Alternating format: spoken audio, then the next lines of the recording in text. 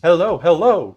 It is I, Cheese Louise, and today we're gonna play the house in Fata Morgana, aka Fatamoru. Now, right off the bat, I have a couple questions. If you're abbreviating Fata Morgana, shouldn't it abbreviate to Fata Mora instead of Moru? Also, who is Morgana? Why is she fat? And who put a house in her? Oh wait, if you put a house in someone, they'd be fat. All right, I answered the second question with the third question. That makes sense. Anyway, before we jump in, new series, so I guess I gotta do a pick of the day. Those are the rules. I don't write them, except yes, I did. Well, actually, I didn't write them, but I follow them anyway. I mean, they're not written anywhere. That's all I'm saying. Anyway, let's see, what is next? What is next? Oh, I think we finally moved away from my, Bop, bop, bop. What am I saying?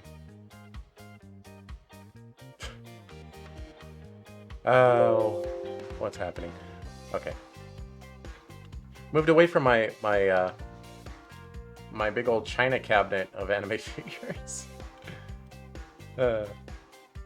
It is time. True. But before that, let's look at something very unrelated. This is my collection of the Legends of Equestria. Is that? No, Guardians of Harmony. That's what this series is called. Yep, I got those. They sit on a little coffee table in the corner. And you can see my Nintendo 3DS XL, my new Nintendo 3DS XL, down the bottom left there. It's white. It's the Fire Emblem Fates edition. It has a little Pikachu cover on it. Anyway, no one cares. I don't, at least. And that's the important thing. Anyway. Oh no, where's the game? It's okay, I know where the game is. The game's right here. Haha. Attention! This game contains depictions of blood, graphic violence, and other potentially disturbing content. Additionally, certain characters are shown to use some discriminatory and offensive language, but their words do not reflect the views of anyone involved in the... hey! I wasn't done! Oh my god. Headphones recommended. We highly recommend the use of headphones while playing this game. With the exception of a few sound effects, all songs complete original compositions. We sincerely hope you enjoy the music as well. Why are you going to give a warning and not let me read all of it? That's not good. Novatale. Manga gamer. Manga gamer.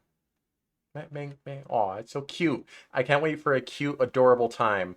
Definitely what's going to happen. Yeah, look at how definitely cute they are. Well, that's a little bit loud, isn't it?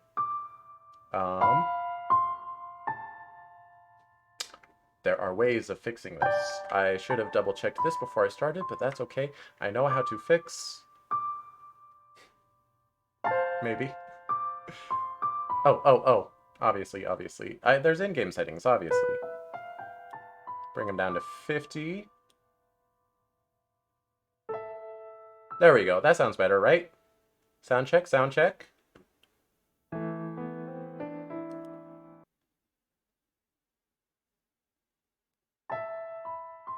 Well, it sounds good to me, at least. Version 1.3. Huh. They've had 3 updates? What do you update in a visual novel? Just like bug fixes? Anyway, so this is gonna have blood and gore and racism and all that fun stuff. I'll read the lines, but, you know, I'm just reading lines. Don't hold anything I read against me. Alright, inspect your memories. Oh, well, let's just enter the mansion, huh? Thunder Tom. Big old Thunder Tom. Crack-a-boom. Wouldn't be a cheese stream without blood, gore, and racism. True. Wait. Produced by... Oh, it disappeared before I could read it. It's too fast. But... let me get myself all situated here. There is a house. True.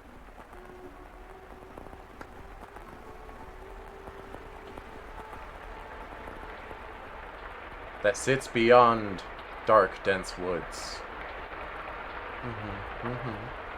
I'm following you. There's a house beyond dark, dense woods. Like a world fading into view after a dream. Did I just turn the volume down? Why is it so loud again? That old mansion appears before you, capitalized. Wait, can I bring up the menu from here? Make that music quieter? Oh my god. Oh my goodness. Without realizing it.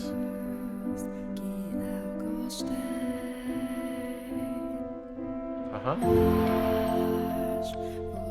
You instinctively accept as truth the events unfolding before you, the royal you. The house lives in perpetuity, an amalgam of myriad fates and generations. No one knows who first said, she sells seashells by the seashore.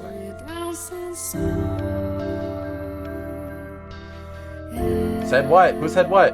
That the mansion was cursed! Oh no! Was this a horror game? I saw the Twitch tags added horror as a tag. I wasn't really expecting that. But oh well. That's fine.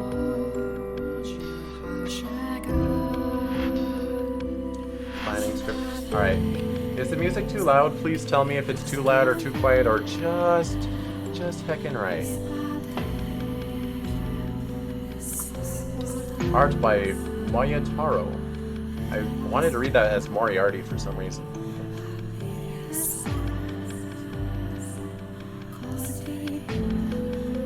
Music a little bit too loud. All right, I'll change it as soon as it lets me.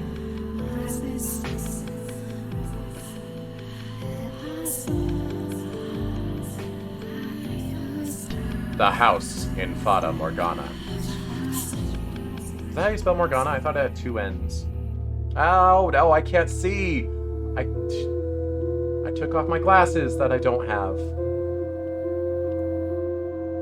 Oh yeah, I suppose you can see up there what we're in for. Rated M for mature, for blood and gore, intense violence. Our Father. Sexual themes, strong language. Who art in heaven, hallowed be thy name. Kingdom come, thy will be done. Oh. Have mercy on me, O Father.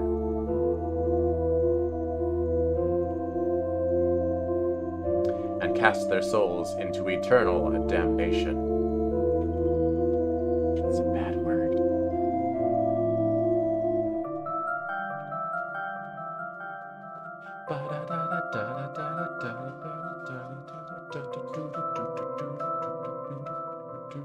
I was looking down upon a corpse. Oh, I'm actually in control. Hold on, I'm gonna double check something. Gonna make sure that words are appearing on the screen. No! No, no, no! Why? Oh my god. Okay, my own corpse. Hold on, hold on.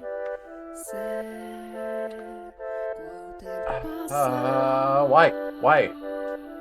Hold on. This is important. This is important to fix. Wait, what? Oh, I see. Okay. Let me do something here real quick. I am sorry to start off scuffed, but I need to fix something very important. What in the world?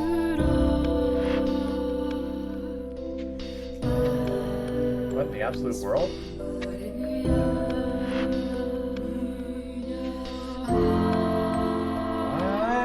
OBS, why'd you do this?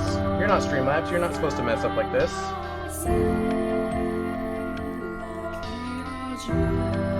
Okay, oh my goodness. No, no, no, I will have chat on the screen. I hate my life. Okay, okay, this is fine. I know how to fix this. It's important that I fix this. Listen to the nice music while I fix this. The nice loud music.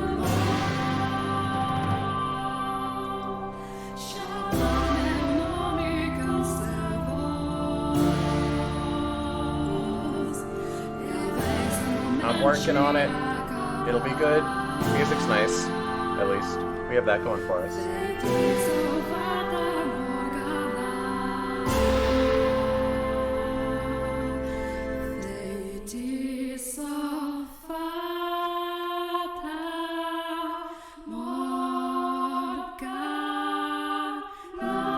Hey, they sang the title of the game.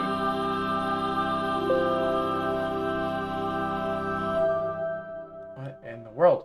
What in the world? What in the world? What in the world? Why would it do this? Oh, I ran out the music. Uh-oh. I'm very upset right now.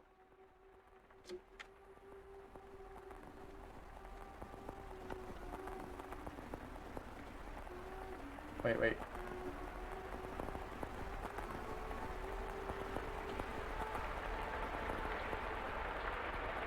Wait, I think I got it. I think I got it.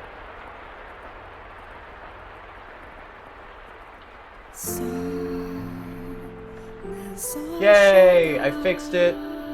OBS, very disappointed in you for doing that to me. But okay, it's all fine. Anyway, my own corpse.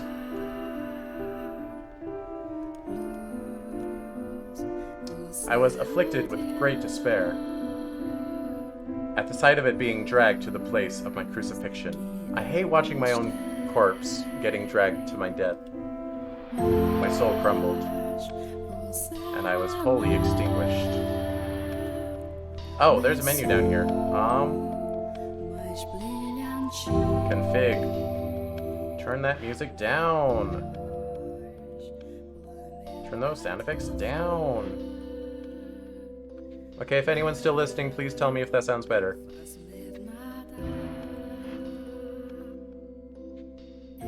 Indeed, I did once lose everything. Only once, though. However. Sounds good? Okay, thank you. Sorry about the scuff. I'm sorry. I didn't want it to happen, trust me. As I faded into darkness everlasting, I heard a voice calling out to me. And so, I vowed once more that no matter how long it may take, how great the obstacles that stand in my way, or what form you may assume, I shall come back for you, that I must return to that house in Fatamoru. So I ask of you, please wait until this mutilated body arrives there once more. Gross! You're gonna show up with a mutilated body? God. Fire! It's a fireplace. Your consciousness, wavering like a ship at sea, was slowly drawn back to the surface. Turn. With each new breath, feeling gradually returned to your fingers. Why is you keep being capitalized? Stop it. Master. You could hear the pattering of rain from somewhere. Master? And the sound of crackling fire. Wake up, Master. Creak, creak, creak. Wake up. When you came to, you were... God, the capitalized U is so distracting. I'm sure I'll get used to it. You were rocking back and forth in a rocking chair. The room was dimly lit. Aside from the flickering of the fireplace, there was no other illumination. No light shone through the closed windows. There was only the pitter-patter of rain on the glass. It was as though the whole mansion had been enveloped in darkness. Darkness is the heart's true essence. Oh, splendid! You have finally awoken. Someone called out to you. You were about to search the room, but that turned out to be unnecessary. The source of the voice was crouching behind the chair, looking up at you with emerald eyes. Those look more sapphire than emerald to me. They're blue. Those are blue eyes. Dot, dot, dot, dot, dot. Good morning, Master. Oh, that's a pretty nice smile she's got. Dialogue! Quick! Let me save.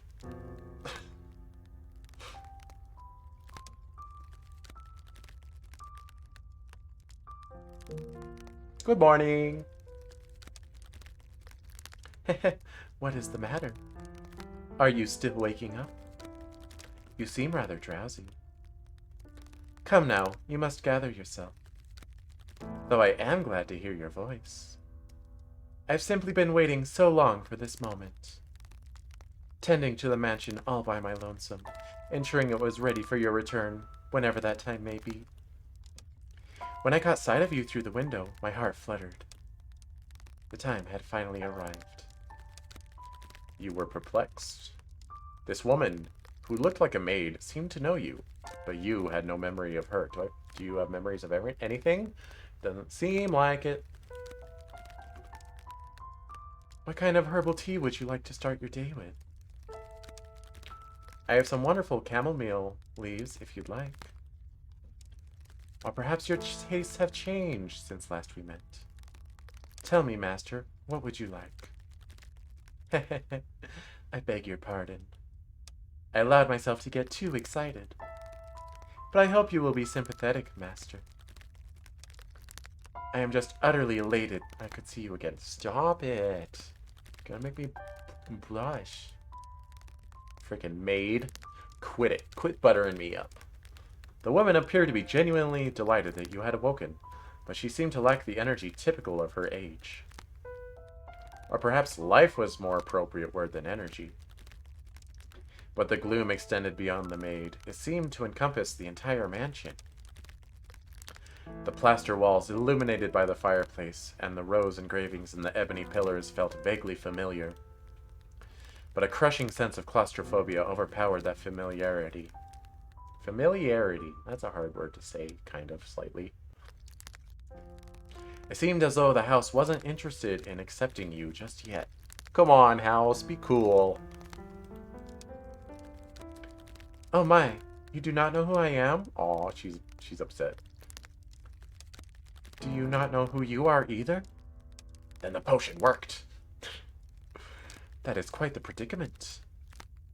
If you cannot remember who you are, then who am I to serve?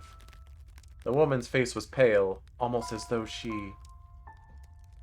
A faint chill ran down your spine. You are the master of this house, though it would seem you have no memories of such. Quite the dilemma. If you know not who you are, then you are no different than a stranger to me, no? Does that mean you don't love me anymore? I'm sorry, maid. Indeed, you have returned. But from where? That I cannot say. I mean, you could, if you wanted to. Then how about this? I am a servant of this mansion, and as such, I am familiar with the many incidents that have taken place here. You could tell me your name first. I shall show you the history of this house, master. That will surely allow you to recall who you are. The freshly awakened gears in your head began to turn as you mulled things over. The maid had called you the master of this house. But without a single mirror in the room, you had no way of seeing what you looked like. Unable to decide, you reflexively nod. I'm just sitting here dazed and confused, and she's just like, do you want to know all the secrets? I'm like, uh-huh. Let us be off then. And fear not, I merely entreat you not to let go of my hand. Should you hold it tightly, you need not worry about being washed away by the waves of history. No matter what happens, you mustn't let go of my hand. Okay. I can't see. It's a room of sorts. There may or may not be a chandelier. This, I think, is some sort of couch. That's something over there. So blurry.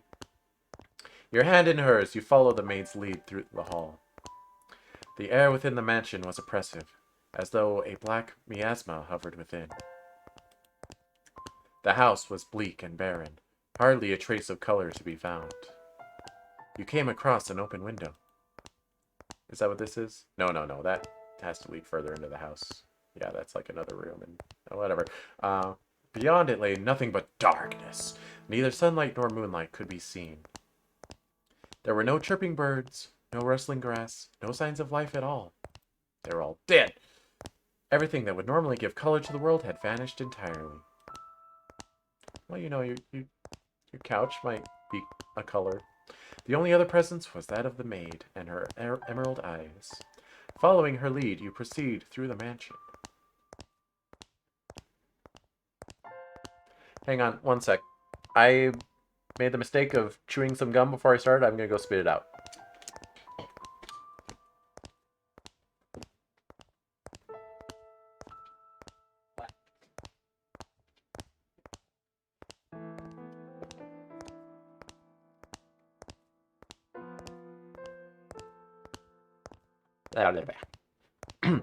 After some time, you arrived at the double door.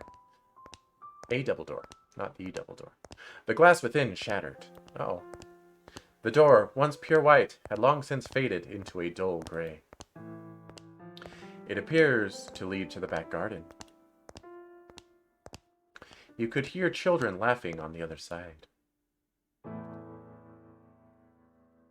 Though it is in the state you now see it, a beautiful, beautiful garden once lay beyond these doors. Twice the beautiful, twice the fun. The owner of the time enjoyed gathering rare species of rose from all across the world. At its grandest, it seemed every flower was in constant competition for the most majestic bloom. That's one way to phrase it. Would you like to see this wonderful era of splendor and prosperity? Are we going to time travel to see it? I very much hope it is to your liking, Master. Oh, it's still good and nice? Okay, I see. The maid opened the doors to the back garden. A sudden gust of wind brushed across your face, forcing you to close your eyes. Stop with all these capitalized U's, I can't handle them, as you followed the maid out the doors. When you next opened your eyes, the world was no longer blanketed in shadows. Maid, can you please tell me your name? Are you going to go by maid the whole game? Please don't. Please tell me your name. I have a feeling she's going to go by maid for the whole game. The first door! That's my favorite door! Nice little... Well, I wasn't reading. 1603! Did it say something besides the first door in 1603? Move the cursor to the bottom right corner of the screen to display in-game menu. You can save your progress and change game settings here. Wow! Except not right now. Why wouldn't they let you the moment that they're telling you? Just make that clickable text, and then, yeah. I can kind of appreciate that. Like, they don't want to do it how Doki Doki does it, and, like, have just the menu options, like, on the text box, because it ruins the immersion, except not really, except they think it does. So I appreciate their effort to not ruin the immersion. The mansion had an alluring air of beauty about it in that era. It was almost like something out of a fairy tale. This period of history could perhaps be described as a symphony of destruction as cumbersome principles of old came crashing down. I hate those old cumbersome principles. Freed from day-to-day... Hold on. I'm gonna move over just a smidgen. I don't need to cover up the game quite that much and have empty space next to me. That's silly. Freed from the day-to-day oppression of these antiquated precepts, the people seem to hark back to the more poetic, expressive ways of the old people. They took these newly blossoming emotions in hand, and with them they wrote literature, painted portraits, composed theater, and found love. Is it me or is the music getting loud again?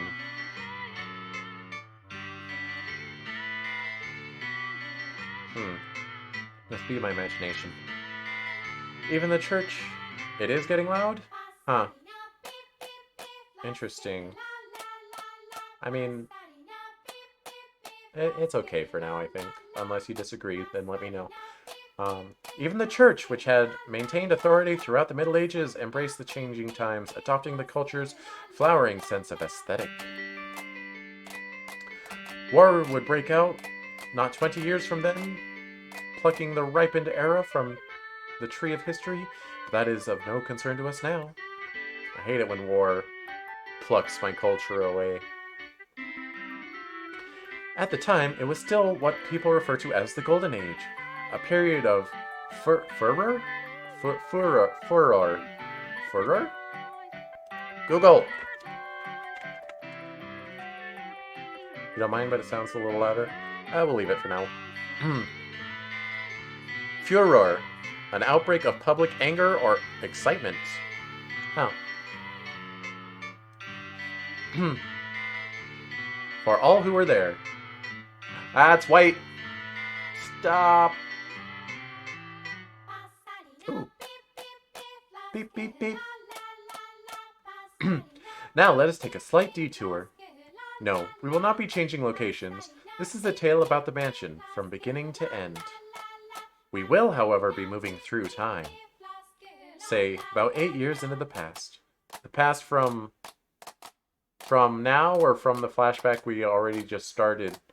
Or... okay. A very wealthy family lived in the house then.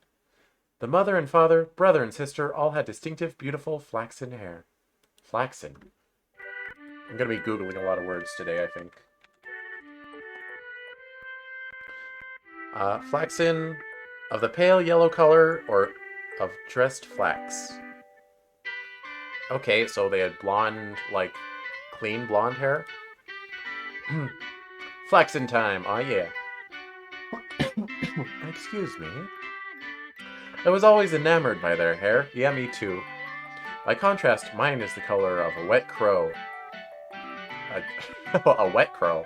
Not just a crow. Does that mean it's like... it's not like a sheen black, but it's like slimy black? See, there I am, standing around looking rather a fool. I was happy back then. And what reason did I have not to be, afforded the opportunity to attend to such a beautiful home? So I poured my heart into serving that family. Oh, is this from the maid's perspective? Beep, beep, beep. La, la, la. Listen closely, if you would. That soft, fleeting sound that could only be a young girl singing. Can you hear it? La. Oh, hello. La, la, la, la, la, la, la, la, la, la, la, la. The girl... the girl you see cheerfully picking crimson roses and singing like a songbird was called Nellie. I was about to say Nielly, but I don't know where I got that I in it from. It's not real. The I's not real, cheese. Calm down. Though young, she sang with elegance. God, boy, I'm gonna be misreading a lot today, so I won't be able to call out everyone, but for some reason I read that first as she sang with elegance. I don't know why. Nellie was deeply fond of the house's garden, and she would often spend her afternoons there. Gorgeous roses gathered from all across the world bloomed in the garden. They were given the utmost care, and even had their thorns removed. Beep, beep, beep. La, la, la. So young Nellie would not hurt herself, naturally. Oh, right, thorns removed. Yeah. I got distracted by beep, beep, beep. The light brown-haired girl, that looks pretty blonde to me, but okay. Carefully plucked petals from the roses, gathering them up as she sang. Her voice was like music played by fairies. Nay, the sight of her was like an angel descended from heaven. Oh dear, please don't look at me like that. I admit I was being rather fanciful. But what is a woman if not fanciful? Okay, sure. Little bird, singing night and day. Oh, this is supposed to be singing. For your little birdie heart, sing your woes away. Pretty flowers all around the little birds. Okay, it's hard to do it when there's... I'm sure the BGM is supposed to be the song she's playing, but if I don't know it, I can't sing to it. And even when the sun comes up... Oh, dearest... Oh, it's still here. Her. It's still her. Oh, dearest Mel, I've forgotten what comes next. Are you listening? Hi, Mel. You look unamused. Nellie was, as a matter of fact, not the only visitor to the rose garden that day. She always came with her brother, her older brother, Mel. The young siblings were inseparable. Mel adored his little sister, who in turn pined for his attention. Yeah, this is Japanese, alright. The sight of the two innocent children cuddling together, not yet shackled by the fear of the future, was truly heartwarming. God, don't you hate it when you grow old and the fear of the future shackles you? It's my least favorite. It's my least favorite time of day. Wait. Um. That day, Mel was sitting in the shade of a tree reading a book. As I am sure you are aware, in their time, books could not yet be mass-produced. What he was reading had been copied by a scribe. I presume he had borrowed it from the church. The book, having passed through many hands over the years, was visibly worn, but I suppose that just speaks to its importance. It was, in fact, a Latin grammar textbook he was reading. Well, that's boring. Mel was a clever boy. He had never attended church from why did I say never? He had attended church from a very young age. I can't read. Where a priest would instruct him in Latin grammar. La la la. Beep beep beep. La la la. So at the time, I believe he was capable of reading even advanced texts. Oh, dearest Mel, please.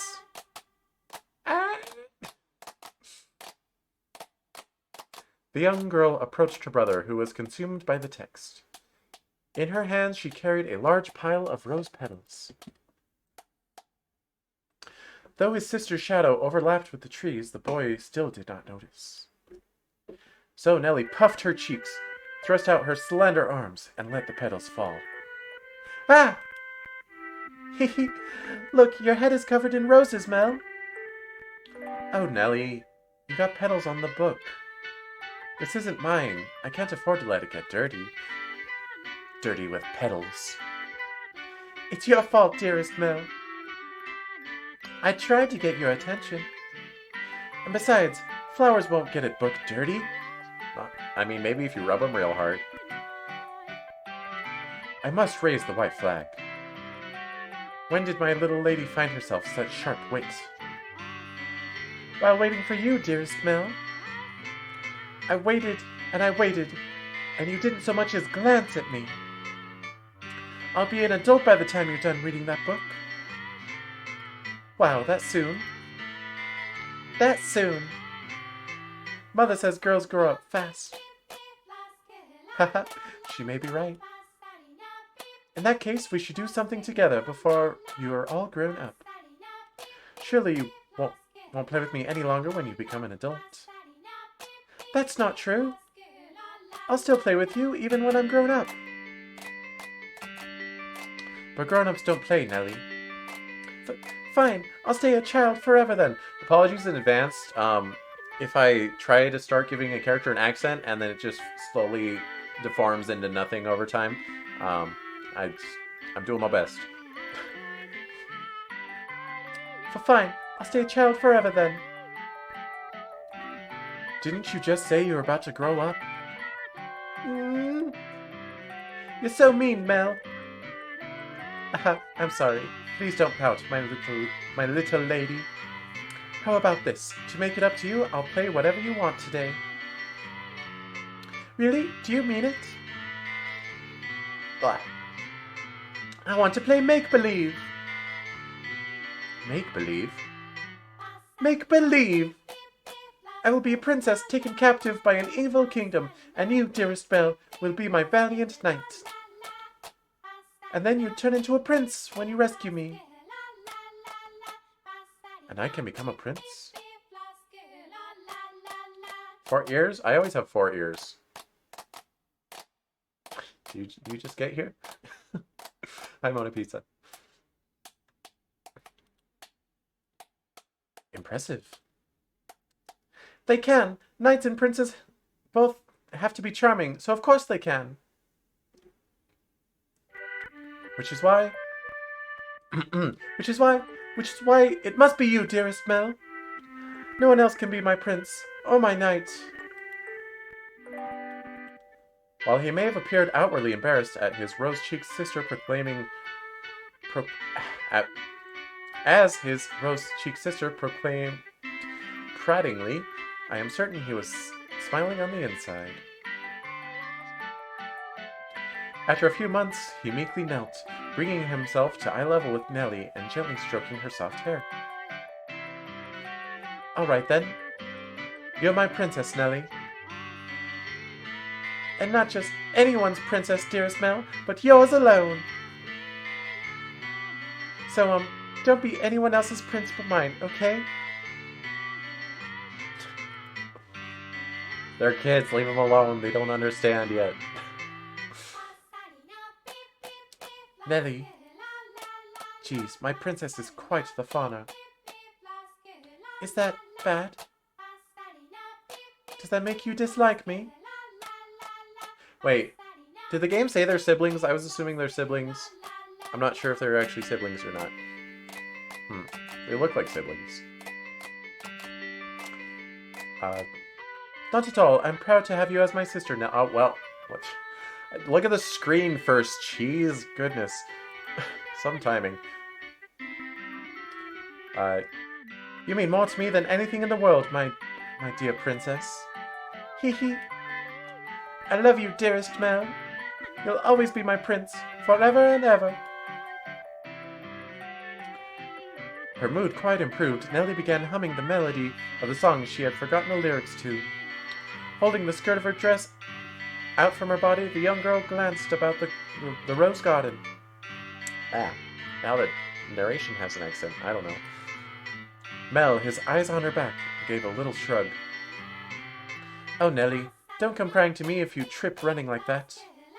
But Mel was not entirely disapproving of his sister's excitement. He carefully brushed aside the petals on his book, set it in the shade of the tree, and began chasing after Nellie. They were picturesque siblings, brimming with hope.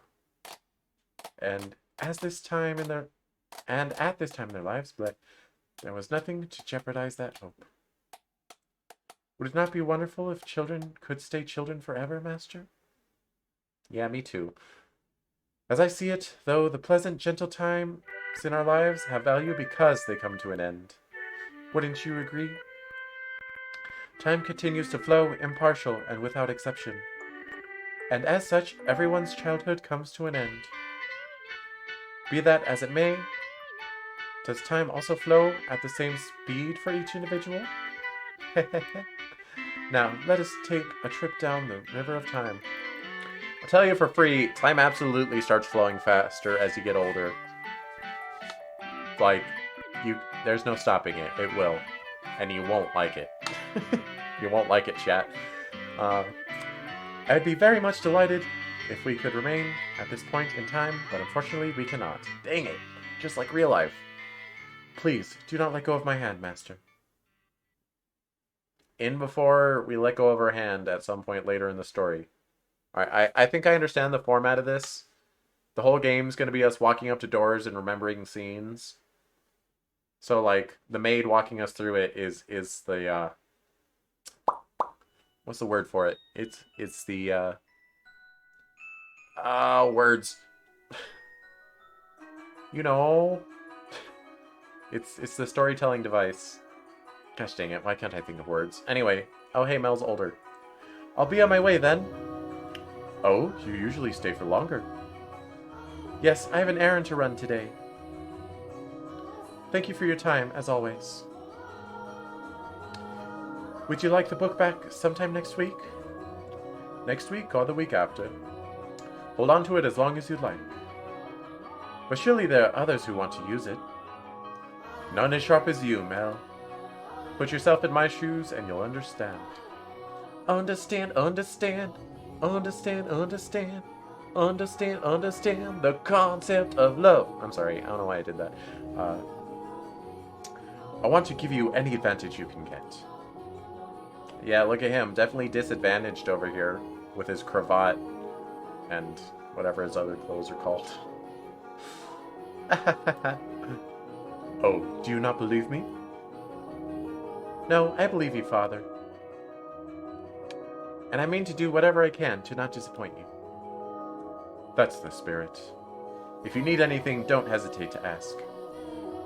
I'm proud to have you as my pupil. Ah yes, and Mel, do consider what we were talking about. Disadvantaged with his living in a mansion, true.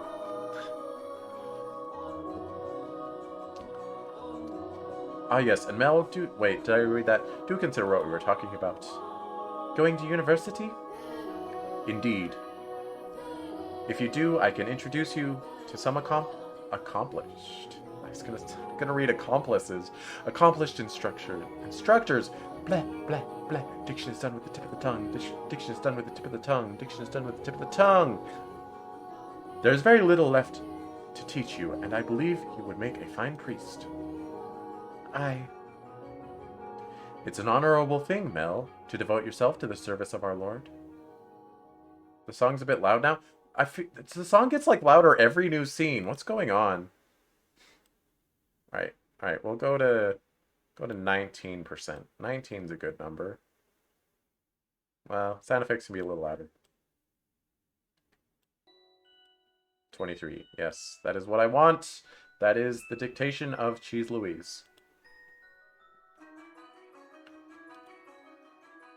Dot, dot, dot, dot, dot. Look at him not wanting to serve our Lord God. Psh, shame. I'll give it some thought. If you'll excuse me, then. I'll see you again. Our doors are always open. Farewell. Oh, I forgot to stretch before I started the stream. Oh, my neck. Oh, my neck. Oh, my neck. Dot, dot, dot, dot, dot, dot. Whether it's in service of God or service of the church, it is an honorable profession. But theology. I wouldn't mind attending university, but I'm not sure. Nice crack. Did you hear it? Did you actually hear my neck crack? Didn't think it would pick up. I'd kind of like to do something different. Something more befitting of the times. As for what, though, I'm stumped. But I need to make up my mind soon. Why was it in parentheses for thoughts, and then he said that one part aloud? If I drag my feet for too long, even my father is liable to grow impatient. Mercy me. Young sire, blessed young sire, alms for the poor. Ah, I'm too disadvantaged to give you alms. This beggar. If I'm not mistaken, he's been outside the church since last week. Alms. The way he shakes his head. I can get a glimpse of his forehead under his hood. He's completely bald. Buy yourself some bread with this. Aw, that's nice. Ah, thank you. Thank you very much. May the Lord bless your soul. Thanks. The Lord. I didn't do it for him, I did it for me. Oh no. Nellie's going to be cross if I don't hurry home. Curses, and it looks like it's going to rain. Tut tut, looks like rain. Master? Master? Oh, thank goodness. You appear to have a firm grasp on your consciousness. I was afraid you had accidentally let go of my hand. Yo, what's up, maid? Now, Master, this is the period of time I truly wish to show you. The last one was on accident. I couldn't control our time view vision, whatever's happening.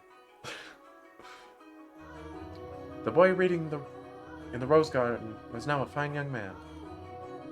Nonetheless, he still bore the same gentle eyes as before, and he would from time to time show remnants of that innocent young boy.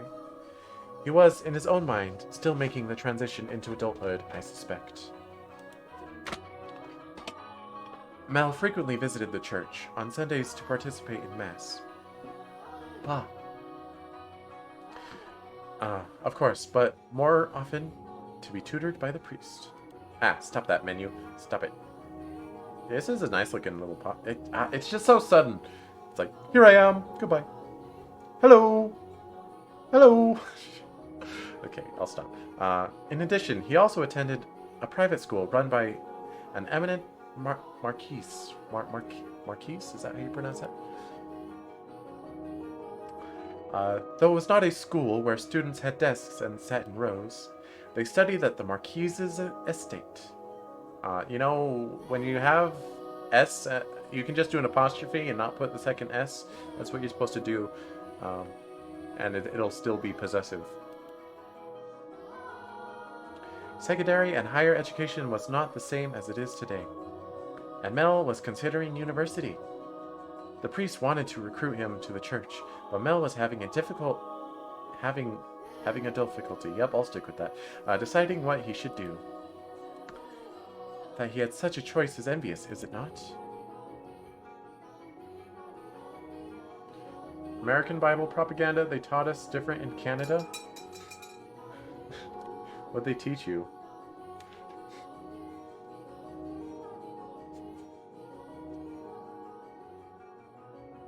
Oh, wait, what have I done? Oh, okay. Good afternoon.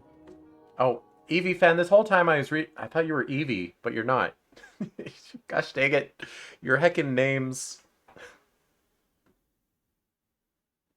Good afternoon. I'm here to pick up my order. Is it ready? Can I say, Eevee doesn't live in Canada? Why would she say that? Aye, ready and waiting, young Master Rhodes. Oh, don't call me young master, please. I beg your pardon. Can I seem to get me head out of the past? Alright, I guess we're Cockney. Your order's right here, sir. Mel had stopped at jewelry. He said the apostrophe with no S is only correct when talking about religious figures. Really? I'm pretty sure that's just English, though. Ah, cracked my knuckles. Mel had stopped at a jewelry store in the center of town on his way back from the church. The building was both a workshop and a storefront, and the nobles of the area were deeply fond of the master's wares. He was so skilled, even the royal family had commissioned work from him. As a matter of fact, the wooden sign out front was engraved with a replica of a piece of his jewelry said to be on display in the palace. As artistry flourished in this golden age, the number of shops selling luxurious items such as jewelry rose in kind. However, the clientele of these shops compromised a very narrow range of people. May I have a look? Of course, of course! ... Good, it came out just as I had hoped. Splendid work. Hehehe. Can I afford to disappoint a loyal company like yourself? An admirable work ethic. I'm sure she'll love it. Such a kind lad, young master. My boy back home could do well to learn a thing or two from you. Every man ought to show women some cordiality. Coming home to a cold fireplace is a sad thing indeed. Ha ha ha. Again, please don't call me young master. My apologies. I'll take this and be on my way then. Good day. If you find yourself in need of aught else, just let me know. I can make any jewelry you ask for. Come to me and your sweetheart's deal be sure as made, blah, blah, blah, blah. And I guarantee the two of you will have all sorts of fun. When you give it to her. All sorts of fun, eh? But please, I don't have a sweetheart. I lost his voice. But please, I don't have a sweetheart. Oh, well that's a surprise. I'm sure many girls are vying for your hand too, young Mr. Rhodes. A fine family, good looks, charming. And your future's all but... I'll be on my way then. I'm in a bit of a hurry. Good day, come by again anytime. Goodness. Maybe I'll say I want to study abroad or something. Patient as my father may be, that would certainly anger him. I can hear it now. You're wasting your God-given talents, boy. I could renounce my name and rank, go somewhere far away. Heh, this sounds like the kind of plan Nelly would come up with. Yep, I definitely lost his voice. Do another character and you just can't even remember anymore. Dot dot dot dot dot dot dot. As he drew closer to the mansion, the rich fragrance of roses grew more prominent. Over time, this distinctive scent had led visitors to refer to the house as Rose Manor.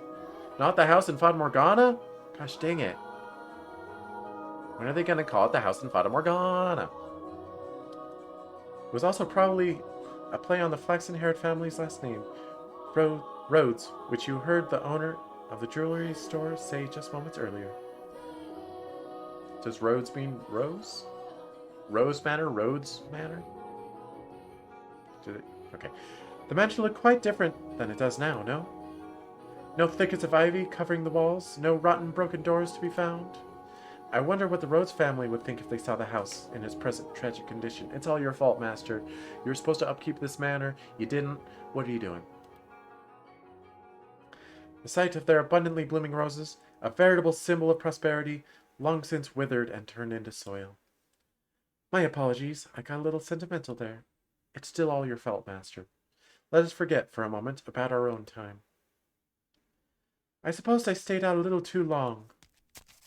Oh well, the sun still shines high in the sky. I'm sure it's... Ow, it's Nelly. Ah, tackle CG. Oomph! Dearest Mel, what took you so long? Wherever have you been? I've been waiting forever. Nelly? You're not in the house? Nope, you were taking so long I decided to wait by the gate. But you didn't even notice me at all. Is that any way to treat a lady? I like her hair danglies. All that studying's got your head stuck up in the clouds. No, it hasn't, really. Also, you're heavy. Ooh, you went there. Could you please get off my back? Heavy? Ugh. One of my least favorite tropes. Girl puts physical burden on boy. Boy says, God, you're heavy. Girl says, how dare you? I guess sick of it. Heavy? I've been gradually reducing the amount of sweets I eat, and I love sweets to maintain my figure for a new dress, and you call me heavy? I didn't catch that. Were you saying a tongue twister? You're such a dimwit, Mel. Jerk, blockhead, weakling. And obnoxious to boot. Whatever happened to the delightful little girl who was once my sister? She'd probably throw a fit if I said that out loud. Should you really be outside, Nelly? You are the star of today's event. It's fine. They can still call it a birthday party, but I know it's just about fraternizing. I couldn't read for a second. It's obvious what Father's true motives are. Oh, look at her pout. He'll be gathering a bunch of boys from good families to look for someone to marry me off to. But I only want to marry you, brother. Ugh, I've no interest in that at all. Don't be like that, Nelly. They're all here for you. At least enjoy what you can of the party. Grrr. I guess. And besides, it's not completely terrible. Look at this, dearest Mel. What do you think? What do I think? About what? About what? Mel. My new dress! It arrived! I'm wearing it! How could you not notice? I did notice it was something I hadn't seen before, but you have so many dresses, Nelly, so... But this is the dress I had made just for today! You can tell by looking at how orange it is. Look at the colors, they're so pretty. It's the work of a renowned dyer. And this belt is just lovely. I want to see. Whoa! Is that even a belt? That's a sash. That does look very nice. Good butterfly aesthetic. I assume she had a peacock aesthetic from her hair. Like, I don't know, something about this jewel with those little tips made me think it was a peacock, but I guess it's butterfly. You see how it comes together to form a butterfly? Oh. Oh, I'm just absolutely in love with it. It is very nice. I think I'll be wearing this dress for a while to come. So tell me, what do you think? Does it look good on me? Yeah, it does. It's pretty. In some ways, I guess she is still a delightful little girl. Oh, dearest Mel, I love you. Ah, stop that. Whoa, don't jump on me like that. Ah! Oh my, you dropped something. And what have we here? Wait, hold on, no, you can't have that yet. Is it a present? Give it back. Or give it back. I was going to give that to you later. I knew it, it's for me, and just what could it be? Wait, you freaking jerk. Wait for... Let me give it to you on my own time. What the heck? Hey, don't open it. What's the big deal? It's going to be mine soon anyway, isn't it? Well, I want to make a thing about it. Goodness. I'm Mel, I guess. Oh yeah, you can see the belt here too. Oh, she's getting handsy. She's feeling him up.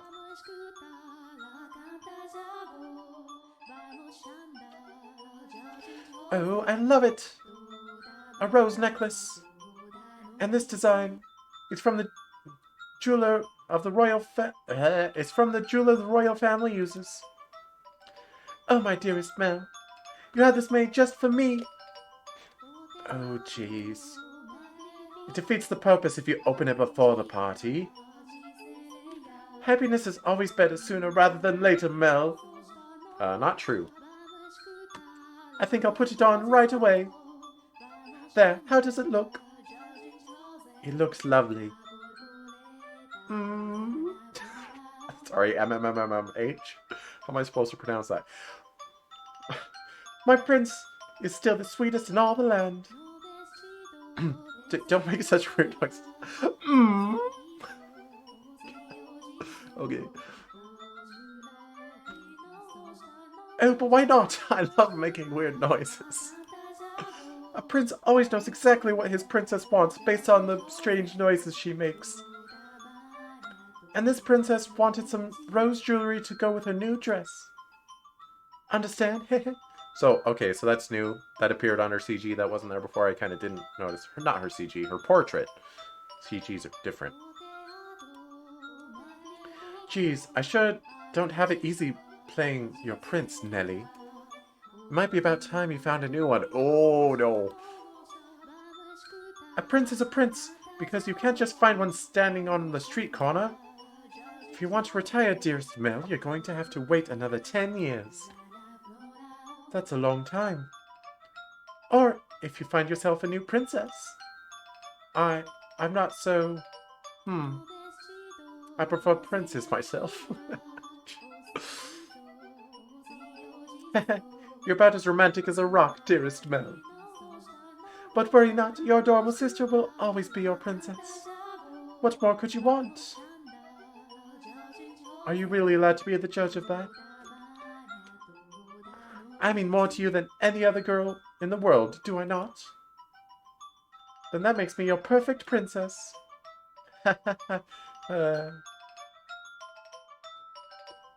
Hey, what's that? Laughing it'll all be over. What was with that laughing it'll all be over soon laugh? You're always telling me I mean more than anyone to you. Yes, you do. More than anyone in the world, my beloved baby sister. I'll take good care of the necklace. Thank you, my dearest Mel. Well, if you're happy with it, then so am I. You're very welcome. Now, back to the house with you. Can't have a party without the guest of honor. Do you know if anyone is here yet? Nope. I imagine they'll be here soon, though. They'll be here soon, though. They'll be here soon, though.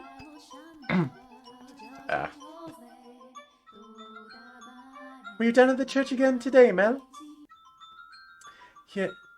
Yeah, there was something I didn't know how to translate, so I went to look it up. Wow, so diligent. What's with her? You alright, Nelly? You look a little... You look a little perturbed. I can't say I really like the priest there, personally. Actually, I kind of feel the same way. What? Really? Why? Well, you know. I have my reasons. Well, so even you don't always like the priest, huh? Let's skip Mass on Sunday, then. We can go play. No skipping church. As grew the brother, so too did the sister. That day, Nellie would be turning 14, and Mel, 3 years her senior, was 17. She does not look 14. She looks like 19. I don't know. Don't ask me.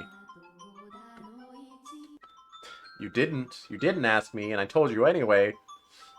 Well, that's how it works. You saw with your own eyes, so you know just how much she has changed. She didn't really seem that changed to me, but okay. She was always a cute little girl, and she grew into an even more beautiful young woman. Though she was only 14, she was well on her way to becoming a fine lady. As for her character, well, but a girl like that always has her own charms, would you not say? Drifting down the river of time, the two siblings matured into healthy young adults, but the core of their relationship did not change in the slightest. Nellie was very much attached to her brother, and as much as Mel complained, he still cared deeply for his sister. Oh, hold on. Hydration check. Ba ba ba ba ba.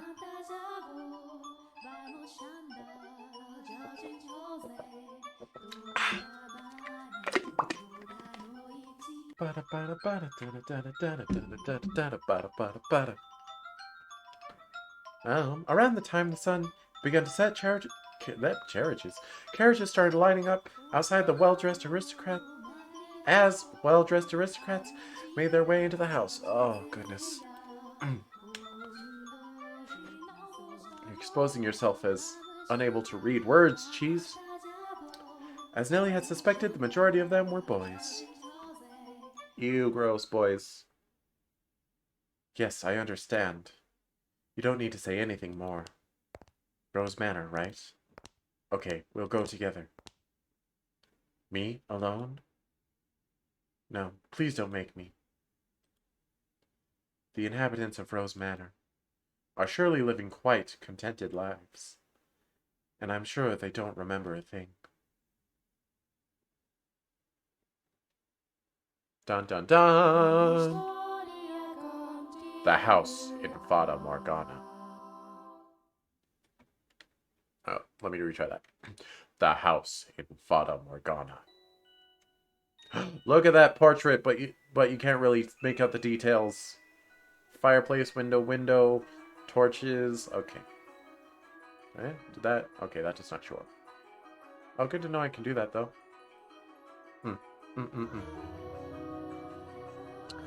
The room at the fireplace was always kept in pristine condition, so they could entertain guests at any time. Walls colorfully decorated with tapestries and stained glass windows gave testament to their great fortune. Those windows don't really look stained glass, but I'll take your word for it. Although, wait, is this a window? Is this a stained glass window up here? And not like a painted portrait? The servant's first assignment every morning was to clean this room. Pitchers, silver plates, and silverware were polished to a shine so they could be proudly put to use at a moment's notice. And for events like their daughter's birthday, the room served an even more important role.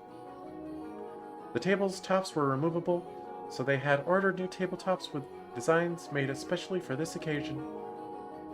And once the banquet had drawn to a close, tables speckled with half-empty wine glasses and leftover candied fruits were moved off to the side to make room for, of course, the festivities. Good evening, Lady Nellie. You're looking particularly lovely today. Nellie, I had these jewels cut just for you. You let me have this dance, won't you? Ah, she's passing out. No, she really is.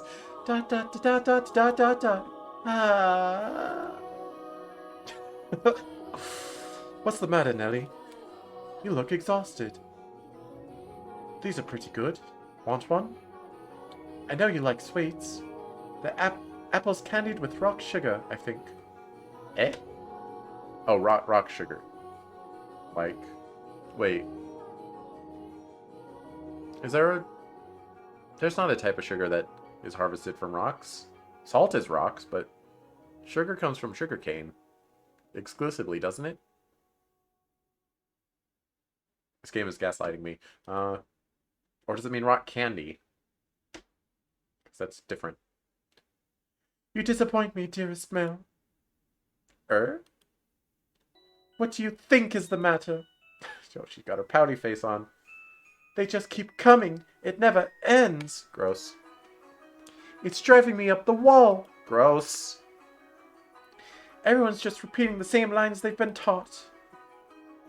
They all think pretty jewels and request to dance are enough to make a girl swoon. But I think that is true for you, Nellie. Though, why is she disappointed with me? I gave her jewelry. I didn't ask her to dance, though. I think I'm done with birthday parties after this year. They'll probably throw an even bigger one next year. Huh? Why? Well, you know, you're about that age, Nellie. From Google, rock candy or sugar candy, also called rock sugar. So, rock candy on an apple? Wait, but he said made from rock candy. So is that just a candied apple then? Probably is.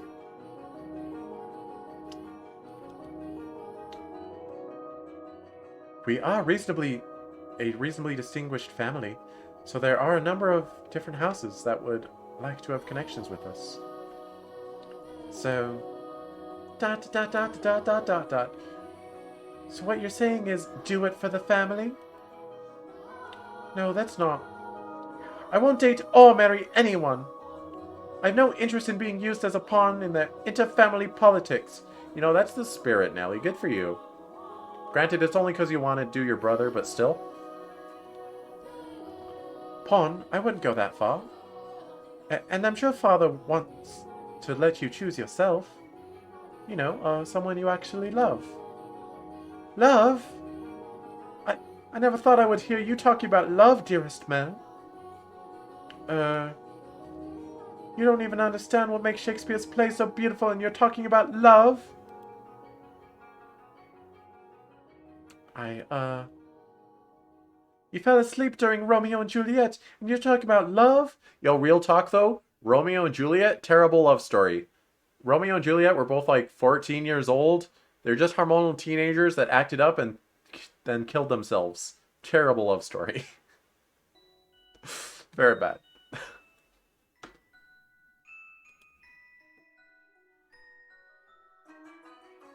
Jeez, how are we doing? I'm doing good. I'm reading about some some old nobles that the sister loves her brother a little too much. We're doing good, Piper. Thanks for coming. We went all the way out to the Globe Theater, too. Well, pardon me for being ignorant when it comes to romance and the arts. But you're not, Nellie. Shakespeare's make-believe story made you cry like a baby. Anyone would cry at that. You'd have to be crazy to sleep through it. No, I'm sticking to my stance that Romeo and Juliet's terrible. That's not what I'm saying. Someone as emotionally vibrant as you, Nellie, would have no problem finding love. Ah, dearest Mel. We should dance. Lady Nellie, could I have this? No, screw off. Let's dance, dearest Mel. What, me? Wait up. Come on, I really like this song. Listen. Oh, thanks for the follow, Paper.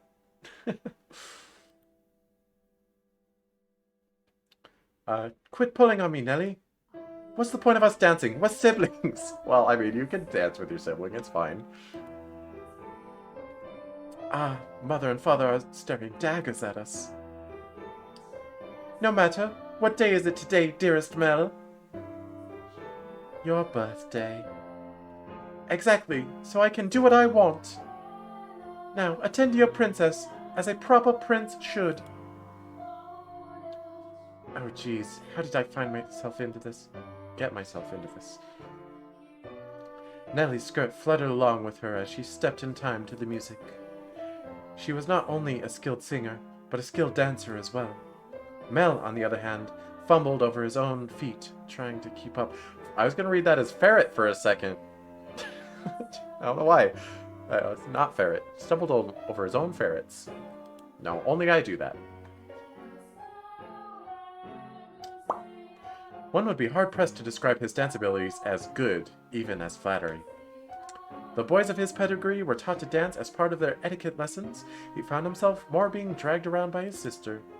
He could hardly be said to be attending to her. Attending to her? What does that mean? This is humiliating. Because his parents had been hands-off raising him, largely giving him free rein to study and learn as he pleased, Mel looked like a tangled-up marionette. From throughout the hall, he could hear giggling and uncomfortable chuckling, and people coughing to disguise their laughter. Come now, dearest Mel. Oh, she's happy, though. That's good. If this is the best you can manage, what are you going to do when you find a girl that catches your eye? I won't, so it doesn't matter. Again, he's into princes. Follow my lead, Mel. 1, 2, 3. 1, 2, 3. Yeah. Nellie alone enjoyed her time dancing with her brother, and quite thoroughly at that. It did not matter to her that he moved awkwardly or that the guests were giving them cold stares. It was their parents who first cracked under the pressure. Just as their father was about to give an exaggerated cough and stop the music, a ruckus suddenly swelled up near the entrance. Not a ruckus. What could that be? Who knows? Whatever's going on, I've been spared.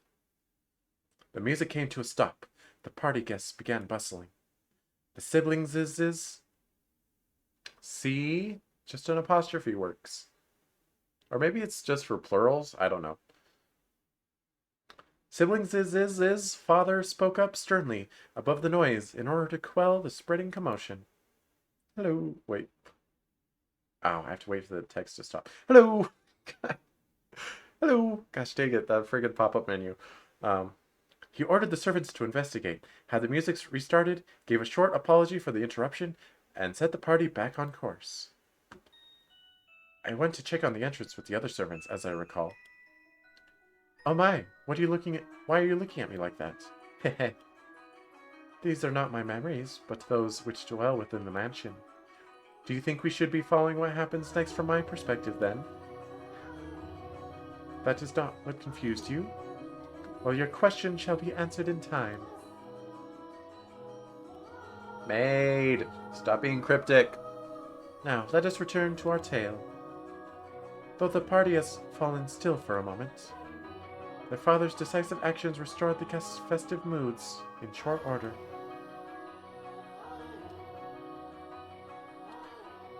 So it was not by any means the commotion that caused the ball to conclude earlier than planned. Oh dear, I hear thunder. It was rather loud, too.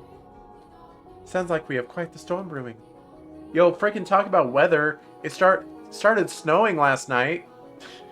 I left work in the middle of the night, as I do. And it was freaking snowing. And I was hoping it would be melted today because I had to go run errands. And there's just a layer of snow on the ground. And it's still snowing. Gosh dang it. It's May. Stop it. Anyway. They lived in a country where the weather was nothing if not unpredictable. Tell me about it. Rain was a frequent occurrence there.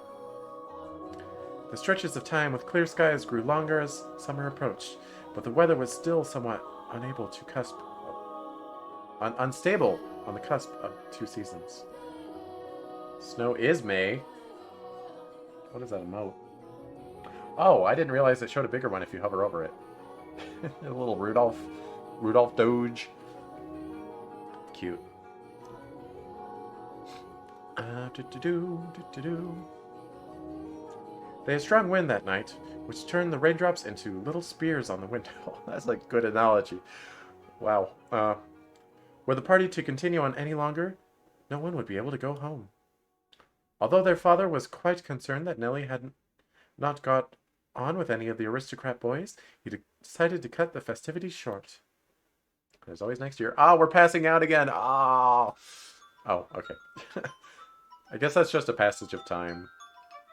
Thank goodness it ended early. How lucky I am. Bleh. Thought that was a comma, not a period.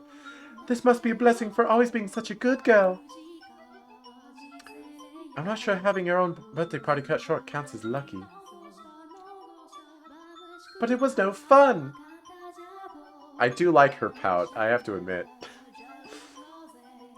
I can't help it if I'm not enjoying myself. And for heaven's sake, Arthur, I can't pronounce Arthur with a British accent. Arthur was there. I guess I can. Look at me. Arthur?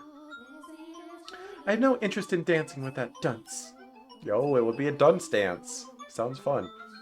Arthur, who was that again? Someone who was here? Unbelievable. You don't remember anything, do you, dearest Mel? He came over to play a few times when we were little. Little. He's covered in gross freckles, and he's a huge jerk. He said my hair looked like the color of fallen leaves. Fallen leaves! No, you're flaxen. You got flaxen hair.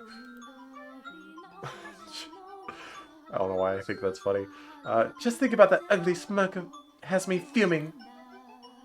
And yet he acts like nothing happened. He even calls me Lady Nellie, for goodness sake.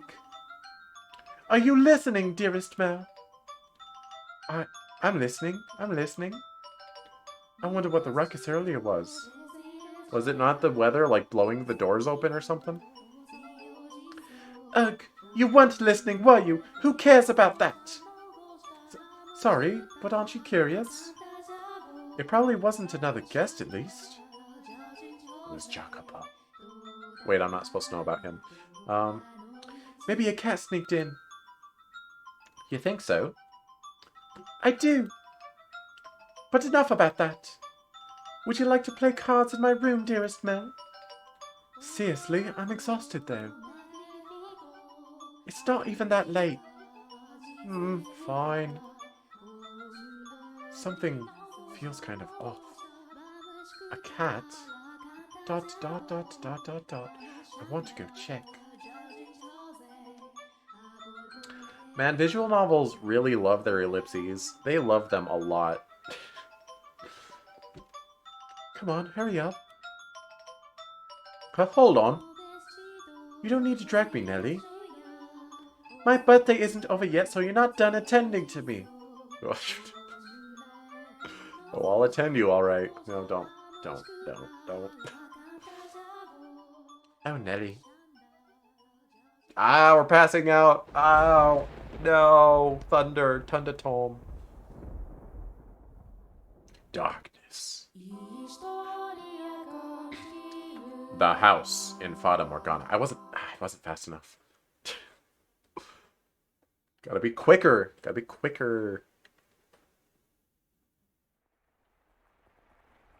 Oh, it's dark in here. So, is that supposed to be a rose on the curtains, or is there just a rose emblem in the background at all times? Because we're looking through rose-tinted glasses! Oh my god, I figured it out. Dot. The rain just won't let up. Dot. I can't sleep. I wonder what the commotion earlier was about. Oh, for goodness sake. It's all the storm's fault. That's why I can't sleep. I'm just fretting over nothing. I'm sure Nellie was right. It was just a cat. Yo, did someone break into our house? Oh my gosh, are they gonna kill Mel? Is that how the horror part of the game starts? I still don't know if this is a horror game or not. Maybe a dog? Dot. Ah, I didn't mean it. I didn't mean it. Dot, dot, dot, dot, dot, dot, dot. I can't sleep. I hardly ever have this much trouble falling asleep. Lucky? I take melatonin every night when I go to sleep because I'm bad at it. I'm not so bad that I need like a super sleep aid, but I have to take melatonin or it doesn't happen. Dot, dot, dot, dot, dot, dot. What could this feeling be, I wonder? It's not quite foreboding. Walking around the house at this time of night isn't going to help anything. But I'm not going to fall asleep just lying here. Dot, dot, dot, dot, dot, dot. But the only sounds that could be heard in the dark corridors were the sharp pitter-patter of the rain, his footsteps, and his breathing. Though he was intimately familiar with the layout of the house that night, the hallways felt like an endless labyrinth veiled in shadows. No moonlight shone through the windows, so he naturally found himself moving cautiously despite being in his own residence. Well, yeah, you might trip over something. Keeping the palm of his hand pressed up against the chilly wall, he put one foot in front of the other. But where was he supposed to head? Mel, of course, had no way of answering that question himself. If he had anything, it was guidance from above, the path to his destination lit by flashes of lightning. Or perhaps there was something else leading him along. Though he progressed with a fair bit of hesitation in his step, Mel was slowly but surely drawing nearer to one room in particular.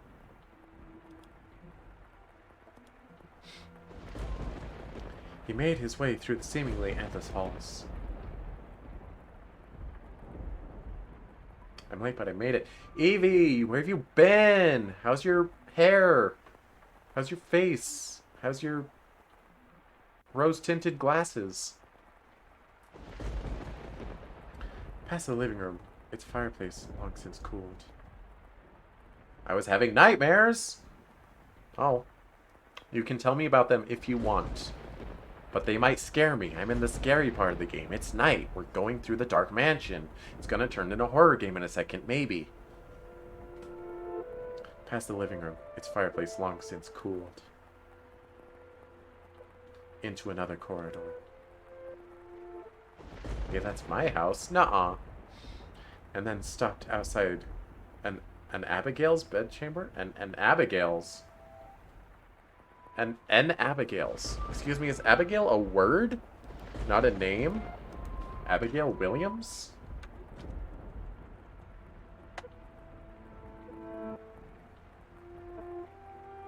Abigail definition.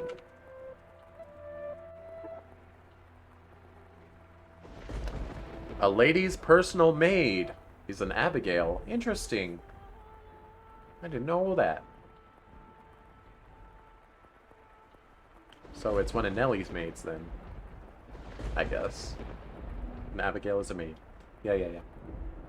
The dim glow of a lamp spilled through the cracks in the door.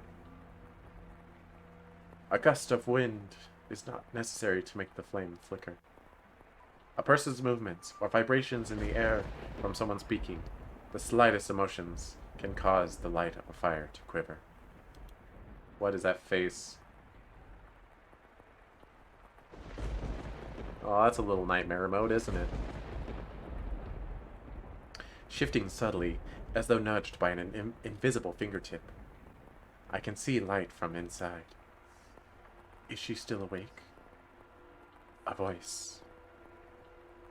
Oh, a voice. He seemed to be hesitating. It would not be difficult for him to approach the door and peer inside. But he had reservations about peeping in on another's chambers, even if it was his own. Evie, you can tell me about your nightmares if you want. Or if you don't want, that's fine too.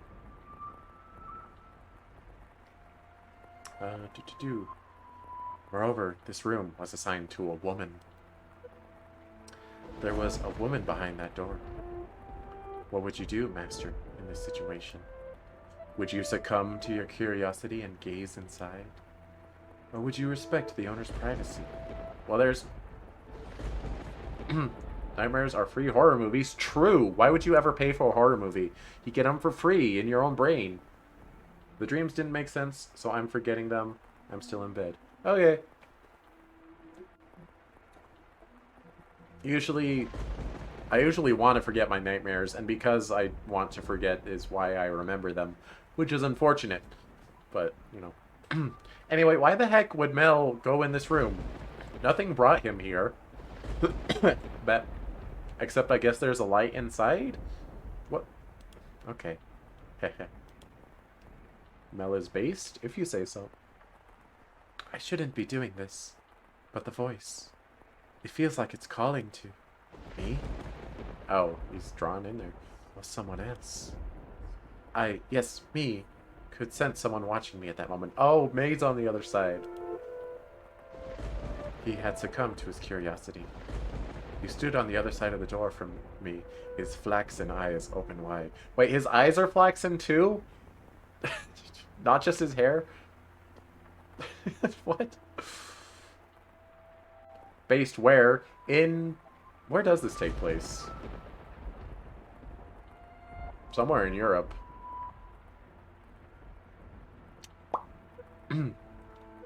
Trying to remain as invisible as possible. The wavering in his heart seemed to create faint ripples in the air, which I pretended not to notice. What? Do you have psychic powers made? Yes, I knew he was there. I could sense his presence and his wavering emotions. Okay, she has emotion-sensing powers, that's something. However, I could not begin to speculate as to his true feelings or how great a surprise this was to him. I too am discovering new facets of his tale by viewing it through the eyes of the mansion. Alright, weird voodoo magic going on. It takes place in a lot of different countries. I assume Mel is French or something usually. But the mansion is in one specific location, isn't it? Or is it like Castlevania? Is it a creature of chaos and it spawns in different places? The mansion moves! Voodoo magic going on in here. I don't like it. But I mean, apparently we're actually watching this through the eyes of the mansion. So I guess I should have known the mansion was magic. I just thought it was a storytelling device. I don't know. But it is not I who is of concern, Master. It is you. You and... Wait. Is Master Mel? Is that spoilers? Like Howl's Moving Castle. I don't think it's like Howl's Moving Castle. Not quite. Dot, dot, dot, dot, dot, dot. I know I shouldn't be doing this. I should be ashamed of myself. But I can't look away. Wait, Maid used to have white hair? Who is that? Oh wait, that's not Maid. Or is it? Her skin, it's so pale, yet you can practically see through it. Is that white because she was out in the cold rain? Wook? What is that? What is that? What are you saying, Evie? Be intelligible. Her white hair is white as snow, and her eyes, they're like, how do I describe it? My vocabulary truly lacks for situations like this. I know how you feel, Mel. They look like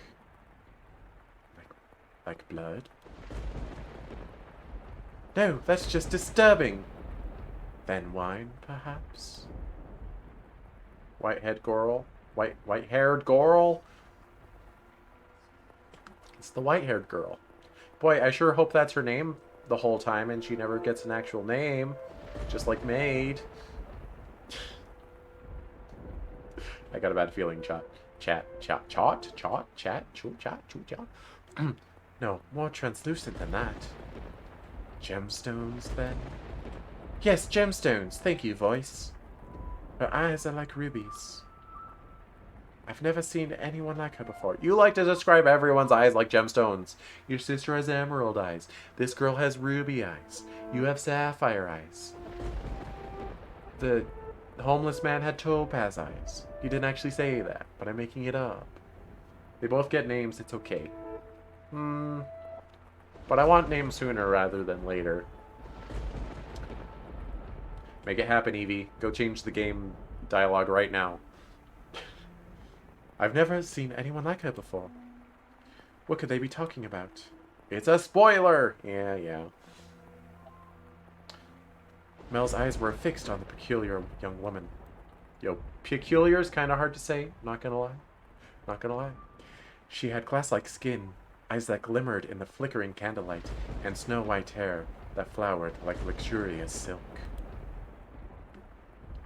But her lips were bluish-purple, her soft, delicate skin sullied with grime, her twinkling eyes pointed down at the floor, and her hair a disheveled mess. That doesn't look like a disheveled mess to me.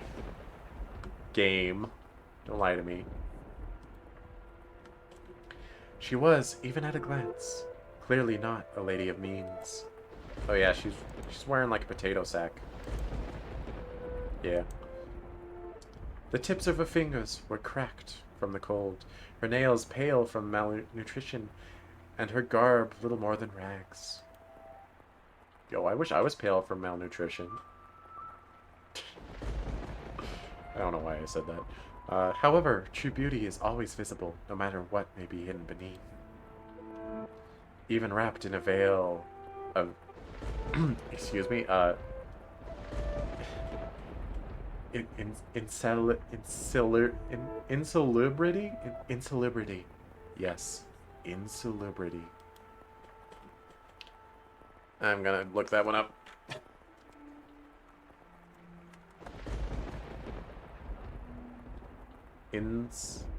Okay, insalubrious is a word, I suppose.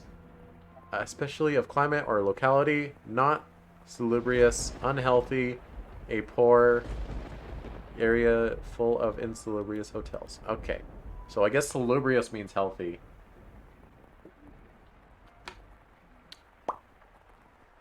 Even if she thought herself hideous.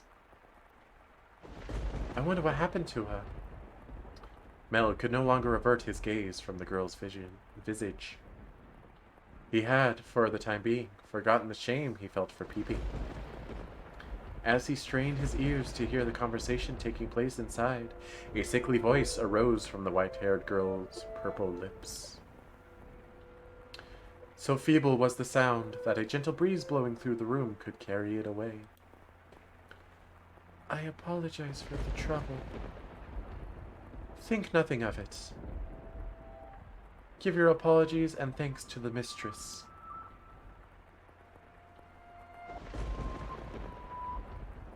Her name is Wook.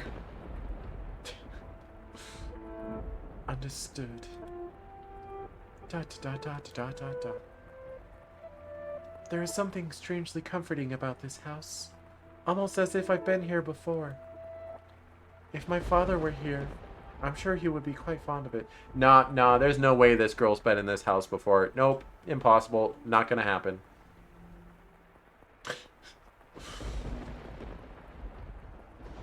I am sorry about your father. That's not... There's nothing you could have done, I imagine. When you came to our rescue, he was already... Alright, this is tough, because they gave the maid a really soft voice, but white-haired girl obviously has to have a really soft voice. So, I don't know. Rescue? Father? Was that, perchance, what the commotion was about? He stared intently, entranced by the scene unfolding beyond the door.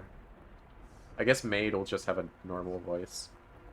A gaze can often, because she's the narration too, so it's easy. The gaze can often signal one's presence to others more effectively than words. The white-haired girl... Gosh dang it. I knew white-haired girl was gonna get me eventually. I'm just gonna call her W. W could likely sense him there as well. Ah! Hello! Hello! She flickered her gem-like eyes upward. Nani? That was when the boy finally felt a pang of panic. For a split second, his flaxen eyes met her ruby eyes, causing him to recoil from the door. So I guess her eyes are like really like sparkly shiny, but his eyes are like flat. That's my understanding of what flaxen means. Like, his eyes are like waxy. Or something. It doesn't really matter. W is as many syllables as white-haired girl. W, white-haired girl. Yeah, but for some reason, white-haired girl, white-haired girl, white-haired girl, white-haired girl. Alright, I can say it, I guess. I could call her Dubs. Let's call her Dubs. His heart was pounding like the rain outside. Careful not to make a sound, he took 2 steps away. Did she catch me? I'm not sure. It was only for a moment. She can't have seen me. The boy did not have the courage to peek in on the room a second time, so he cautiously returned to his bedchamber as quietly as he could manage.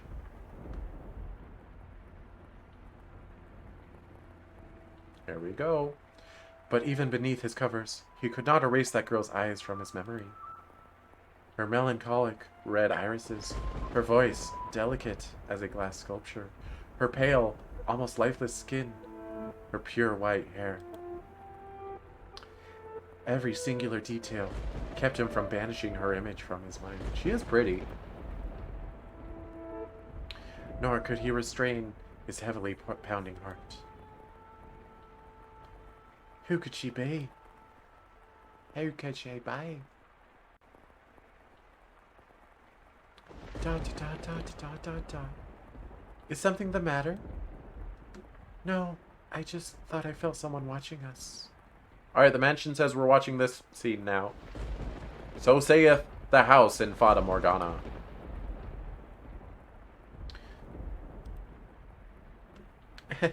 It's only your imagination, I'm sure. Dot dot dot dot dot dot. I'm not sure your imagination. Bleh, bleh. If not your imagination, then perhaps some unforeseen force was watching you? Unforeseen force? Are you familiar with how people refer to this mansion? They call it the house in Fata Morgana. It's a very long name. Rose Manor. Yes, indeed. It is called Rose Manor because you can smell the sweet fragrance of the rose garden even at a great distance. But that is not what I meant. Dot, dot, dot, dot, dot, dot. It is said that a witch resides within the house. Witch! A witch? I have not heard any such stories. Yo, yo. In before, a white-haired girl in the future becomes the witch and then travels back in time and makes the mansion what it is. That's my sick call-out for the rest of the plot. Don't tell me if I'm right. I've not heard any such stories. You probably wouldn't have. It was a very, very long time ago. Lock your answer. It's locked. Okay? It's locked in. It was a very, very long time ago. Nothing you need to concern yourself with. You have a peculiar, it's so hard. Peculiar presence about you. Wait, unless the maid is the witch. Could be. Yo, at the end of the story, when we look at all the doors, we go back into the present, and the maid's like, "It was me! I was the witch all along!" And then she eats you. And that's the horror part. That's the horror part of the game. Should I consider that a compliment? It's getting late. You should get some rest. Our room has already been set aside for you. But first, may I ask you one thing? Yes? I do not believe you have given me your name yet. I hate this mansion. I hate that it's gonna fade away before she gives her name. Love these cheese theories. They're good, aren't they? My name is... Ah! L. Okay. Debelle, we'll call her. Well, we're combining our nickname of Dubs with L, so she's Debelle. Ah. Wake up. Get up, Mel! Wait, that wasn't her voice. Get up, Mel! What? Huh? It's morning? You disappoint me, dearest Mel. It's very much morning. Long since morning. Very much morning, long since. I didn't see you at breakfast, so I came to find out what was the matter. I've really been asleep that long? Yo, who even sleeps in? Couldn't be me. I definitely didn't wake up at like 1:30. Leave me alone! And father is too lenient on you, dearest Mel. Oversleeping is hardly proper behavior for a firstborn son. A second-born son, maybe. Definitely not firstborn. I know. Do you like this BGM? Yeah, it's fine. It's my first time hearing it, I think. A lot of the BGMs are distracting. Probably the vocals part makes me want to sing along upon like the third or fourth loop. I know. But before that... Yes, dearest Mel? What are you doing in here? You can't just go prancing into a boy's bedchamber. Leave that to the servants. I did send one for you. You're the one who refused to wake up. Besides, it's not like we're strangers. And her friend. Oh, shouldn't reference that. We used to sleep together all the time. Yeah, you're of that age you can't do that no more. That was long ago. Things are different now. Oh, you're overthinking it, silly. Now hurry up. Out of bed, sleepyhead. Alright, I'm getting up. So you can see yourself out. Oh my, you look awful, dearest Mel. For someone who overslept, you look like you didn't get a wink last night. How come Mel's not allowed to say that she's heavy, but she's allowed to say that he looks awful? That's not equality. You think so? You didn't go out on the town last night, did you? Naughty, naughty boy! Naughty boy. Naughty, naughty boy. I would never. You know that. Nellie is the baby. You have to baby her. Ah, whatever. Pat, pat, pat. There, she is sufficiently babied. You know that. You squeaked! I don't think I believe you. I don't believe you. I didn't go out last night or anything. I'm tired because you had me playing cards until late, Nellie. Hey, we weren't playing for that long. Besides, look at me. I caught up just fine. And also I don't look terrible like you. I look pretty. Oh, so pretty. I feel pretty and witty and gay. And I pity any other girl who doesn't look like me tonight. Gosh dang, I forgot the rest of the lyrics. Anyway, shoo. I can't get dressed with you in here. Fine, I'm leaving. Phew. Oh, I almost forgot, nearest Mel, nearest Dell. What now? What now? What now? Come on, no need to be mean. I'm sure you'll be quite surprised at the news. The news. Oh? At breakfast, which you missed, Father told us. Told you what? Do I really want to say? It sounds like you want me out of your room, dearest Mel. Boy, she's real petty, huh? Please, Mel. Whatever, she's 14. She can get away with it.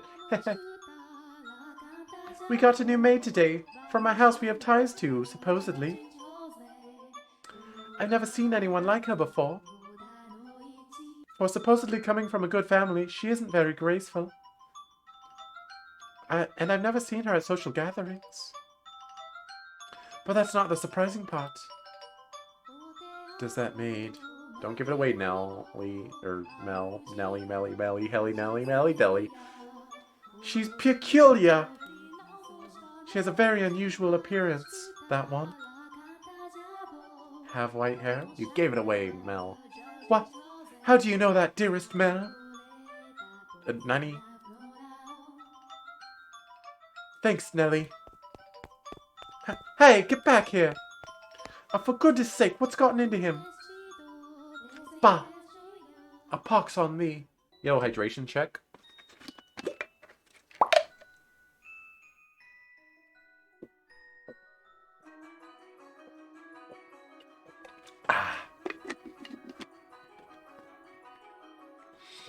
Good old Wawa. Yo, I don't know why I'm hungry.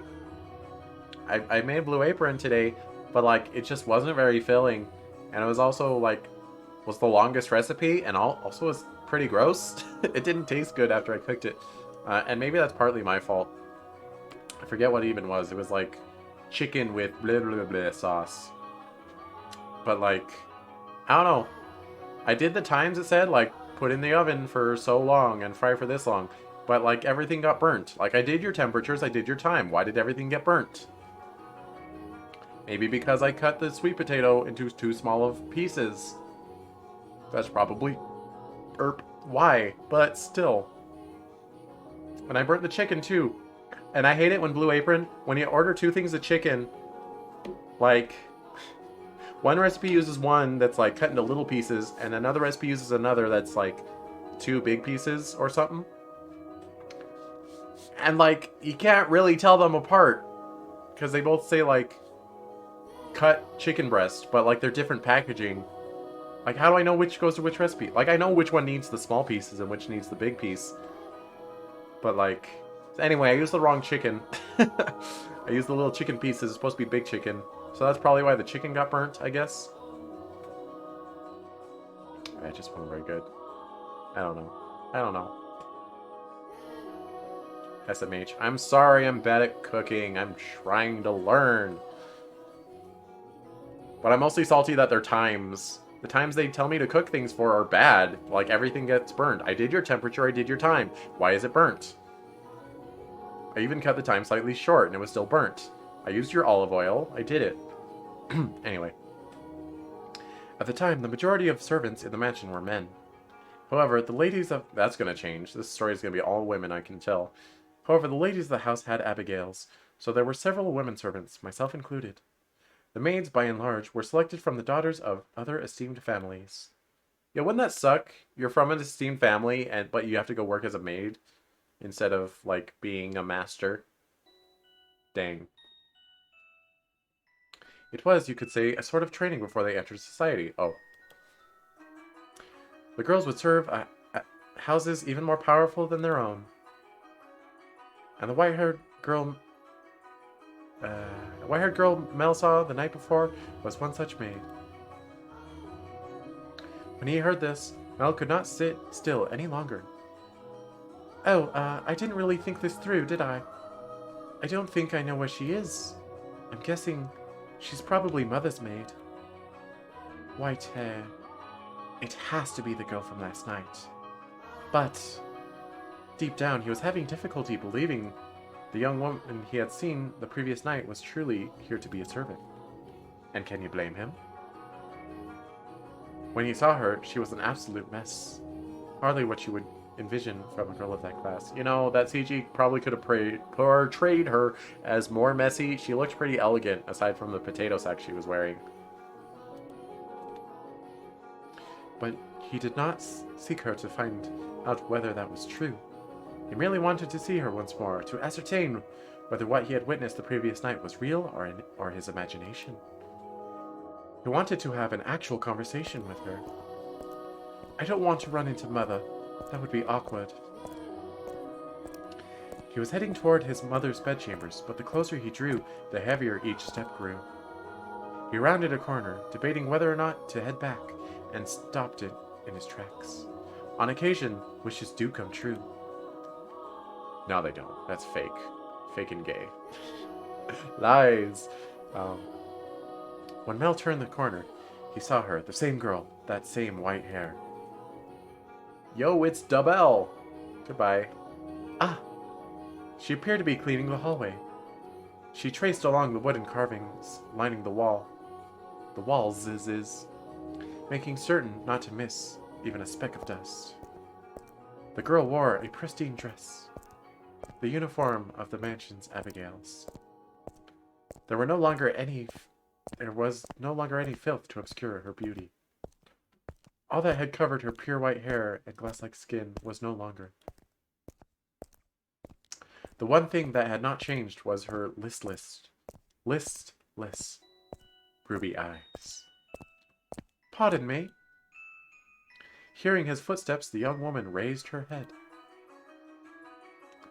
She caught Mel's gaze and for a brief moment merely blinked at him in silence. Lord Mel, yes. Your father informed me of you. Did he? I guess I don't need to introduce myself then. I believe she made an attempt to smile, though it was difficult to tell, and she quickly dropped her gaze back to the floor. Flax and Ruby... why do they love the word flax so much? Met only for the briefest moment. She seemed to be looking at both someone and no one at all. Everyone here is truly the most beautiful color of hair. Yeah, blonde. Except it's not as beautiful as red hair. Yeah. I don't know. Did you have business with the mistress, Lord Mel? I can let her know if you'd like. No, I was looking for you. For me? Uh-oh, is she British too? I don't know. I can't decide. Mel felt as though all the blood in his body had begun to flow backward. And to his... No. He could not effectively describe the sensation, but in a word, it resembled panic. Reminds me of bloodbending. Bloodbending's so scary. Like, I feel like to bend your blood, you have to stop its movement. I mean, waterbenders kind of make their water swirl, but still, like, imagine someone bloodbends you and just stops the movement of your blood through your body. Oh my god. It's terrible. It's terrifying. That would feel horrible, I'm sure. Or would you even feel if your blood stopped moving? I mean, you would die. But, like, it keeps you alive somehow because bloodbending. Anyway, Avatar spoilers. On his way to find her, Mel had come up with a number of subjects he wanted to talk about, and he generally had little trouble speaking with others. He'd had less experience interacting with women, this was true, but the time he had spent around Nellie had kept him from stumbling too much. Until then. Yes, for you. Why would you be looking for me, Lord Mel? No, she's not British. I'll try to not make her British. It's just sometimes I start a character with an accent and it carries over to the next line of dialogue. Blech.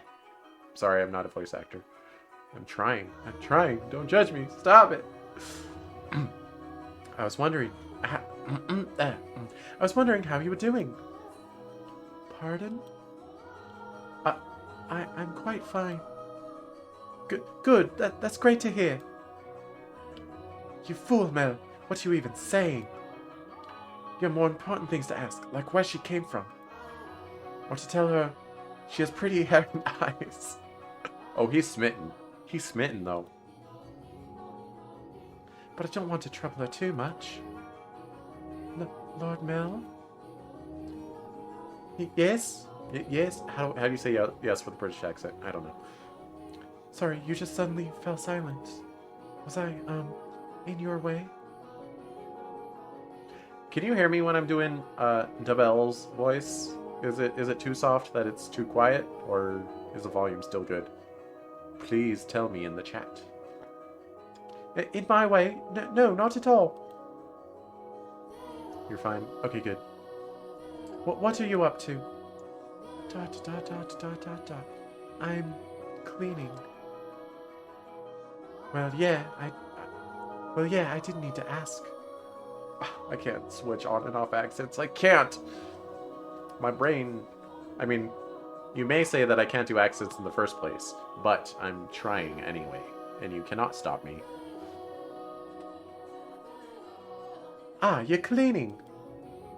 Not a master like me, SMH. Yeah. I mean, real talk, you are a very good voice actress, Evie, so... Maybe someday, I'll be a voice actor of your caliber.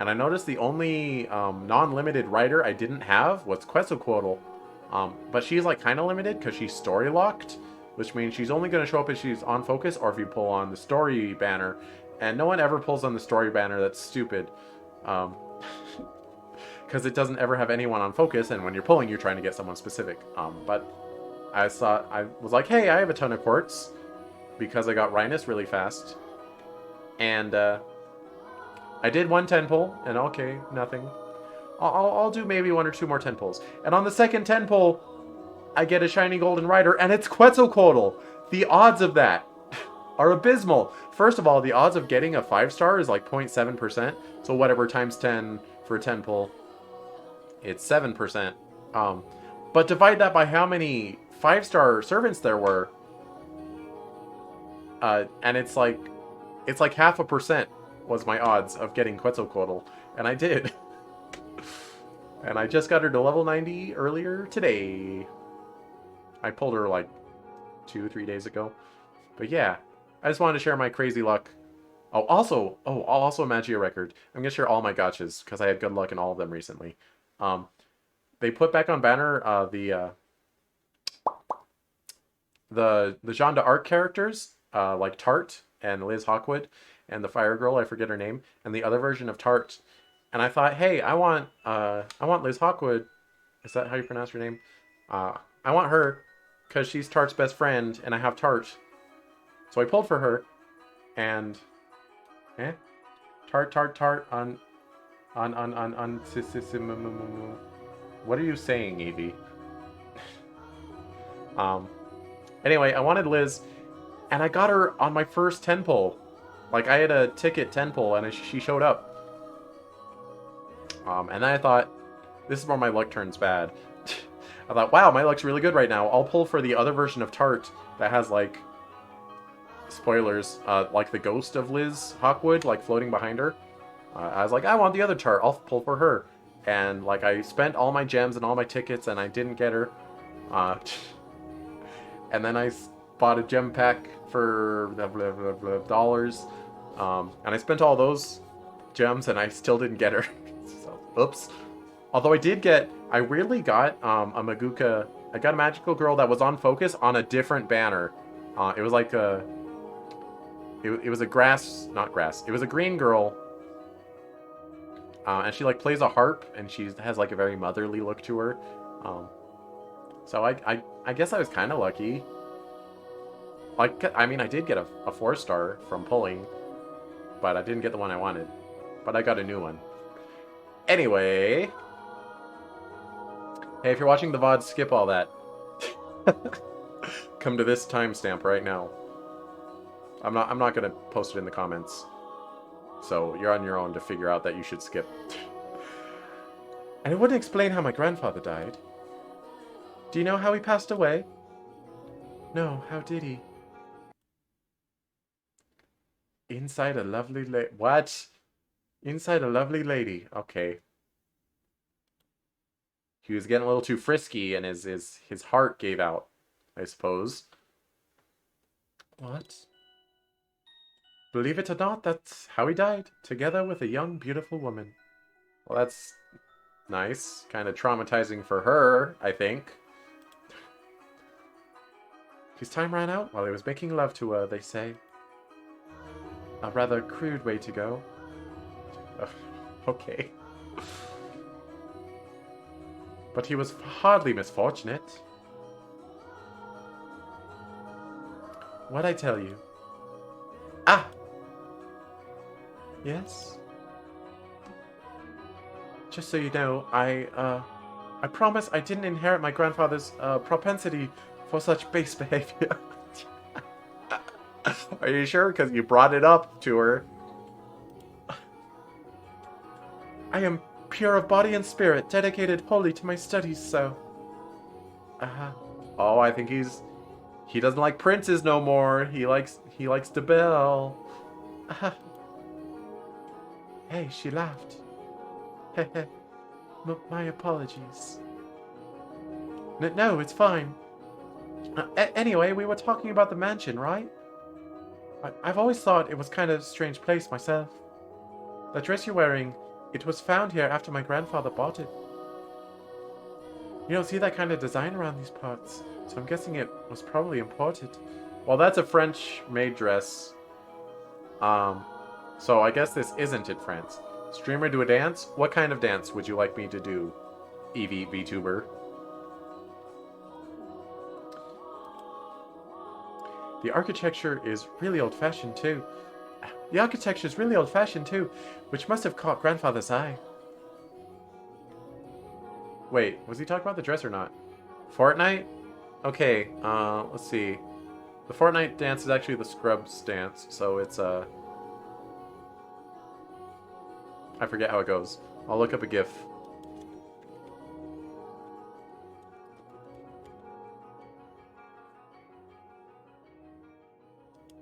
No, I want a GIF.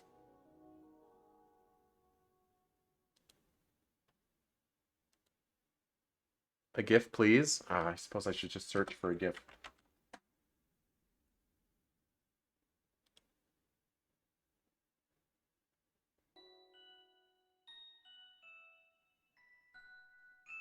That's not the Fortnite dance. That's a different dance.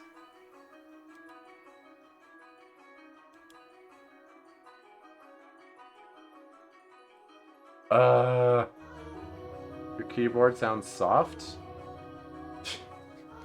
Okay. My keyboard sucks because the wider keys will like stick if I hit them at the wrong angle. They won't go down.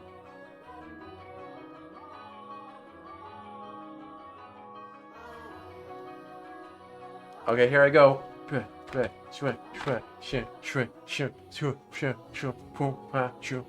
Okay, there's your dance. I did it. You're just gonna have to take my word for it. This dance rules. Thank you for your support. Your love and support, Eevee VTuber. When he announced his plans to buy it, the entire family opposed his decision, but he refused to budge. But he didn't refuse to bulge, if you know what I'm saying. Haha, that's how he died.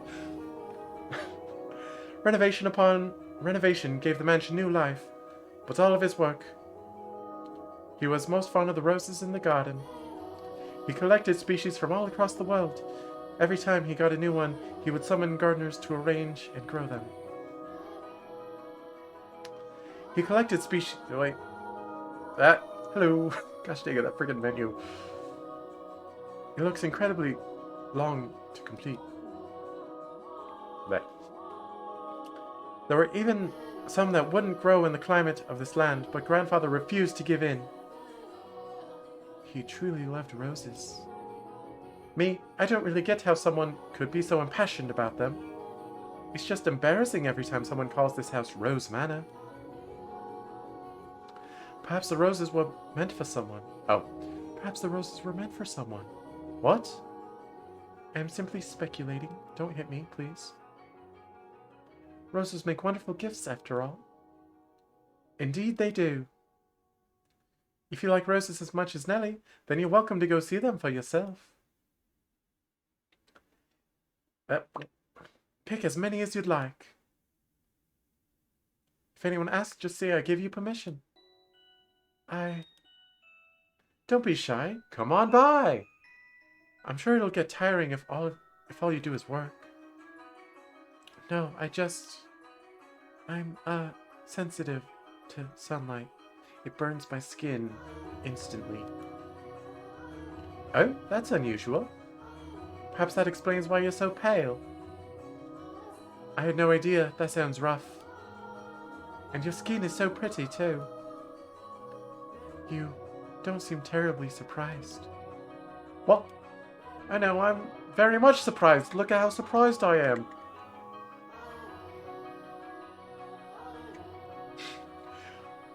Or would you have preferred a more dramatic response? No, I expected you to find it... gosh dang it, why do I keep doing that? I expected you to find it disturbing. I'm sensitive to sunlight and can hardly spend any time outside. That makes me sound like some kind of demonic creature. Yeah, me too. Ha ha ha! Oh, you worry too much. There's not a monster in the world as sweet as you. Oh, he's smooth operator right now. Ah! Yes. Are the other maids teasing you, perhaps? That black-haired one especially. She's, how should I put it, a little frightening. Yo, don't talk about maid like that. Almost as if she's a steel heart or something. She's impenetrable. Believe me, I've tried. Gosh dang it. Wait, did she say that? Right, she's one of Mother's maids too, isn't she? Now I'm even more worried. Since you refuse to follow my instructions, you are henceforth hellspawn. I can imagine her saying that. Oh, and again, I'm very sorry. No need to apologize. In fact, I wish you'd laugh more. Da da da da da da da. She's actually very kind to me, and everything she does with incredible precision and efficiency. She looks so young, and yet she has such skill. She's a witch! How long has she been here in the mansion? Actually, she's been here for quite some time, but I don't know exactly how long. No one knows how old she is. It's kind of creepy. I'm slipping away from like the sophisticated British and into like Cockney British. I don't know. I'm trying. Leave me alone. I have never once considered her such. Sorry, you're right. It's bad manners to speak ill of others. Either way, she still scares me. It's like there's no light in her eyes, or like the smiles are all faked. She's listening to you right now, Mel. That doesn't make her any less pretty, though. Oh, well, I guess it balances out. Dot, dot, dot, dot, dot, dot. Dot, dot, dot, dot, dot, dot. Ah, the conversation died. I had to think of something else to talk about.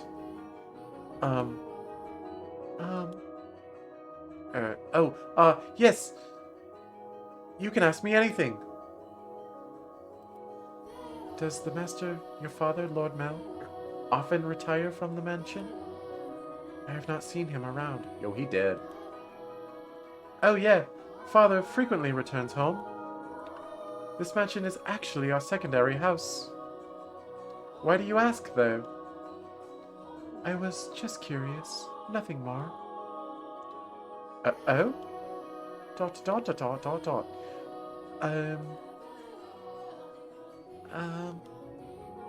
Yes, what is it? Ask me anything, please.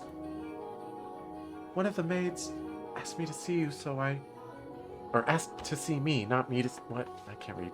So I should be on my way, if you'll excuse me. What? Oh, alright. See you later, then. Stay pretty. Goodbye.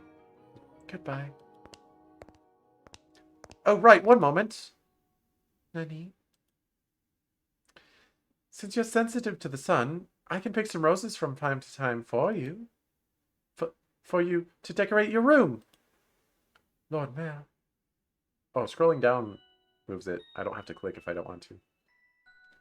Wait, does down on the keyboard scroll it? That's all? Sorry for holding you up. That arrow key does not work. Space works, though. Ah, why am I so bad at this?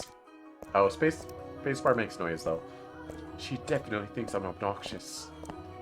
Arg, I want to hide under a rock. I want to reverse time and try this over again. Yo, Mansion's got your back. Let's go.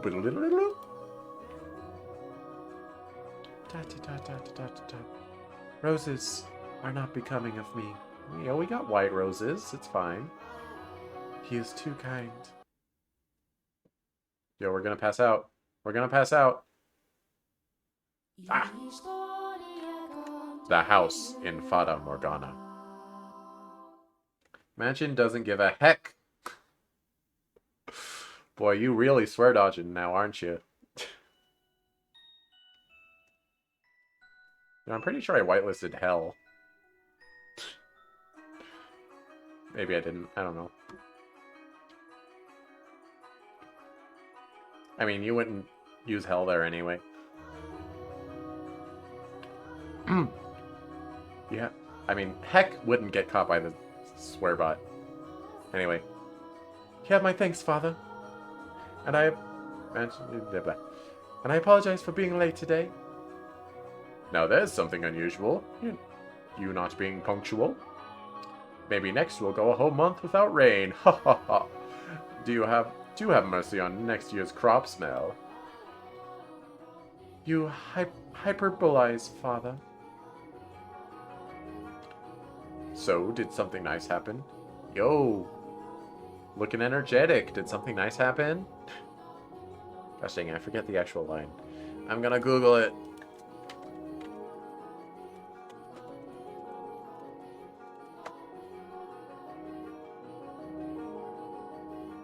You look so lively. Did something good happen?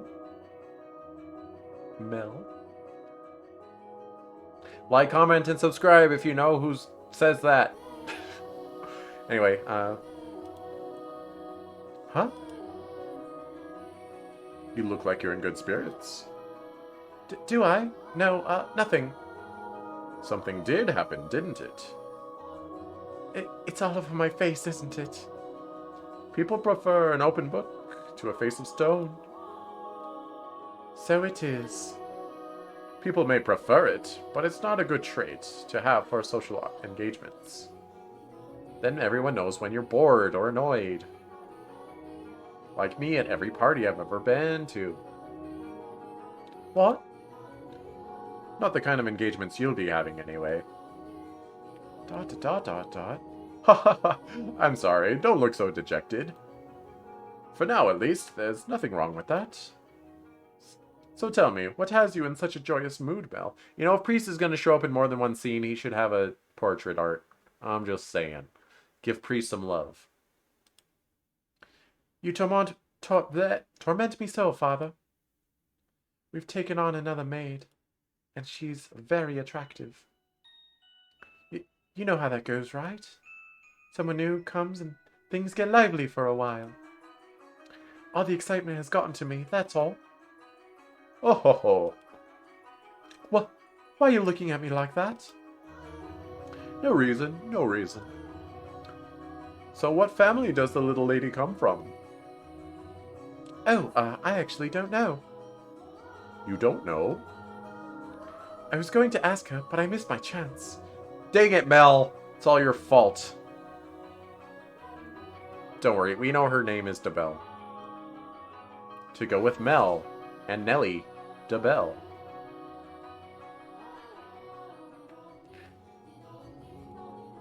Father has returned home, and I can't speak to Mother. I see. She's caught your eye, has she? Boo streamer show Nellie. Nellie was on screen earlier. You weren't here. It's your fault.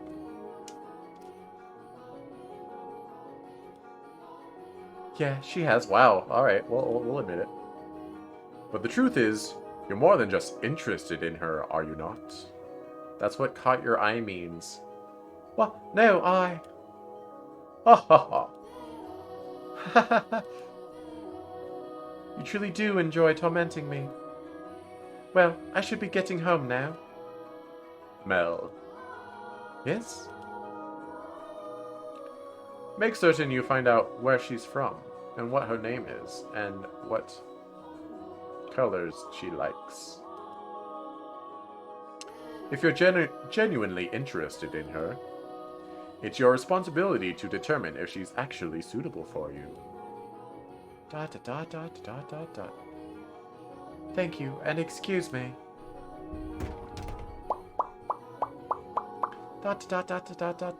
Hey, homeless man. Want some alms? It doesn't matter. It doesn't matter who you are. If she's from an esteemed family or not. No. I'm not in love with her. I'm just interested. This isn't love, no. It couldn't be. I like princes. This isn't me we're talking about. Besides, I hardly even know her. Dot, dot. Young sire, blessed young sire, alms for the poor. It's the same beggar as before. I don't think he's moved since then. But he looks skinnier than last time. He's going to have trouble making it through the summer. I should give him something while I still have the chance. Alms for the poor, have mercy. Sorry, but this is all I have to give you. Ah, thank you very much. Blessings upon you. May the Lord bless your soul, young sire. Thanks. I feel bad for him, but that's just the way of the world. Farewell. The skies are really clear. The sun shone fiercely down on the town that day. As was characteristic of the area, cloudy days and rain were frequent during the season, but the sun almost always took the stage the day after a storm. The cathedral standing tall in the center of town, the stone-paved streets clacking with the pleasant sound of footsteps, the people peering out from behind awnings to look up at the sky. In Mel's eyes, it was as if they were all blessed by divine light. Dot, dot, dot, dot. However, not everyone living in the same land was equally blessed. In fact, the blessed were far outnumbered by the forsaken. True, just like real life. Even if their time would later come to be referred to as the Golden Age.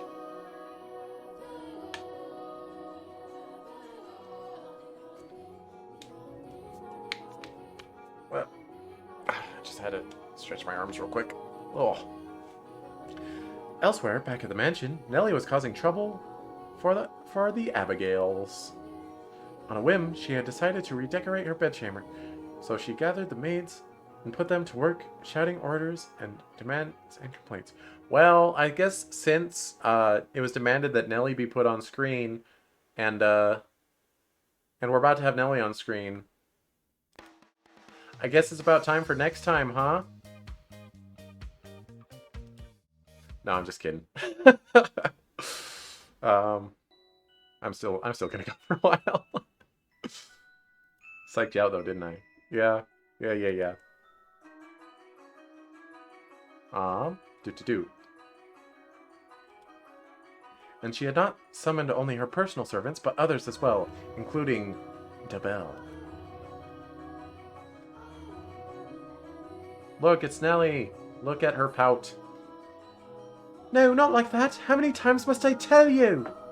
The tapestry goes by the door. And I don't like the carpet's pattern.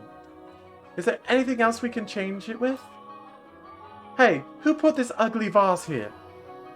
Nellie appeared to be rather irritated, and it was the servants who bore the brunt of her frustration. Oof, that's rough. Yes, Queen abused the lower class. No! Bad Nellie. Though if they found this similarly vexing, none of them showed it. She was a girl who spoke her mind, a trait particular to that time in history. Women of the Golden Age were so vivacious, in fact, that it inspired parody and satire in foreign countries. Alright, let's Google vivacious.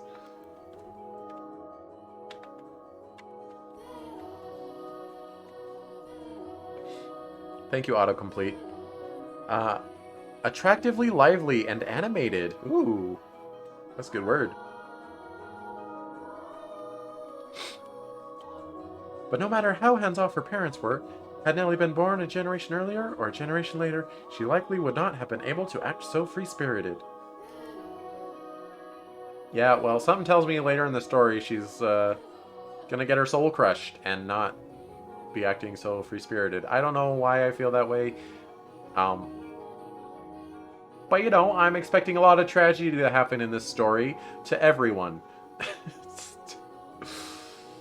Just seems like that kind of game, you know? This day, however, Nellie did not seem to be her usual self. Though she always spoke her mind, it rarely went beyond being childishly adorable. It was unusual to see her in such a foul mood, not even a smile on her face. Ugh, get rid of all of it! The carpet, that chair, the desk, it's all so ugly. Don't we have anything better? If we don't, then order it. Have it made. You can do that much, can't you? Hurry up and replace them. Aw, poor DeBelle. Having only arrived that morning, the white DeBelle was unsure what she was supposed to be doing, caught in the middle of a flurry of maids and furniture and fabric. Yo, that's my favorite flurry. She chased frantically scrambling Abigails with her eyes and made attempts to help, but not being familiar with the work, she only ended up getting in their way. She probably felt that everyone would be better off with her not in the room. So when the maids ordered to get new furniture made their way out of Nellie's room, she attempted to follow them. Uh-oh. You hold on a second. Yes, you. With the white hair. However, Nellie stopped her before she could take her leave. What? The white-haired girl turned back, bewildered, to find Nellie smiling at her. The corners of her mouth turned up into a self-assured grin. There was no trace of timidity or uncertainty in her demeanor. Her flaxen eyes, seemed like they would look nice under the light of the sun. Almost the exact opposite of the white-haired girl. Hey, quit with the commentary, maid. I wanted to talk to you, actually. But Mother never was one to share. I asked her to trade maids, but she wouldn't have it. Trade? You mean for... Which is why I decided to completely redecorate my room. Because then I would need some extra hands. It was all a ploy. But why? Because Mother and Father refused to tell me anything. No, she's got her stoned face again. Why is that? Who are you exactly? Where did you come from? Tell me, what house are you from?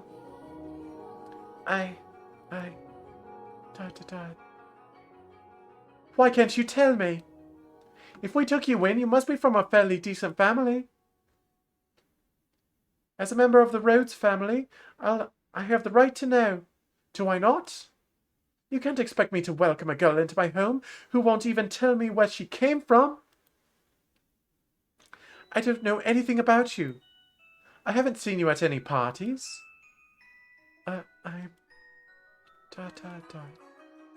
I came from another country. Oui, mademoiselle. Another country? What country? Somewhere very, very far away. The past? The future? Oh? North of here? East? West? South? Underground? South. It's south of here. I crossed the sea to get here, which is why we have never met before. South of Europe. Well, I guess south of a European country, which is probably just another European country. How far did you have to travel then? How many times did the sun rise? How many stormy nights did you face? Innumerable days and nights we sailed, heading ever further north. Huh. ... So tell me... Lady Nellie... That is a most wonderful painting. Hold on, I'm curious about something.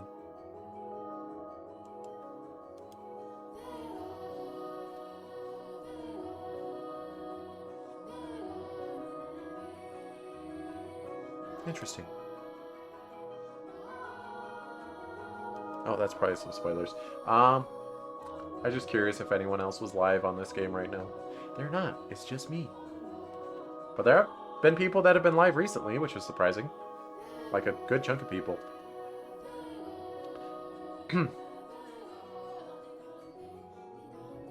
She just tried to brush me off. I won't let her get away that easy.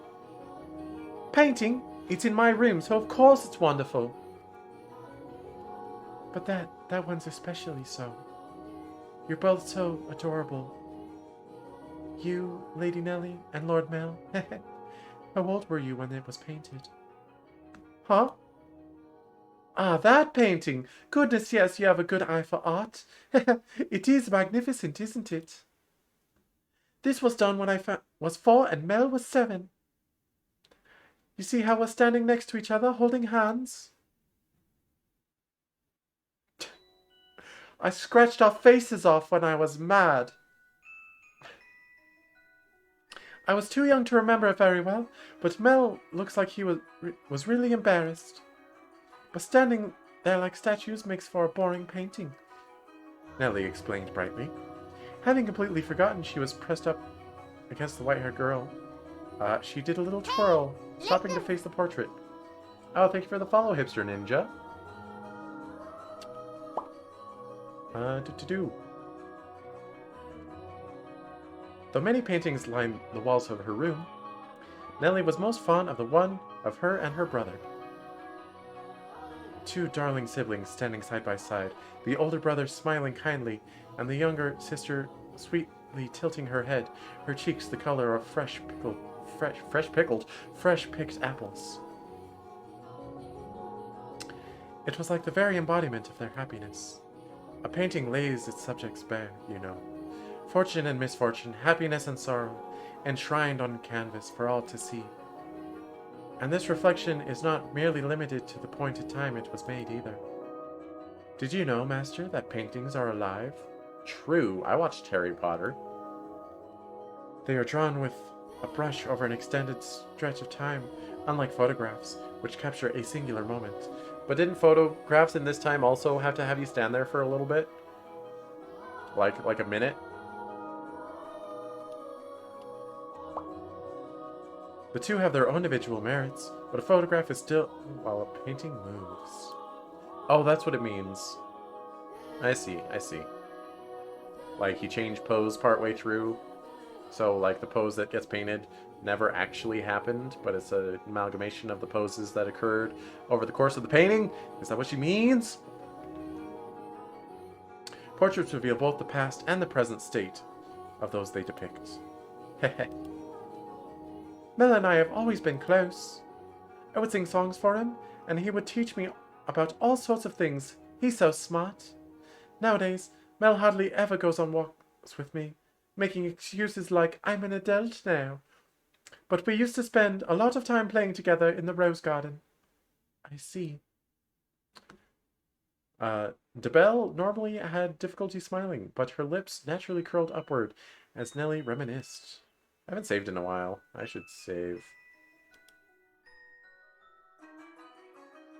Wait, what does lock mean?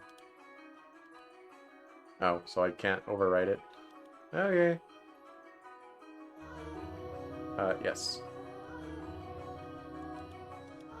These are all different pages. Oh, and there's an autosave too. That's good. The vision of the two happy siblings had probably swelled up in her mind. And I imagine there was a faint trace of envy in her heart as well. Yo, DeBelle, what happened to your brother? Lady Nellie, you love Lord Mel quite deeply, I see. Yes, of course I do. Mel's smart and he's studious and he's incredibly kind. For my birthday, he gave me this wonderful rose necklace. The jewelry shop he got it from is famous because even the royal family makes commissions from their workshop. So he had to have it ordered in months in advance. Just for me. He's a prince. Oh? He's pretty charming, wouldn't you say? That's why I call him my prince. But you know what? Mel is a terrible dancer, and he still hasn't got his feet on the ground yet, and he's so bad at interacting with girls. So there's no one else who would say that about him. He is quite the gentleman. I assumed a woman would be drawn to him. Gentleman? Have you met Mel already? This morning, briefly. ...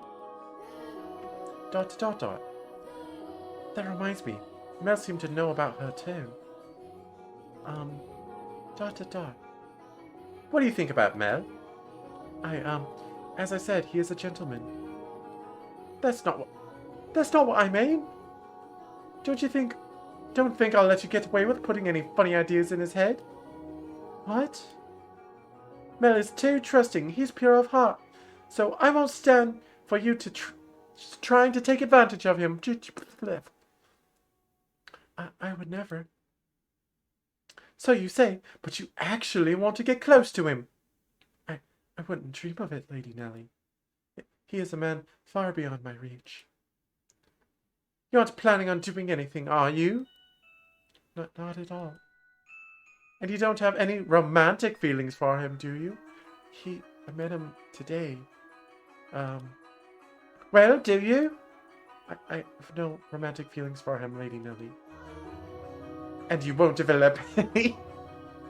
Promise? Promise to rig your brain so it doesn't happen.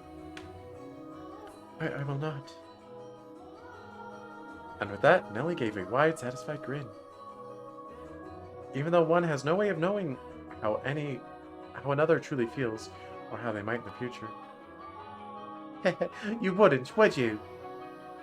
Now that I think about it, there are plenty of other boys. You getting together with Mel is downright absurd. Yep. Indeed. But anyway, back to what we were talking about earlier. Your family, I almost forgot. You haven't told me exactly where you came from, or anything about you.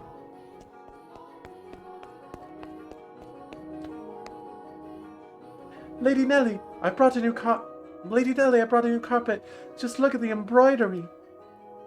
The work of a true artisan. I'm simply in love with it. Surely you find it to your liking as well. Well, you're right.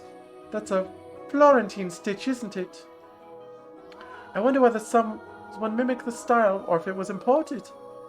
Either way, a great find. Let's hurry up and get it laid out. Oh, and we'll have to see how the colors go with everything else. We have to finish decorating quickly so I can show Mel. He'll be so surprised. What wonderful taste you have, Nellie. Yes, you're dreaming. When the other Abigails returned, so too did the bustle within Nellie's room. As the white-haired girl watched, a faint smile crossed her lips. Perhaps it was from relief at having escaped Nellie's Inquisition. No one expects the Nellie Inquisition. Or perhaps... Come fade away, come fade away. Oh. Ah, Nellie, I'm back. Did you eat something you're not supposed to, dearest Mel? You're unusually cheerful. I'm the same as always. Anyway, never mind that, dearest Mel. Take a look at my room. I redecorated today. So that's what you've been doing, hiding away in the house all day, Nellie? How is that any different from what you were doing? You were in church all day. I guess.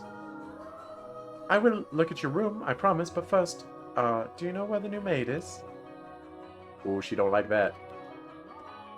No, don't get any strange ideas. I haven't yet had the chance to introduce myself, and I thought I should, as a member of the family. Except you have, and you know it.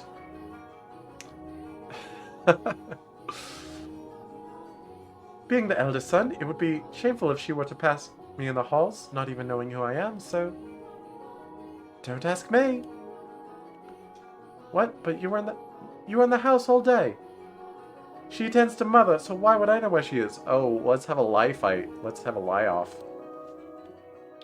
Though she did help redecorate my room. You made her help? That's work for the manservants.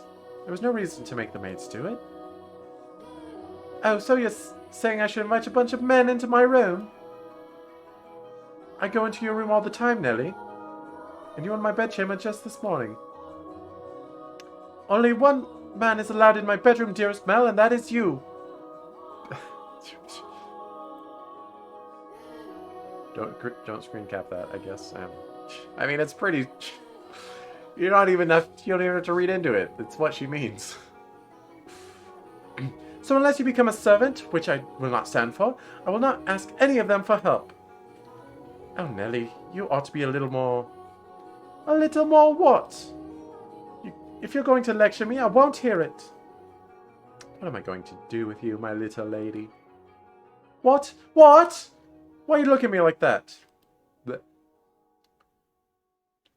We talked about you, dearest Mel, and I'm not going to tell you what she said.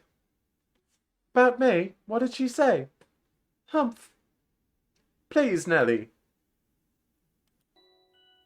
She said... Oh, she about to lie. She about to lie real hard. She said she has no romantic interest in you. Well, I guess she did say that. Well, why did that even come up? Because we're both girls, we talk about things like what kind of boys we like and who's the most handsome. Is that true? Girls in the chat, do you do that? Why do you look so downtrodden, dearest Mel? You look like a sad little boy who can't get his crush to notice him. Oddly specific. That face is unbecoming of a prince, Mel. Are you interested in her? That's strange, you haven't even met. I am not. It's just depressing to find out that someone you've never even met, doesn't like you. That's all.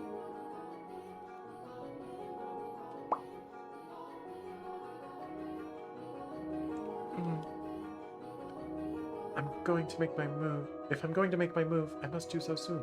Yo, she'd be making moves though? I don't have much time. The master of the house isn't around, so next in line would be him. Oh no! She actually wants him for his status. Dang it. That painting.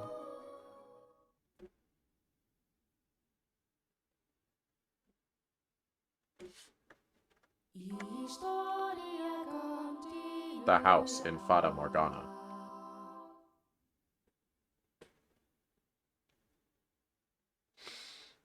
Hydration check.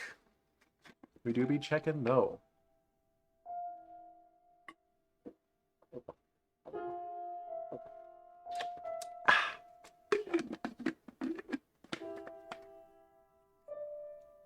But okay.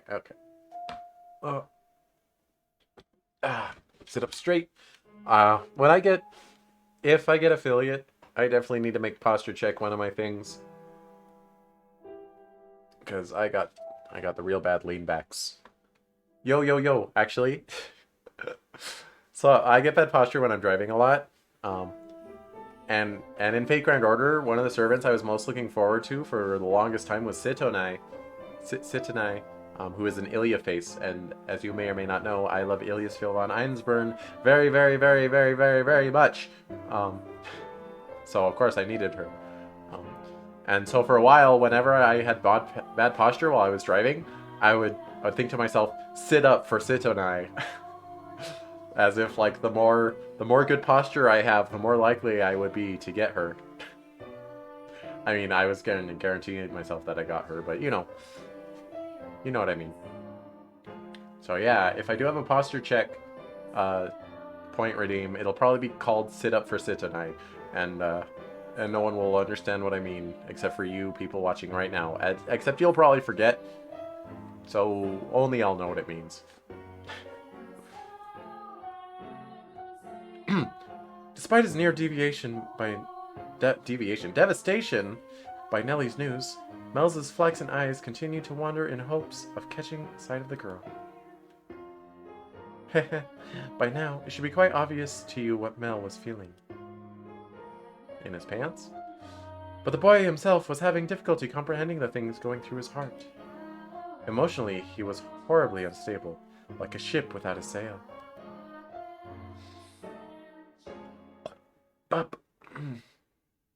And still, every time he spotted the white-haired girl, his heart would leap, his whole body jitter with anxiety and excitement.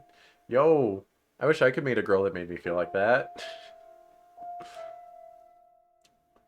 He had never felt anything like this before, and as such, he struggled to keep these strange emotions in check.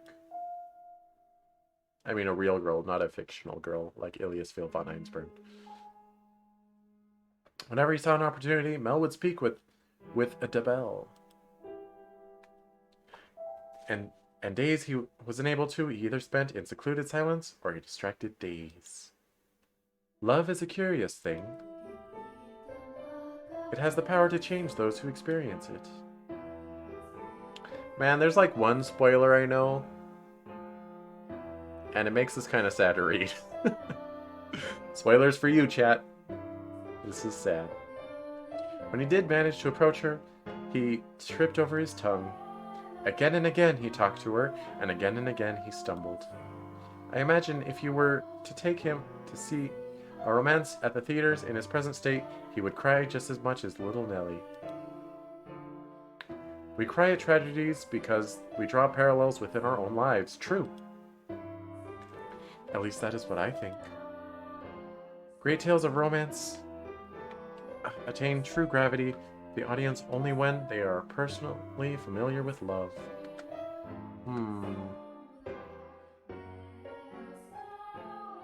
But I can experience stories on a deep, intimate level, and I'd say, never mind.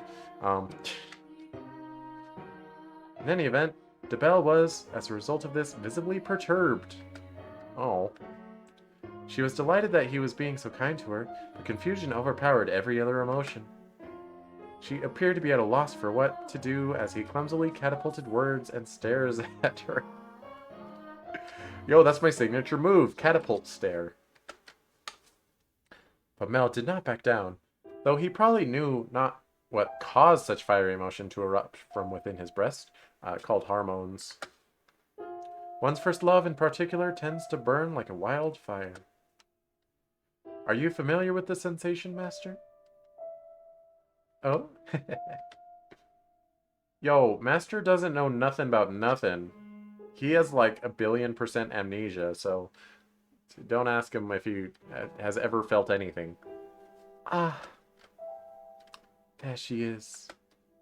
Is she cleaning? No, it looks like she's reading. It's now or never. Except all the other times, those didn't count.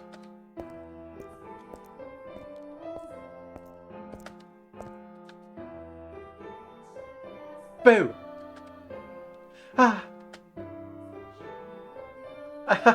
Sorry, I didn't mean to scare you. Yes, you did. You don't shout boo if you didn't mean to scare someone. Lord Mel, you're very clearly meant to scare me. Because you just wouldn't notice me. What are you reading? You look pretty engrossed. Oh, I'm sorry. I should have asked for permission. Oh, are we in the library? It's fine, no need to apologize. Feel free to read whatever you want. And you're welcome to bring books back to your room if you'd like to spend more time with them. But I was just amazed that the mansion had a library. It must have been a lot of work to collect all these books. There's some pretty old books in here, too. Your grandfather's? Some that he collected, some even older than that. Take a look at this. I think it's a diary, but it's not from this country. Or this century, for that matter. Maybe a feudal lord? Haha. Here, he's complaining about the quality of the harvest. Can this forsaken land only produce over-sour grapes? Yo, you gotta rotate your crops. If only the largest of the, Barney? Or maybe Barnier? If only the largest of the Barnier estates were mine instead. The land there is much more suitable to cultivation. There you have it. You can read this, Lord Mel? But it's in Latin. More or less. I've looked over it several times already, so it wasn't too difficult. Why would such an old book be here? I'm not sure. It and all of this was already here when I moved into the mansion. Have you not lived here your whole life? I was born into our estate, but to me and Nellie, this is more like our home. We moved when I was still young, and we've lived here ever since. Nellie and Mother have both grown quite fond of it.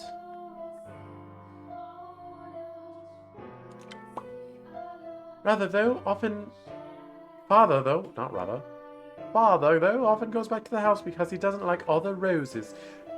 Too many roses for me. I can't live here. There's too many roses in the rose garden. And even though I don't ever have to go in there, there's too many roses. I'm out. By himself? Yeah, well, sometimes Mother goes with him. But for the most part, he goes alone. Heck, the rose garden. But don't get me wrong, it's not because they don't get along. In fact, they act more like teenagers in love than grown adults. Oh, that's nice. It almost makes me sick having to watch it.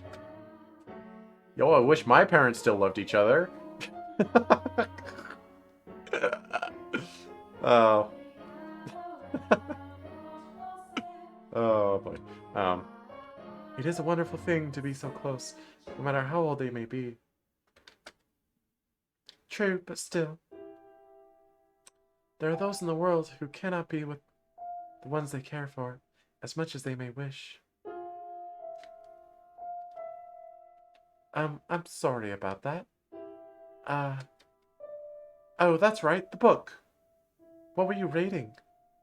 I, wasn't exactly reading. I'm illiterate. I do not enjoy reading lots of text, so I was looking at the pictures. Yo, I did that too when I was a kid. I still have that bad habit. If I read a book that has pictures, not like a manga, but just that has picture inserts, I always when I start the book, I flip through the pictures to see what's going to be in it. I really shouldn't do that because it spoils stuff. It wasn't a problem with Monogatari because A, I knew all the stories anyway before I started reading. And B, there's only one picture at the beginning. It's really nice artwork in the Monogatari books, by the way. And by, what's his name? Bofan. He makes really nice art. But anyway, recently I've been reading through the Konosuba books. And that one does have picture inserts every now and then. And I'm actually at a point where I'm ahead of the anime. So I keep spoiling myself by looking at the pictures. Why do I do it? Granted, I don't really know the direction the plots are going in. But I still shouldn't do that. You know, an old habit I used to have, when I'd read a book, I remember I did it with all the Harry Potters when I was reading them. I would I'd read the chapter names of every chapter. I mean, granted, they're in an index at the beginning, so you can do that. But I don't know, I would read them all and actually think about them before I started reading. Oh, and the really, really, really bad habit I had, because I'm a psychopath. I would read the last page of the book first, and then read the rest of the book, like normal. Why would I do that? That's insane. What's wrong with you, small cheese? Anyway. Is that so? You seem very cultured. Yo, woman of culture. Here. So I thought you would be partial to reading. What are you trying to say, Mel? You saying people that don't read are dumb hicks? Huh? Huh? Huh? Huh? I mean, you're right, but you shouldn't say it. Perhaps you're actually more like Nelly and eschew your studies? Yo, eschew, though. I don't need to Google that one, but that's a good word choice. Yes. I wouldn't have guessed. But you look like looking at pictures? I do. What else do you like? What? What do you enjoy doing? ...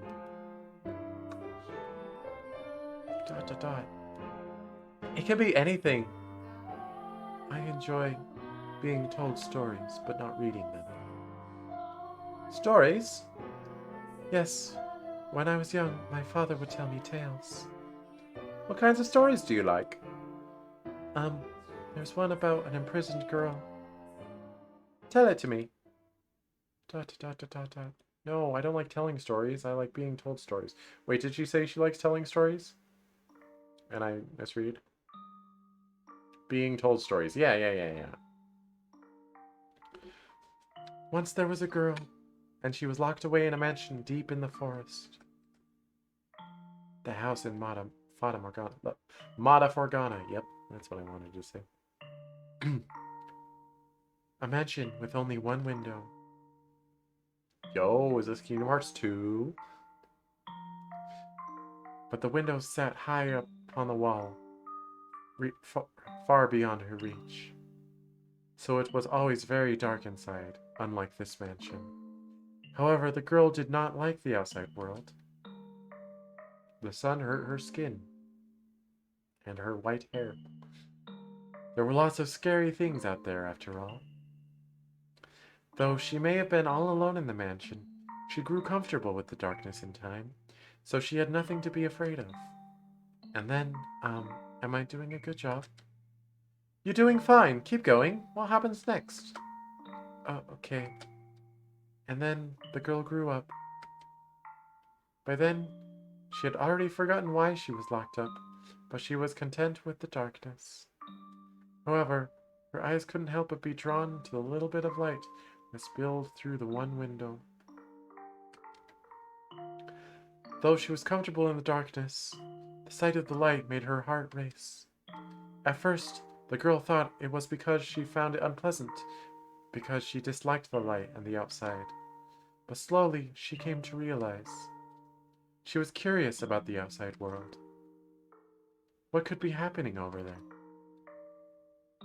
For all she knew, the town, the forest, the people, all of it could have changed while she was imprisoned in the mansion. But she had no way of finding out. Dot, dot, dot, dot. So the girl decided to write letters and throw them out the window. Okay. What began as empty grasping became routine, continuing for several months until she was finally ready to give up. But then, a beautiful white dove flew in through the window. Yo, what's up, Dove? Tied to the dove's leg was a letter. Her heart racing, she read the words contained within. It seemed to have been written by a man. How can you tell? The letter contained numerous questions for the girl. It also said if she attached her reply to the dove, it would bring the letter back to him. She was astonished, but she wrote him back anyway, taking care not to mention where she was. Why not? After having exchanged letters a number of times, the two felt very close to one another, as though they had known each other for many years, despite having never met. And eventually, the man said he wanted to meet her. Indeed. Don't you hate that? You make a pen pal online, and you talk to each other, and the one day he's all like, yo, we need to meet IRL. IRL meetup. And you're like, no, no. Now, if I say no, you think I don't like you anymore, but I do. But I don't want to meet you in person because it's just, don't be like that. Ugh. Don't you hate that? No? Just me? Okay. The girl was unsure what to do. Should she tell him how she lived? Should she reveal where she spent her days? She was afraid if she did, he would cease to send her letters. She was sure she believed her to be a young lady of noble blood, and not a girl locked away in a house deep in the forest. What does she eat? What does she eat? Also, back then they didn't have plumbing, so does she just have a room full of, gross? The girl could not bring herself to write a response. She released the dove through the window with nothing attached to its leg. And yet, it returned with another letter, written with the man's familiar hand. You must surely have a grave reason for your silence, it said. I would like to know that reason, and I would like to help you, no matter what it may be. You have my word. She deliberated. Though his letters were kind, she did not know this man. He was from the outside. He would still treat her the same way. Would he still treat her the same way when he met? Just send pics first, so it's get that over with. And did she even want to step out into the world beyond? What do you think she did? wrote a letter and agreed to meet him, right? Yes, she did. The girl made up her mind she would write a letter. As always, when she tied it to the dove's leg, it flew off out the window. And for some time after that, she received no response from the man. This saddened her, but she thought it was for the best. She belonged in her own confined world, her world of darkness. Darkness. But one day, the light shone into the mansion. The sealed door had been opened, and in the doorway stood a handsome young man. I have come for you, he said. The man was a prince from a neighboring kingdom. When the girl stepped outside, before her sat a magnificent carriage, the likes of which she had never seen, accompanied by many servants. Yo, I wish I had servants. I wish I had people below me that did everything I said. Alas, I must live like a normal human instead. The prince, as kind as in the letters, swore his love to her, and the two lived happily ever after. Well, I think this story was true for a while, but I think the ending is not true. Within the context of this story, it's probably true. Because it's her, obviously. Obviously, she lived in a house in the woods. And blah, blah, blah. Oh, what a nice story. I'm glad it had a happy ending. Heh, a prince. Wait. No. Oh, he laughed at the prince. Oops. Was there something funny about the story? I like this art. I like this background. It's very intricate and woven, and it's nice. It reminds me of Blaze Blue, kind of. No, that's not why I was laughing. Do you ever imagine what it'd be like if a prince showed up for you? Huh? It doesn't have to be a real prince. Even just someone like one. Is that something you dream about? Oh, no, I think I'm perhaps a little too old for that. You think so? Nellie still fantasizes about her prince, and she's 14. How old is DeBelle? I just assumed all girls were the same. You know, that reminds me. I hate it when people, like, try to tell you, like, girls like a man who blah blah blah. Girls don't like a man who blah blah blah. Shut up. There's 3 billion girls on this planet, and they're not all the same. Okay? Girls don't like men. No, there's at least 2 billion girls that like men. Probably more than that. Sorry to break it to you.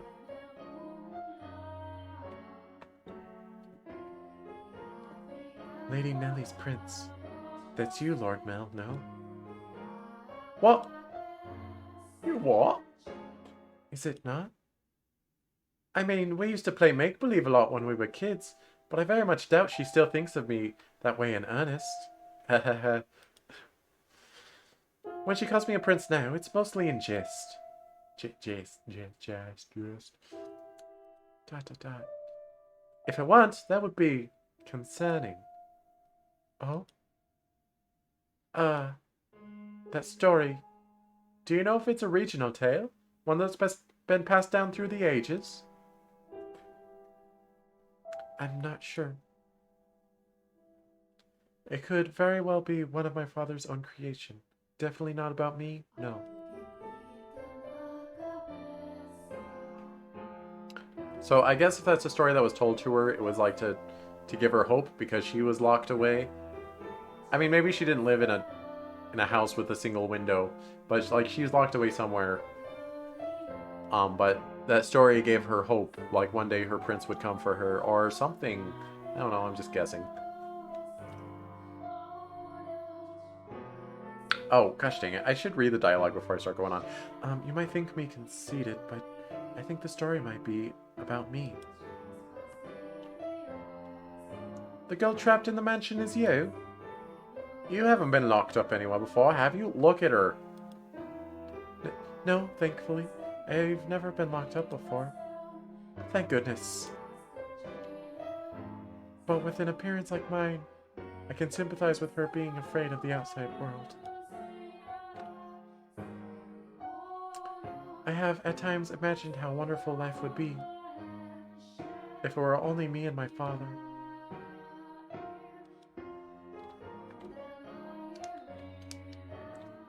But the girl left the house in the end.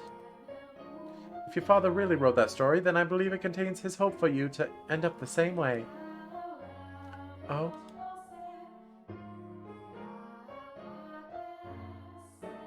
I don't have what it takes to be a real prince and whisk you away, but I can at least pretend. Ooh, he's putting on the moves. ... So, if it was your father's wish for you to see the outside world, then surely there's nothing wrong with you getting out and experiencing all the scenery that world has to offer. I want to see the outside too. Or to be more specific, other countries.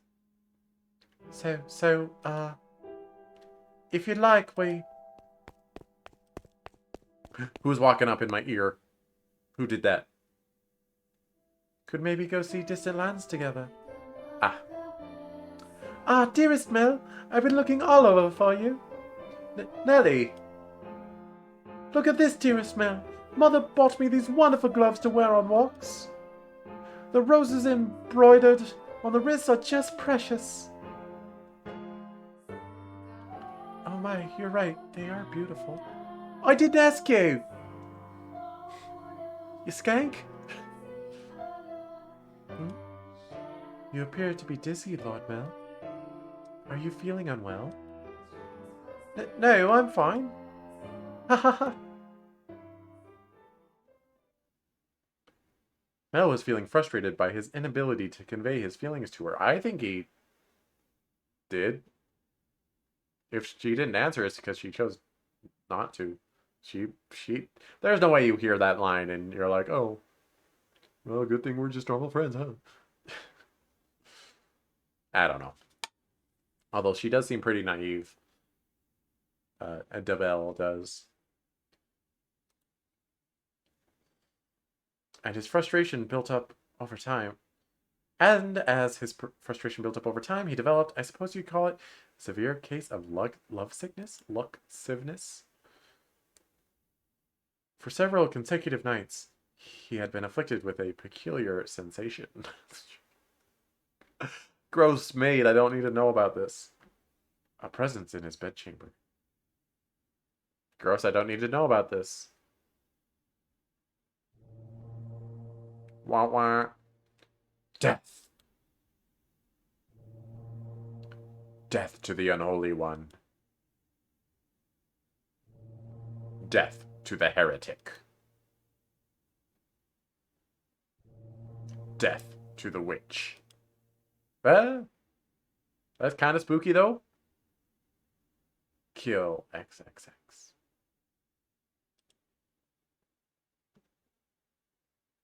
Ah! Don't flash white and black at me. Come on. Okay, if you're gonna dictate it as a voice, the first line can't be ellipses. Because he's not saying anything. A man's voice can't ellipses.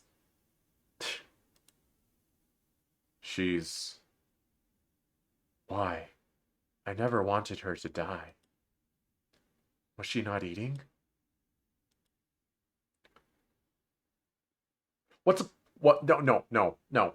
What's the point of man 2 if all he's going to say is ellipses? What's the point? Just have man 2 say this line. If there's a man 3, he can say the next line of a different man. Bad game. Bad House of Fata Morgana. He doesn't know. I don't know. I'm just complaining about ellipses. Seal off the tower. Understood? No one finds out about this. How can you be so calm? Don't you understand what you've done? Ha! Pinning the blame on me. How nice it must be to be able to distort reality with panic. You're you're just as guilty as any of us. I never wanted her to die.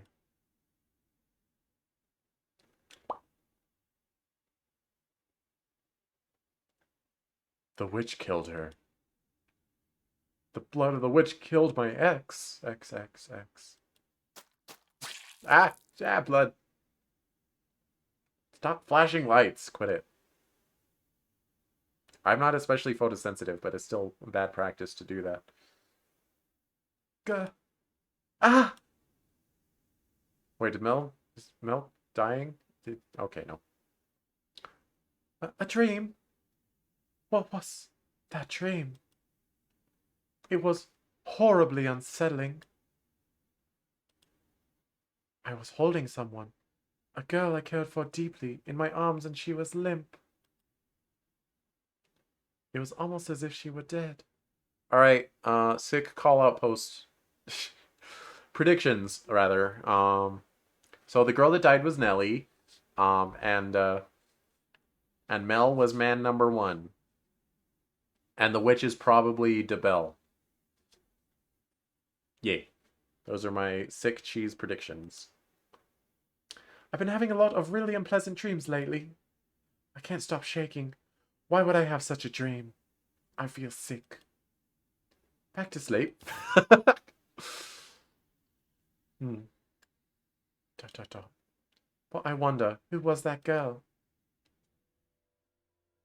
Dot, dot, dot. Nani? I can sense. Ooh, creepy. That sound effect made my skin crawl a little bit.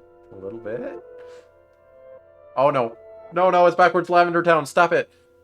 Stop. You can't play backwards Lavender Town in my ear. Quit it. I can sense someone standing beyond my door. Dot, dot, dot. Is someone there? It's like they're watching me. Is it just my imagination? I mean, it's probably DeBelle. I can't move. What do you want? Go away. The sound is growing fainter.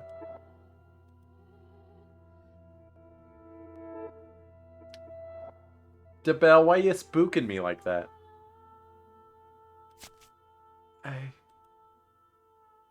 What? Were you sent here to kill him or something? Is that truly what your story meant, Father? But oh, she's sad. But I... Dot, dot, dot. Such a magnificent garden. Something we could never have had. Are my intentions misguided? What a beautiful white rose.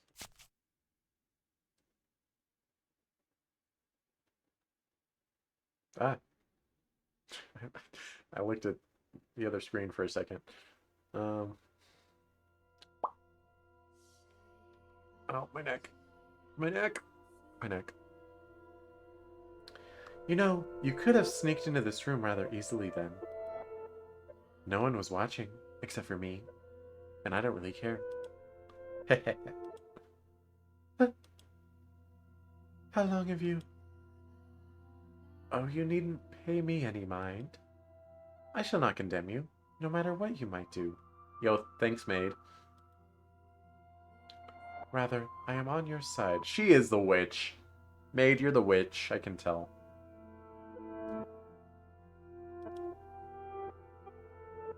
I was not going to do anything. Oh, is that so? Then perhaps you were out for a late-night stroll? I imagine you have less difficulties going outside at night. I beg your pardon, I will return to the mansion immediately. Oh yes, that reminds me. It was also the middle of the night when the grocer's servant broke into their safe. News of that spread quite far. I am sure you would have heard about it. Oh? Although, was Gamache imprisoned? Gamache a person's name? Dear me, I am having trouble remembering.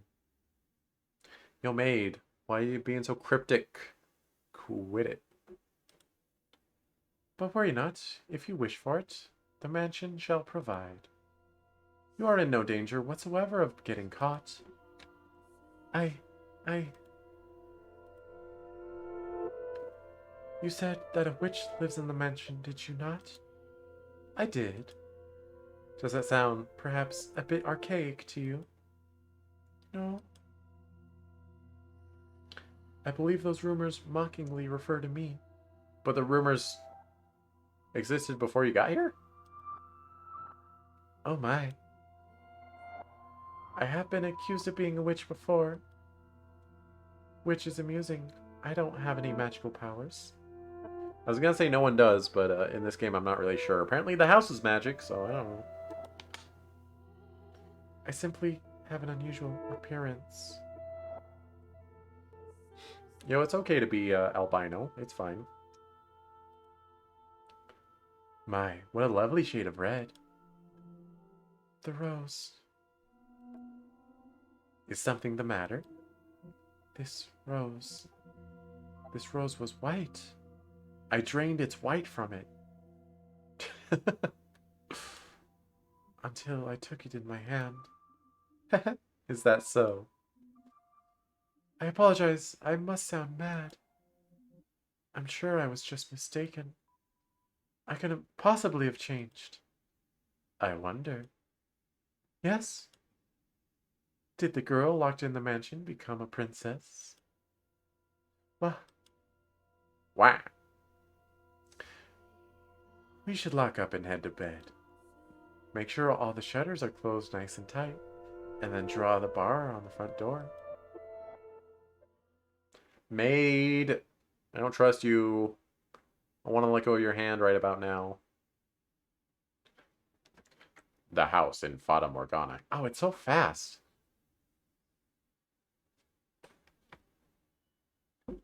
Hydration, check.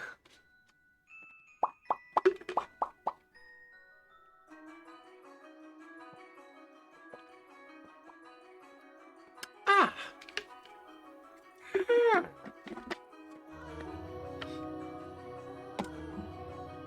I'm gonna have a little bit of candy too. I got this thing from my Japan crate, which is like Japanese snacks that you get sent once a month, that I just resubscribed to because I got money. But they're called Mini Vita C, and honestly, their packaging makes them look like they're a vitamin. So, but like they wouldn't send me a vitamin, right? It's silly.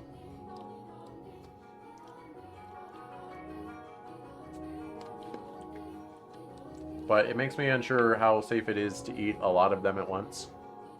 So as of current, it is my only remaining snack from my Japan crate. Because I eat them so slow. Badia. Badia. Slowly but surely, time trekked onward, everyone working toward their individual goals, just like real life. Each early summer breeze that blew through the garden was like God's hallowed breath carrying the flower's fragrance in through Rose Manor's windows. If only time could be stopped, and this beautiful era made to live on through eternity.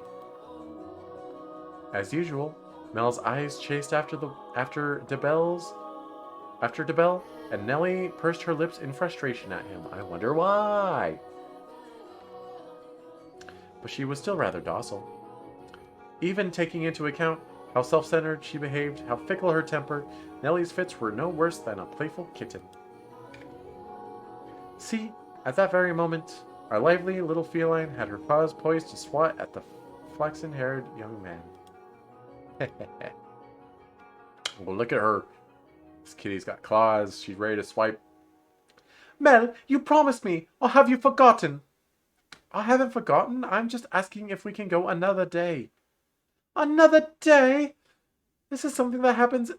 This isn't something that happens every day. I've been looking forward to tonight's performance for so long. There's nothing I can do about that. We're having gatherings at the priest's home tonight. Several high-ranking officials have come up from the mainland just for this. Who cares? I care. You know, Nelly, it doesn't have to be me who goes with you. No, I want to go with you, Mel. Mel? Mel?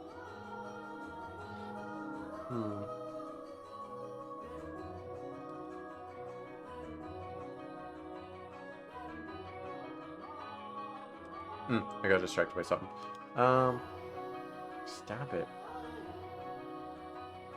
Go away. Go away, little box. Okay. Oh, sorry. This is messing with OBS. You've been so distant lately, dearest Mel. It's almost like you don't want to marry your sister or something. You refuse to do anything with me. That's not true. Tell me, if you can't go today, when can you? When will you be willing to go out with me? When will you be willing to play cards with me? To have tea with me? I can't make any promises. I have things to do, obligations. And Nelly, you're almost an adult yourself. Stop acting like such a child. I'm not an adult yet, I'm still a kid. If it means I don't get to play with you anymore, dearest Mel, then I don't want to become an adult. None of us want to become adults, Mel, or Nelly. Like, it just happens, and you can fight and struggle, but it's gonna happen. And honestly, the people that don't fight and struggle kind of don't grow up and they stay kids, but they're just bigger. You know the ones.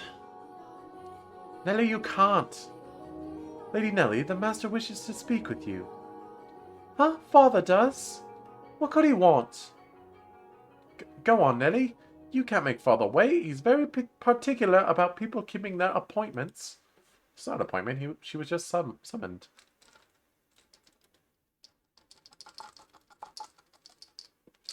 Nom nom nom.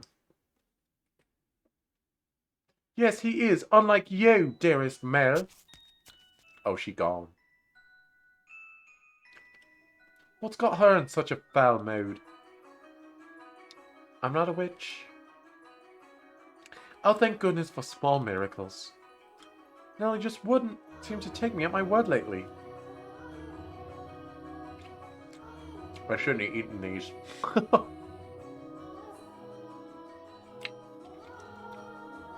Nom nom.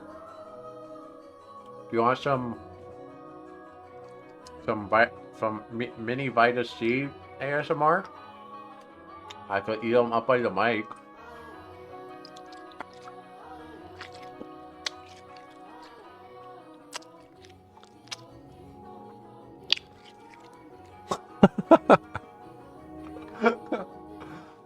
Alright, sorry.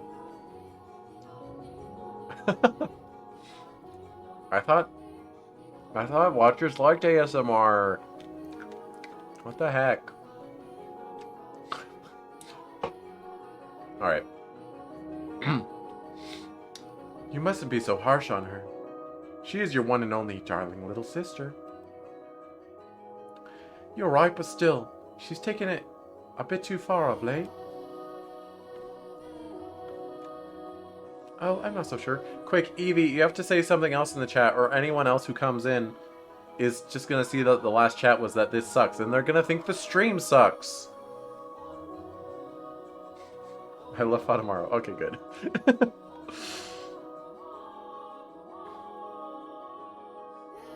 Wait, is it Okay, Fatamoru. Where does the U come from? There's no U after MOR in the title. It should be Fatamora. Oh, I'm not so sure. She does not seem to be behaving any differently to me. Am I the one acting differently then? I mean, probably. You're the one getting older, or... Dot, dot, dot, dot, dot.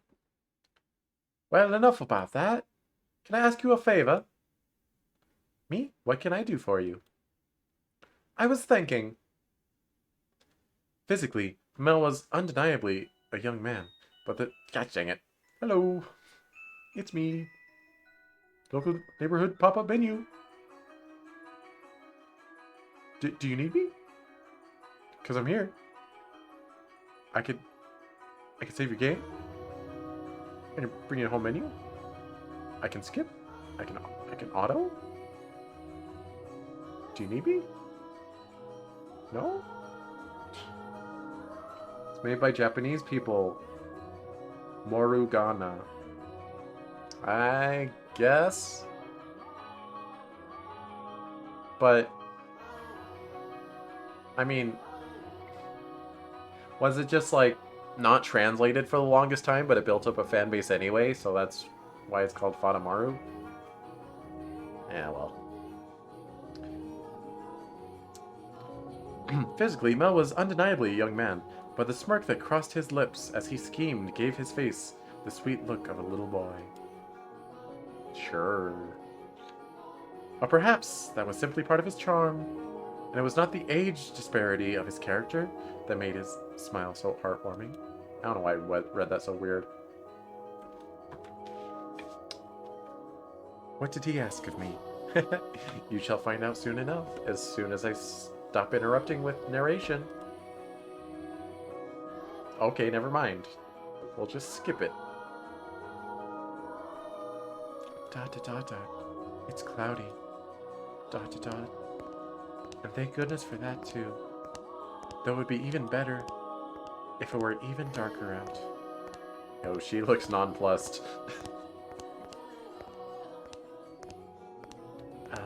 I believe the textile shop was around here. Oh, it's because she's outside. She don't want me outside. Ah. Hi there. Lord Mel. Why? Nope.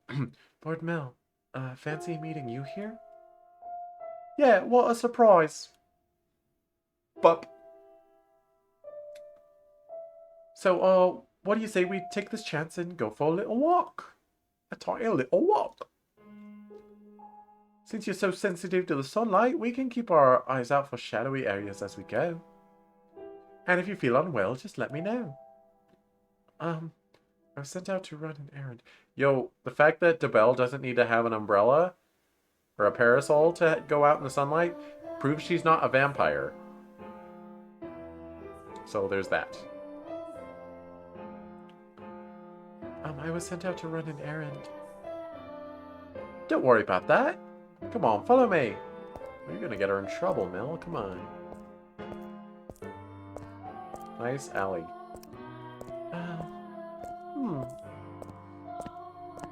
I'm sorry. It actually wasn't an accident that we crossed paths. Nani? I planned this out ahead of time, asked you to have sent out on a fake errand. It feels like I'm always on alert back at the mansion. Yeah, because Nellie's always there. Ready to interrupt with her sisterly ways. Haha, I can't relax in my own house. It's actually kind of funny. I hate you. Sorry, that was inappropriate of me. I just thought since the sun's mostly blocked out, it would be alright if... I'm feeling just fine. I just hate you. Ah. Dot to dot. Dot to dot. Dot to dot. Of course, I get her out of the house and I can't even think of anything to say. Hey, yes? Have you settled into life at the mansion? I have.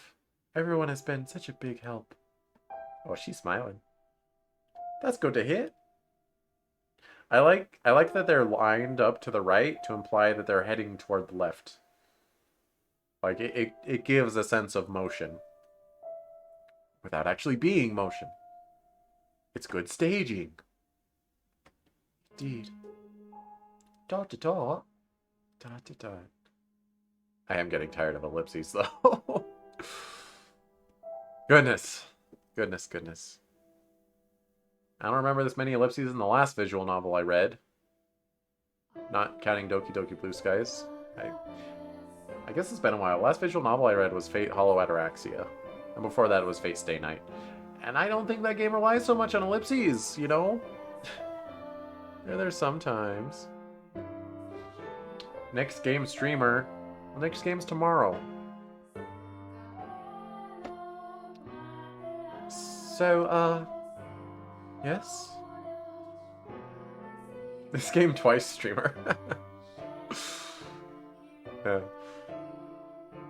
Nellie told me she had you redecorate her room some time back. Ah, yes, that was shortly after I arrived. What of it? Yeah, that day, Nellie told me that you don't... Oh, wow. He's going for it. I don't. Never mind, sorry, it's not important. Oh, coward, coward. Nanny, it is important, but I just can't ask how she feels about me. That would make it sound like I... Forget sound like, I do, don't I? Oh, he's finally realized. Lord Mel? Oh, sorry, I had something on my mind. It looks like it might rain again today. The weather usually gets better as the summer approaches, not worse like it has been. It won't be a heavy storm, though. No? The wind is too gentle. I want strong wind. I want strong, aggressive wind in my face. You can tell from that.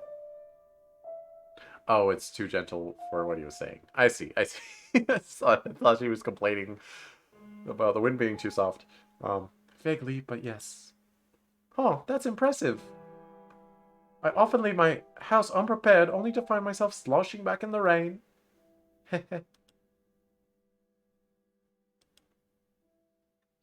You laugh a lot more than you used to. You know, this expression on her. Next door streamer. But I have to finish this door. This face on Debelle looks like it could be moments before pulling out a knife and stabbing you. Maybe it's the Doki Doki inside telling me that, but I don't know. She looks ready to stab. She doesn't look angry, but she looks like deceptively happy, if you know what I mean. Hey, it's me, Jacopo. Who's Jacopo? Are they Italian? He lied. Do I? Yeah, and I like that. You look better with a smile on your face. A smile suits Lady Nellie much more than I. What? Her smile's stupid. I mean, her smile and your smile are completely different. Also, a smile suits you as well, Lord Mel. Do you really think so? What am I supposed to do in the face of a smile like that? Kiss her. Do it. So, yes? ... Knowing her, if I ask if I'm imposing, she'll say no without hesitation. Trying to cover myself isn't going to get me anywhere. I hate it when you want to ask someone a question, but you know how they're gonna answer regardless. Like they're gonna answer to save your feelings rather than like actually give you the answer. It's like I didn't ask for you to baby me. I asked because I want to know. You tell them, frick, heck, bah. Anyway.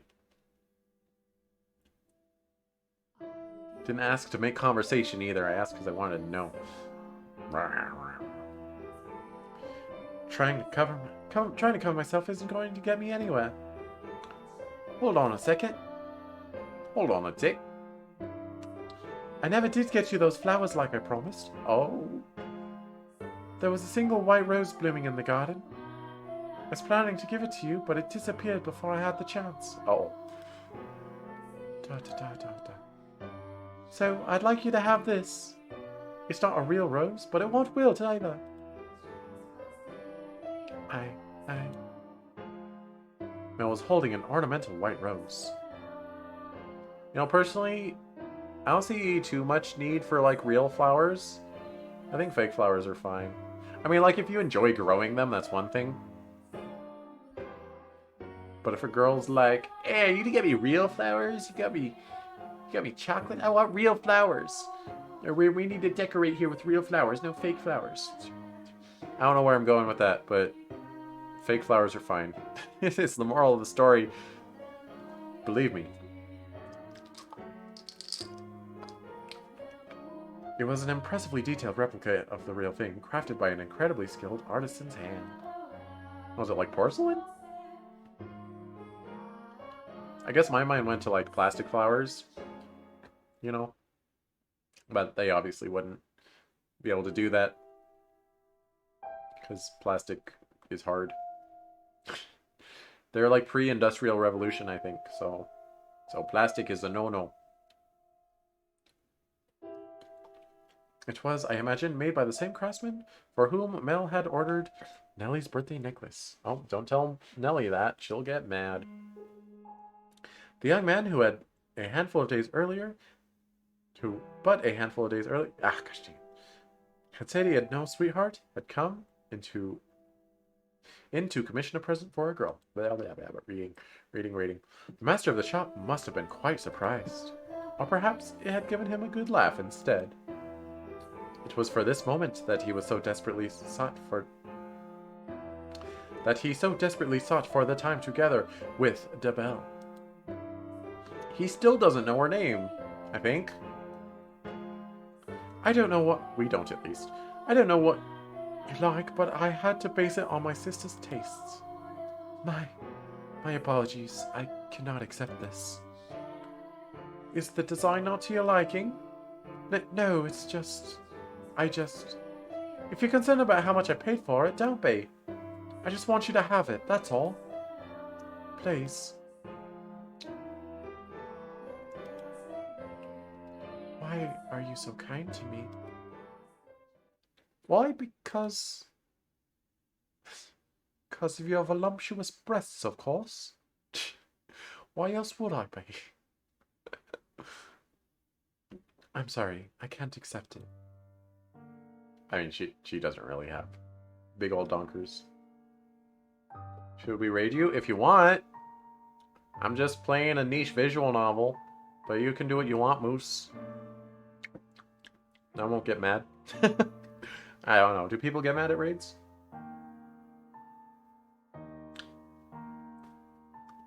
Maybe someone does somewhere. But you can disable them. It's an option to disable, so... If anyone gets mad at raids, they've no one to blame but themselves. Anyway. I mean, nothing especially bad is happening in the visual novel right now, so... It should be a fine scene for people to come into.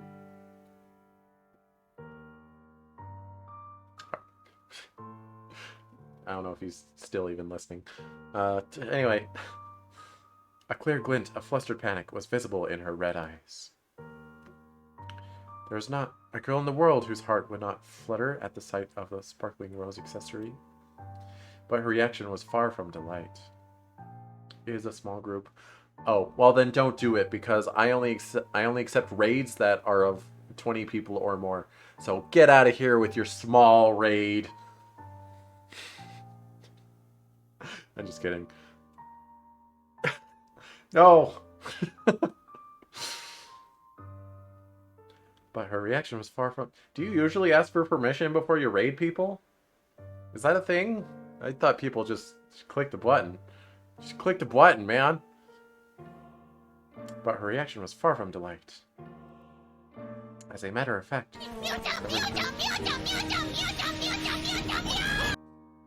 Hello, Kemi Kitten's crew. How are you doing? I was not warned about your raid ahead of time by a moose. That's silly. I beg your pardon. Hold on. Yeah. ... At least tell me why. ... Is it because you dislike me? Oh, what have I done? I never said that. I was trying to scroll down the chat. Because it's in a weird state right now. Gosh dang it. Yeah.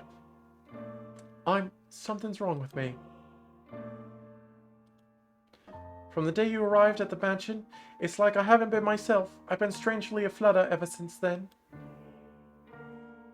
Whether I try to study or whether I try to read, none of it sticks. I'm just looking at pages of text, tracing rows of letters, only for them to disappear as soon as I look away. So what was Cammy drawing?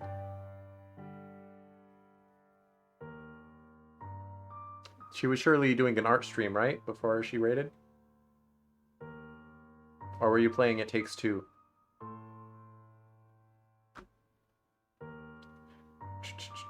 Whether I try to study or whether... Did I read that already? Try to read, none of it sticks, blah blah blah. I did read it already. She was playing VR. Oh, what game? Tracing rows and letters only for them to disappear as soon as I look away. ... Phasmophobia. Oh. I played that for the first time not too long ago. It was kind of boring to me. I mean, it's fun if you're with friends, but it's just very slow. Except it made her super nauseous and she had to stop early. Well, that's unfortunate. I haven't tried it in VR, but to be honest, Phasmophobia is like so early in its like build. Cammy raid, indeed. Indeed so, 3 Salad. Phasmophobia is like still like beta, so like I wouldn't trust it to have like good VR vision, if you know what I mean. Like, they don't even have most of their animations in place, but do you expect them to have like good functioning VR? I don't know. I mean, anyone's free to disagree if you played it in VR and you thought it was good, but they... Yeah. My one wish for Phasmophobia would be that next Xbox streamer... just 1 second. God. My wish for Phasmophobia would be that like different monsters like have different kill animations, because the fingers like creeping up on the edge of your stream. But Evie, you don't have to do that. That's unnecessary. What was I saying?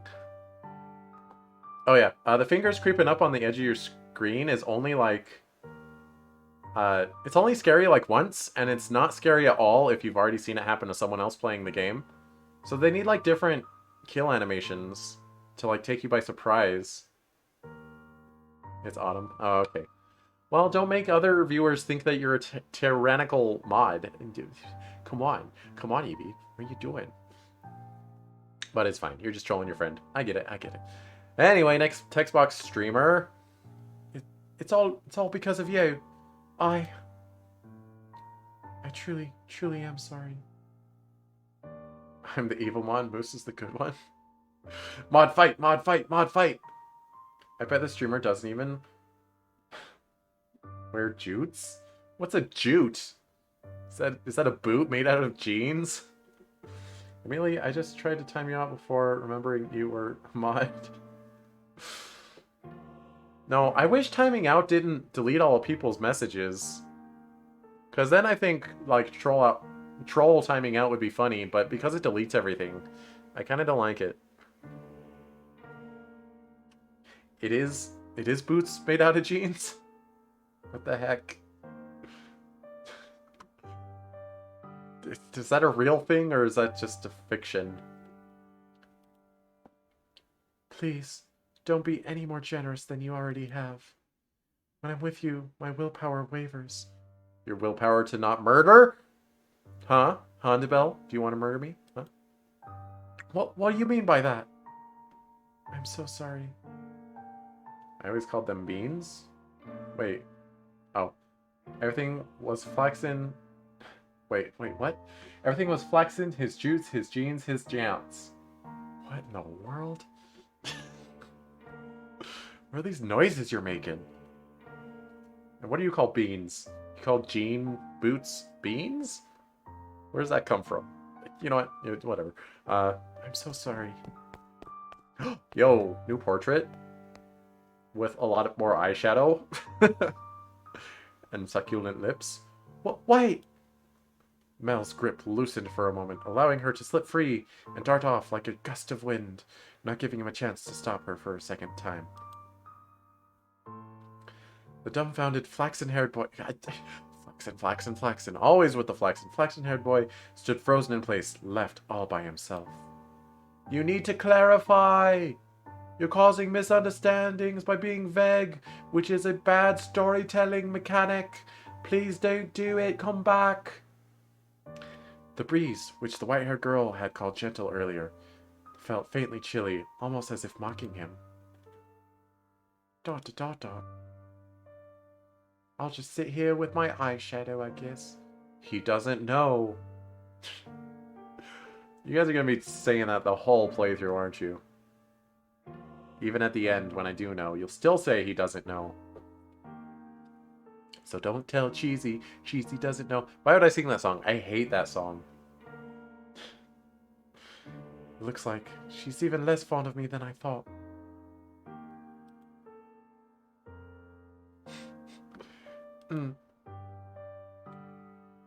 God, I'm crying. At least I got a good roll call of who's watching. Everyone's saying he doesn't know. Hang on, your emotes make me curious. Why is just a render of Krogunk from Pokken Fighters an emote? Did the Pokemon Company approve? Is that like a specific channel's emote, or is that just a general Twitch emote? Anyway. I'm pathetic. Yo, it's the priest!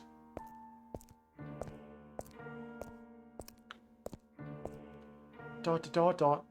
Well, if it isn't Mel, what might you be crying about? Are you crying? I'm so pitiful. Forgot about his accent.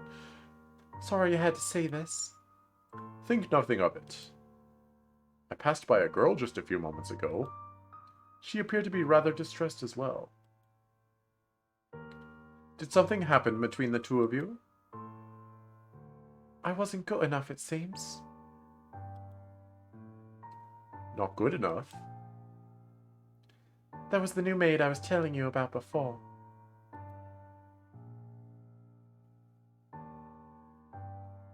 I was, like you said, Father, I was keen on her. Quite keen I was.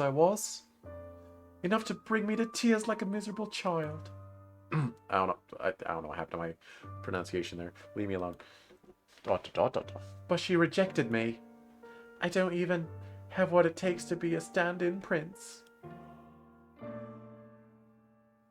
Mel. I apologize for complaining about this. I'm completely helpless. Mel. Please don't try to cheer me up. I don't need any sympathy. I'm just a poor boy. I don't need no sympathy. Gosh dang it. Hi, Kelly. How's it going? How's your day? I need no sympathy. I forgot the lyrics to Bohemian Rhapsody. What am I doing? I was sleepy. Now I'm at work. Nice. I don't usually when I'm at work, I lurk unless I'm on break. I was at work now I'm sleepy. Evie, you weren't at work. Don't lie to me. No, Mel, listen to me. What? I've seen that girl before. What do you mean?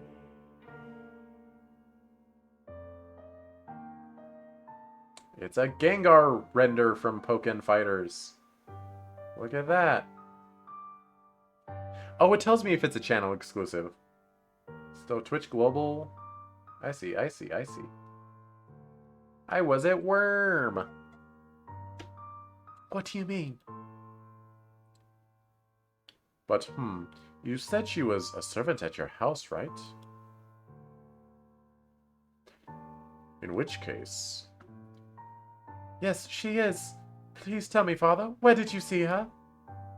Why must you be so evasive?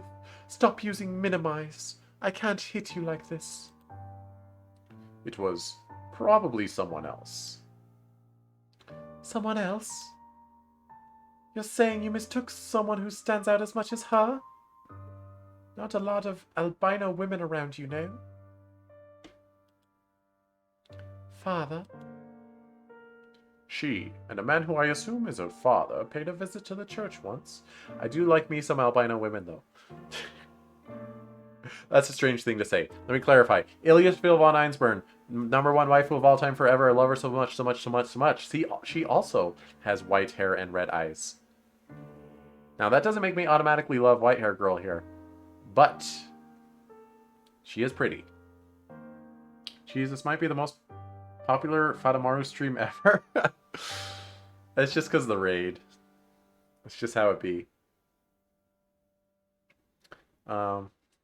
She and a man... Oh, what? I already read that. Dot, dot, dot. They came asking for food, their clothes in tatters. The two were emancipated. I don't think they were eating daily. What? But wait a minute, what are you saying? She's a beggar. No, beggar. Beggar. I realized I said that weird. Beggar. God. F my life. Dot, dot, dot.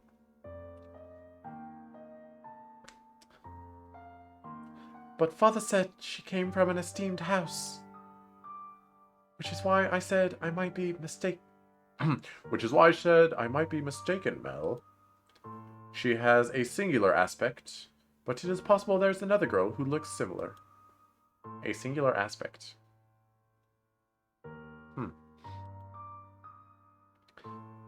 Deep down, though, the priest surely believed the opposite. And so he said sternly, like teacher to a pupil, Like which he is. But you must be absolutely certain, Mel. Understood? You cannot proceed any further without knowing her ancestry. But that's a spoiler. Cheese last night. Well, you can follow, but tomorrow's stream would be a bad place to start because it's the House of Fata Morgana. But it's a niche visual novel. That's not going to change. You know I had to do it to him. I do appreciate the rage. The rage? The raid. Dot, dot, dot. May I visit the church, Father? By all means. In the back of Mel's mind, a vision of the night of the storm, the night the white-haired girl arrived at the mansion was surely replaying. The rage. Yo, I got the rage. The rage! I got it. She had been wearing little more than rags and covered in grime, hardly the appearance of a respectable young lady of class. I still think she looked way too nice in that CG if she's supposed to be, like, in dire straits. She just looked pretty and wearing a potato sack, that's all. Dot, dot, dot, dot, dot, dot. You dissing Fata Morgana, Moose? No, it was me. I was the one. Thank you for the follow, 3 Salad. Or the Salad, I'm sorry. Not 3, there's no R in your name. You should change it to 3 Salad, though. Then you'll be 3 whole salads. Global Helm, it was I who dissed Fata Morgana. Because I was playing Valorant with him last night. And I was just like, yeah, I was just gonna play a niche visual novel and the views will be low and it'll be like that. And it be like that, indeed. Have I been putting through unnecessary stress? The Salads is a cool dude. I agree, probably. Until proven otherwise.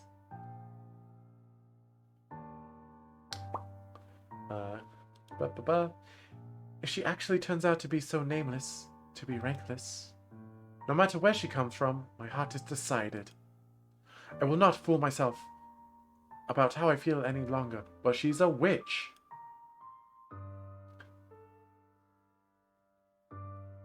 You've actually never heard of it. See, that's the thing, is no one's ever heard of it. That's why, yes, Maximum is. It's pretty good so far, actually. It's got good pacing. I mean, it's a little slow, but like it's not like boring slow. It's just willfully, intentionally slow. But yeah, I like the characters so far. No, I cannot fool myself. But how does she feel? What will everyone else think? I have to find out why she was welcomed into our house.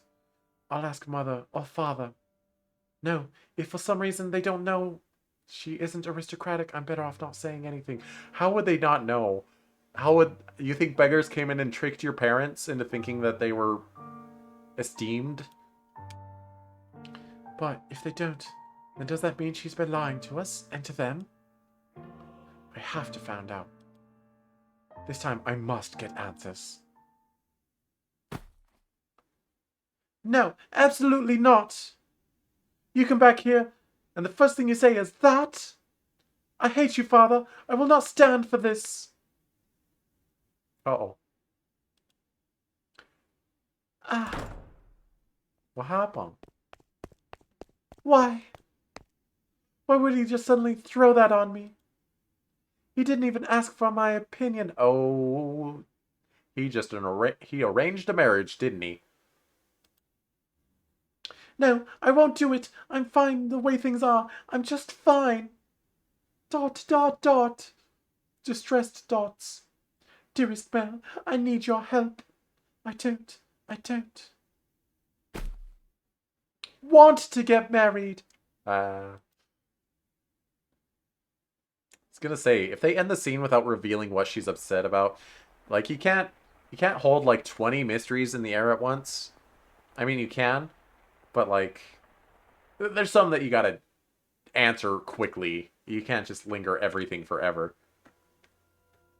I won't change my outfit. It's fine just the way it is. Yeah. Her outfit is nice though. She got it for her birthday. Oh, creepy music. Oh, backward song of time. Stop it. This may seem sudden, but I must confess that I made a grave mistake. What you do, maid. My transgression is that I was unable to completely predict where this path we were traveling led. My hands were full dealing with my immediate day-to-day tasks, so I could do naught but pray there was happiness waiting in the future. Happiness for everyone who lived within Rose Manor. It's all your fault, maid. You did this. But I am but a mere maid. There are limits to what I am allowed to do.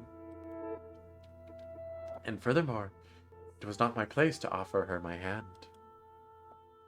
But roads such as this one, the one we were following, have a way of diverging with little warning.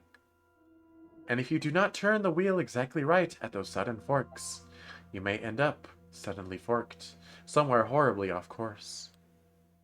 I was well aware of that fact, which is why I thought that what I did was for the best. What'd you do? What'd you do?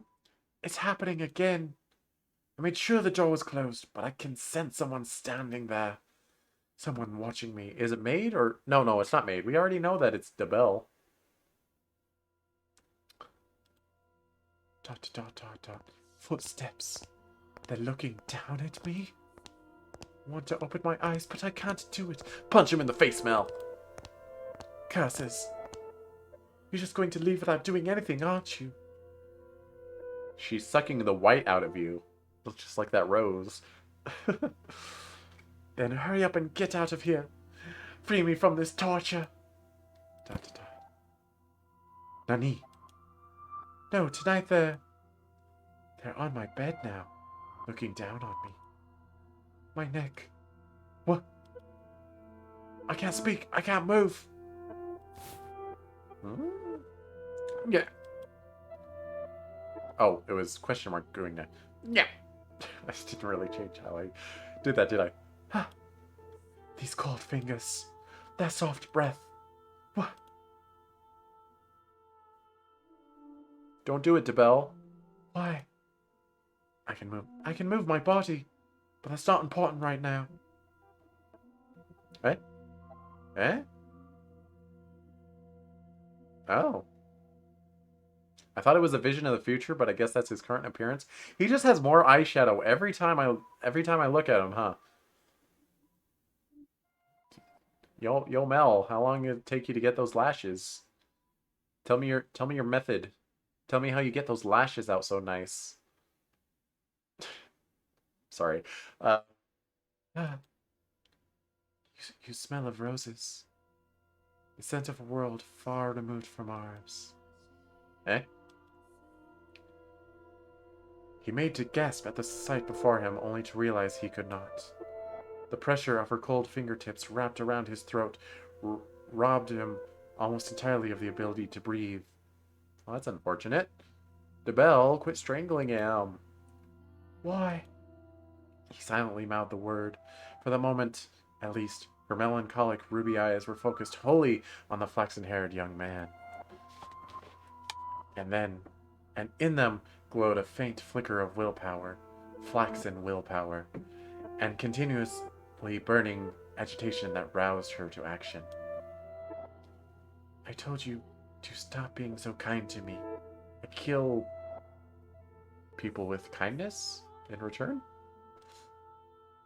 Why? It will be all over soon. Please don't make any noise. Why?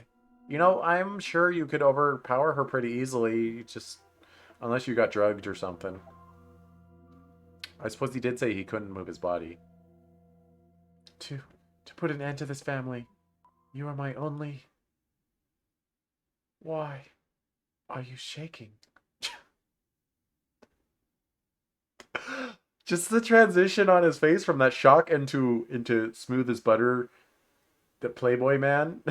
Just, what is that? What? Upon hearing Mel's words, strength drained from her slender fingers. He had not been questioning why she would do such a thing. Because who would do that? It's completely normal to strangle someone in their sleep. I do it at least once a week. Don't ask the cops. Don't tell the cops. There was, of course, a trace of bewilderment visible in his eyes. But he did not shout, nor did he tremble in fear. He instead expressed concern for the young woman who looked like a cornered rabbit. Uh-huh. Yeah, that's a real reaction from a real person. I am not shaking. You are. I can see it.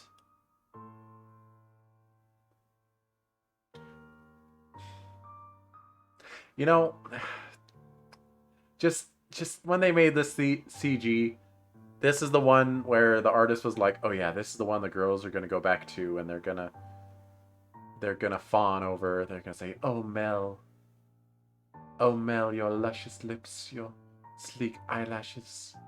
Why couldn't you be mine?" I don't know. She doesn't give off that impression as much. It's not highlighting her face and saying, "Look how beautiful she is." Just doing that to Mel. As he slowly regained his breath, Mel's voice grew clearer. Conversely, the red-eyed girl's grew progressively more faint and raspy. You are not doing this because you genuinely want to. There is some other reason. This is what I desire. To kill for no reason. ... Have you been in my room before? ... You have. I'm sorry. Ah. Well, I'll be damned. Tell me, why are you shaking? You're not putting any pressure on my neck. Why haven't you run? Because I cannot fathom why you would do this, so I'm not afraid. Man, this is... Real people don't react like that. I'm sorry. I don't care who you are. This is a dime store romance novel hero behavior, you know? Whatever. Just swallow it and move on, cheese. It's fine. Do you hate me so deeply you want me dead? Do you despise me to the point you would be willing to take my life with your own hands? No. No, I don't.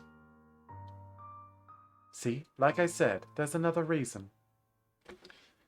If it isn't because you detest me, then tell me, why is it? I'm on a secret mission. I can't tell you. Da, da, da. I am sorry. I will leave your room now. I will do my best not to bother you any further. So please, forget anything ever happened. See, now, I don't know. It's the type of thing, like, if he knew her for years and years, then I could see the level of trust that he's like, I'm not mad you're strangling me. I just wonder why you're doing it. But he's known her for, like, a couple weeks. It's too much. It's too much. Do you think I'm going to say okay and let you go? Da, da, da. Why can't you tell me the reason? I'm sorry. Alright then, I'll try and guess. It'll be a fun game. What? It has something to do with your lineage. You're troubled by it somehow, am I right? Yeah, I'm a werewolf. I'm sorry. Da, da, da. I thought so. How? How do you know about that? The priest at the church told me he had seen you before. He also told me, a little about your origin. But that's all I know. The only difference between us is social rank. And gender, I guess. And our personalities. I don't know what would cause you to do that. Oh, God. Hold on.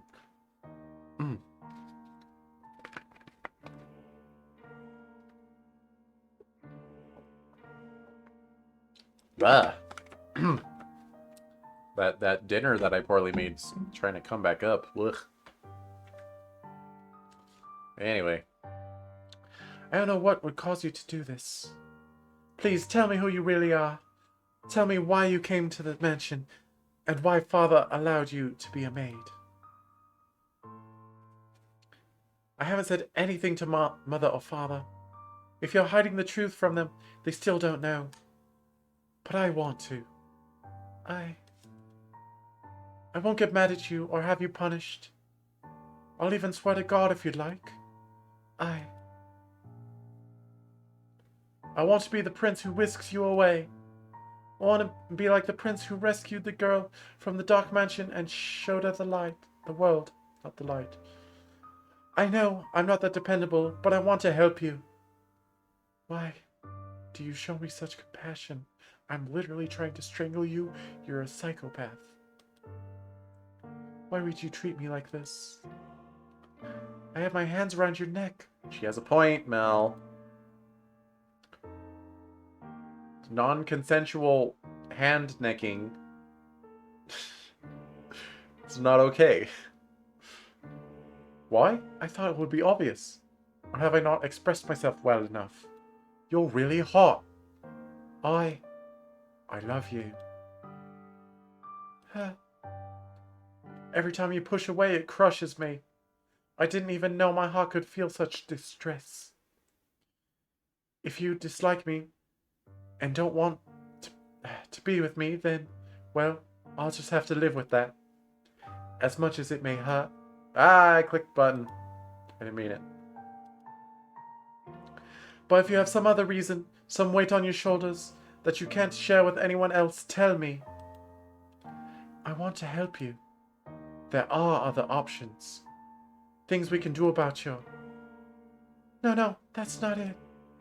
Huh? I've tried to hate you so many times. So yes, there's more to it than just social status. But I can't do it. I couldn't make myself do it. What do you mean?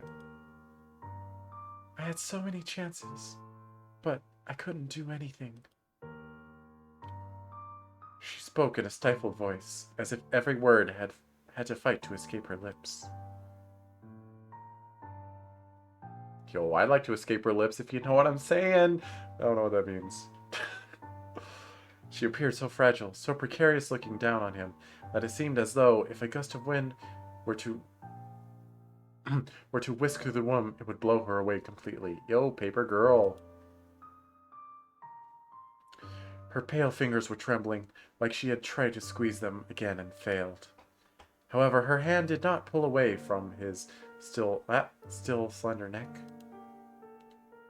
Her hand is so cold. He did not challenge her, but simply kept... Is it? I wonder if it's still snowing outside. It feels kind of cold in here. But simply kept his eyes affixed on hers, as if carefully watching to see what she would do next. I'll say it as many times as I must. I love you, and I wouldn't be able to accept losing you without knowing anything. So please tell me the reason. I'll see to it that you're taken care of. Those are the words of a man of means, Lord Mel. Of someone blessed enough to have pity for others. Sorry? You are a foolish young man. You know nothing. He doesn't know. Da-da-da. The greatest fool of all is myself. If you agree to punish me, I will talk. But only if you punish me. Yeah, I'm that kind of girl. What are you gonna do about it? Tell me. Her long white hair and his soft flaxen hair touched. Flaxen. For just the briefest moments, it appeared in the darkness as though they had fused together. A sign of things to come, I'm sure. I didn't see in the settings any, like, nudity turn off function, so I'm gonna assume that I don't have to worry. But let me just double check. Okay, ferret sensor still good. I have blocking the screen is but one button away, so I need not worry. Anyway. Fused together. The white-haired girl, having finally gathered the courage, began to slowly tell her tale. There's boobas later, but not for a long time. Well, I'll probably get banned from Twitch if I show too much booba, so split second, and there will be ferret instead. And it's censored, kinda? I'll be the judge of how censored it needs to be. There's no nipple. If it's like everything except the nipple, I'll still probably censor it. But I mean, character designs these days get away with that. But I don't know. I don't want to risk it. The white-haired girl, having finally gathered her courage, began to slowly tell her tale. My name is DeBelle. I like French fries. On the night of the storm, I paid a visit to Rose Manor, this mansion. My father and I were always on the move, traveling across the land by foot, so it was only recently that we heard rumors of Rose Manor. There are several reasons why we couldn't stay in one place. First is my unusual appearance. People often find the color of my skin or eyes disconcerting. So, after living in one place for long enough, unsettling rumors would begin to spread, forcing us to leave. It's not like I strangle people in their sleep or anything. I've never done anything wrong. Another reason was my father's line of work. He strangles people in their sleep. I'm just trying to take up the family business. What can I say? He painted pictures for a living, but he had trouble finding a patron, so he had to work day to day. When he was no longer able to find work in a city, we would move. We were birds that migrated without a flock. There are some birds like that, I think. When we arrived in this town, my father was exhausted and weak. That is when we learned of Rose Manor. Don't listen. Oh. And the family who dwelled within it. Rhodes is a name my father could never forget. Oh yeah? He was, long ago, a painter in service of the Rhodes family. You know, I hope when I meet the love of my life that she tells me her backstory um, after trying to strangle me in my sleep and just proceeding me to tell me the story while still sitting on top of me. That's what I want. It's romantic. Hold on. Your father was an artist here? Yes. It was before I was born, so you probably don't remember, Lord Mel. So, so you knew about us before you came here? For as long as I can remember, I've known the name Rhodes. My, my father was chased from your house. Oh? Just because they didn't like something he painted. Your family kinda sucks like that. Nani? Having failed the Rhodes family, no one else would become his patron. Just as a good reputation spreads, so too does a bad one.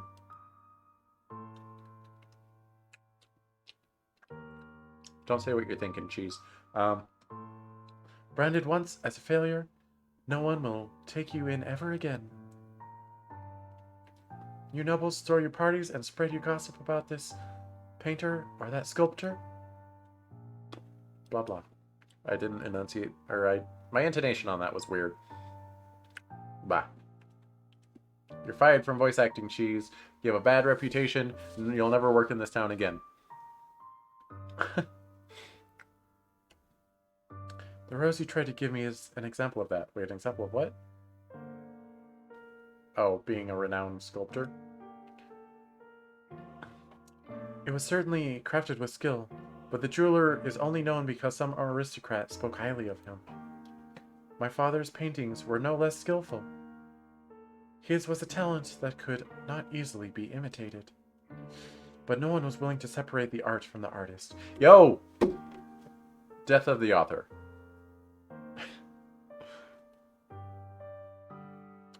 Cancel culture needs to get over itself. Stop canceling everyone for everything. Alright, separate the art from the artists.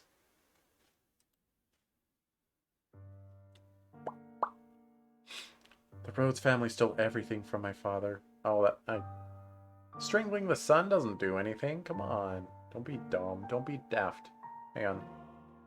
Let me... what? Sorry. I'm checking to see if my hair is too tall, but it seems to be actually just right. So we're good. We're gooch.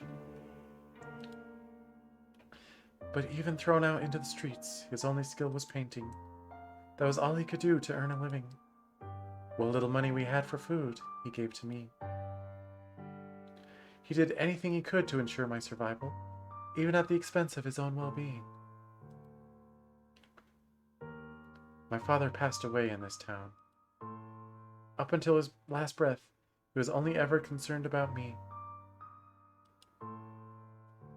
He held me in his arms and ran his fingers through my hair, an apologetic look on his face.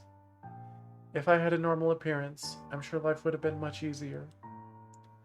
He was always telling me how sorry he was for making life so hard, even though it's not his fault I look like this. I mean, it's around 50% his fault.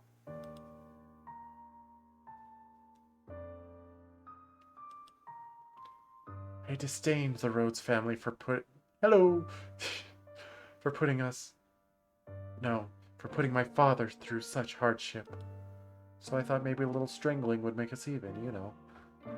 I imagined you were still living in decadence, acting as though nothing had ever happened.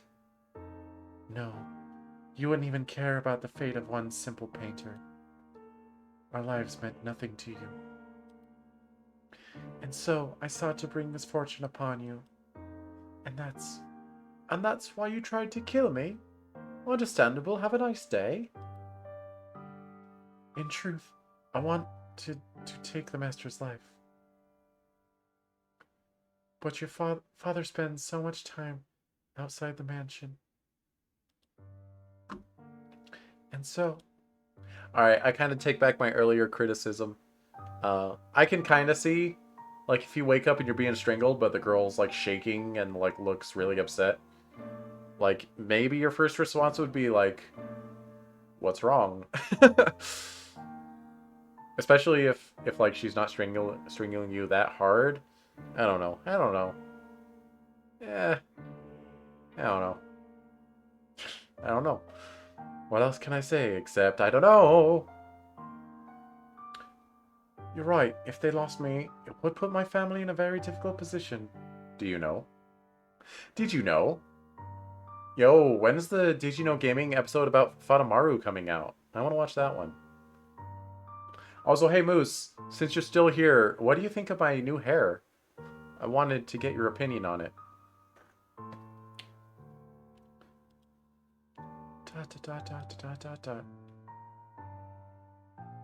That is the whole of my tale. Do you know about my father? Or you now know how about my father, blah, and how I feel about you. Your head is on fire, Cheese. Watch out! Yeah, it really looks like an active fire, doesn't it? It's all waving back and forth and flickering and all that jazz. I was actually trying to recreate a certain haircut, but this is what came out instead. But, you know, I like it. I think it turned out good, even if it's not quite what I was aiming for. Yeah. And honestly, like, you get kind of used to it. Like, it gets less goofy the more you look at it.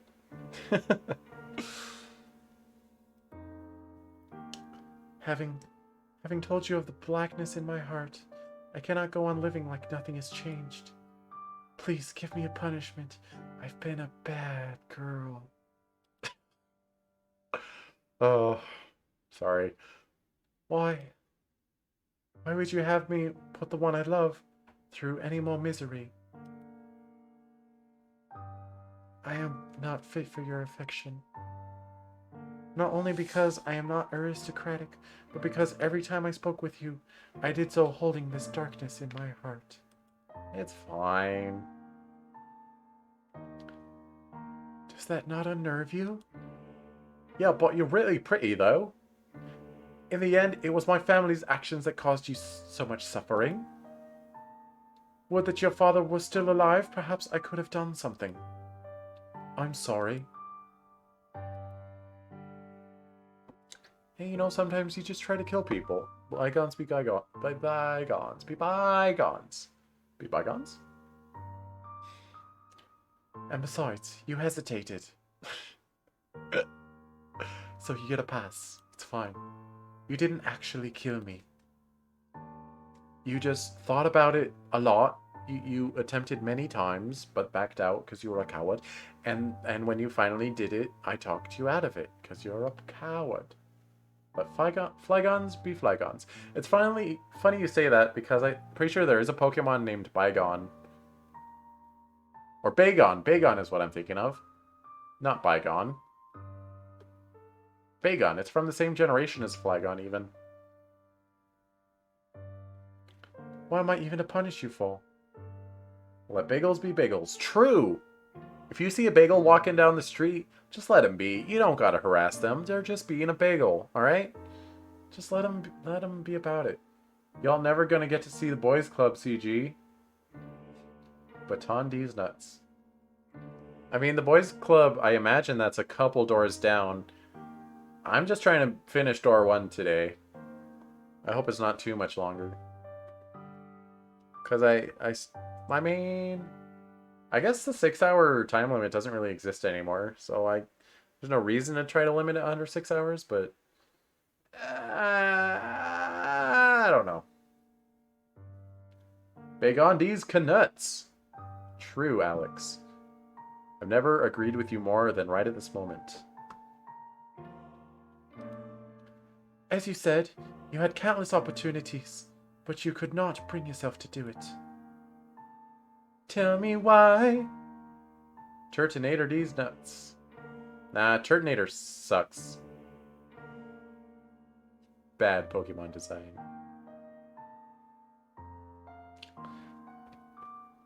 Tell me, why couldn't you kill me?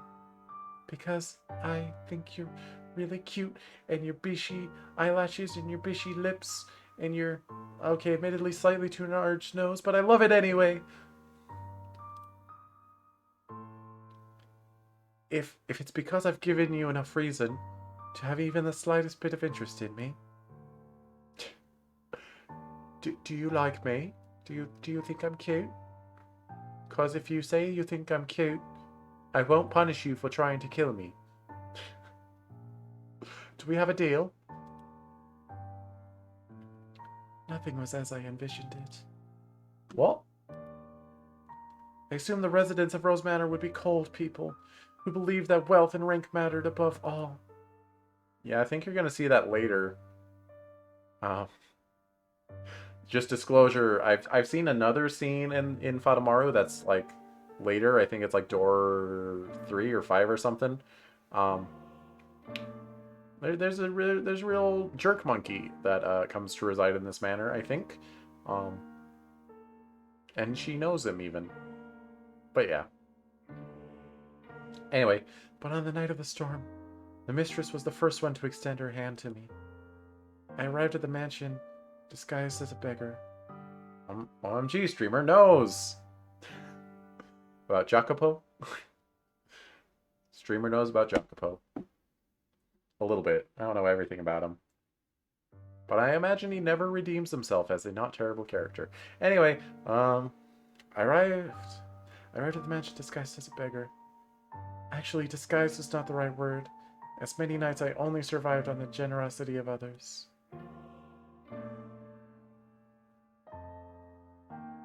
Chode. Why isn't chode censored? That should be a censored word. Hi, I'm Chode.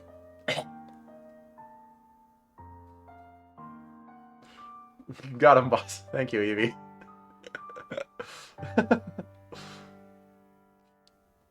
Well, wait. Now Alex says it. You have to time out Alex now. You gotta do it. You gotta do it. You gotta do it. You're not doing it, coward!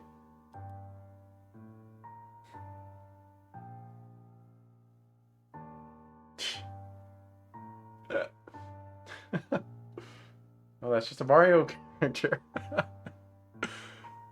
Wait, that was only for... Oh gosh, that was for too long. Well, sorry, Eevee fan. I didn't mean it. Whoops. I don't know how to undo that. I know it's 10 minutes. It didn't let me pick a time. I didn't mean it. Whatever. You'll be back. This stream won't be over in 10 minutes anyway. Okay, you can fix it. He doesn't know it's true. You see, Evie, if you timed him out instead, this wouldn't have happened. If you timed her out instead, this wouldn't have happened. This is what happens when you leave things to the streamer. Also, the ban button is dangerously close to the timeout button.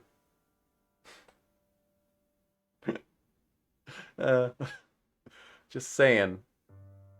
I suppose there's the delete button too. That would probably be better. The mistress did not send me away when she saw me. Quite the opposite. She took me in as a servant.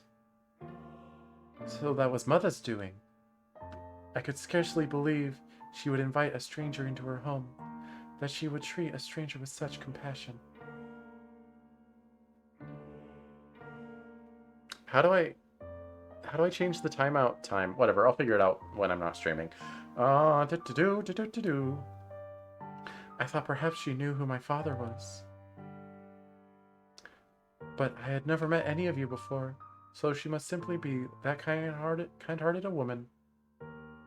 He doesn't know. Ah, chat trolling me so hard right now. I'm so trolled. Yo, is Tails get trolled an emote? If not, it should be. Let me see. I'll search the emotes. No, I don't see any Tails emotes at all. Is there a Sonic emote? There's no Sonic emotes. Oh, but we got Krogunk and Gengar. That's fine.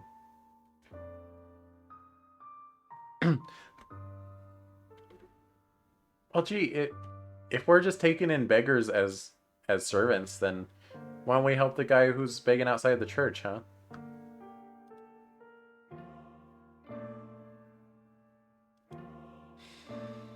But hello, it's me, the menu. How you doing? He doesn't know. Ah, menu betrays me too. Gosh dang it. And the mistress continued to treat me with kindness, despite my disquieting appearance and the darkness in my heart. Well, she didn't know about the darkness. I'm pretty sure if she knew you were planning on strangling her son to death, she would not have let you live here. Just gonna hazard a guess on that. In time, I began to grow less and less sure of myself. Was what I meant to do truly right? Were the things I felt truly justified? But it was a certain fact that my father was here, that he had been chased out. Yo, at least you didn't plan on strangling, Nelly. Because then you probably would have followed through. And then where would we be? But it was a certain fact that my father was here, and that he had been chased out. So I decided I should take your life to put an end to everything before I wavered any further. Yeah, how'd that work out for you? Oh, have you looked at my lips yet? They're so succulent. And then,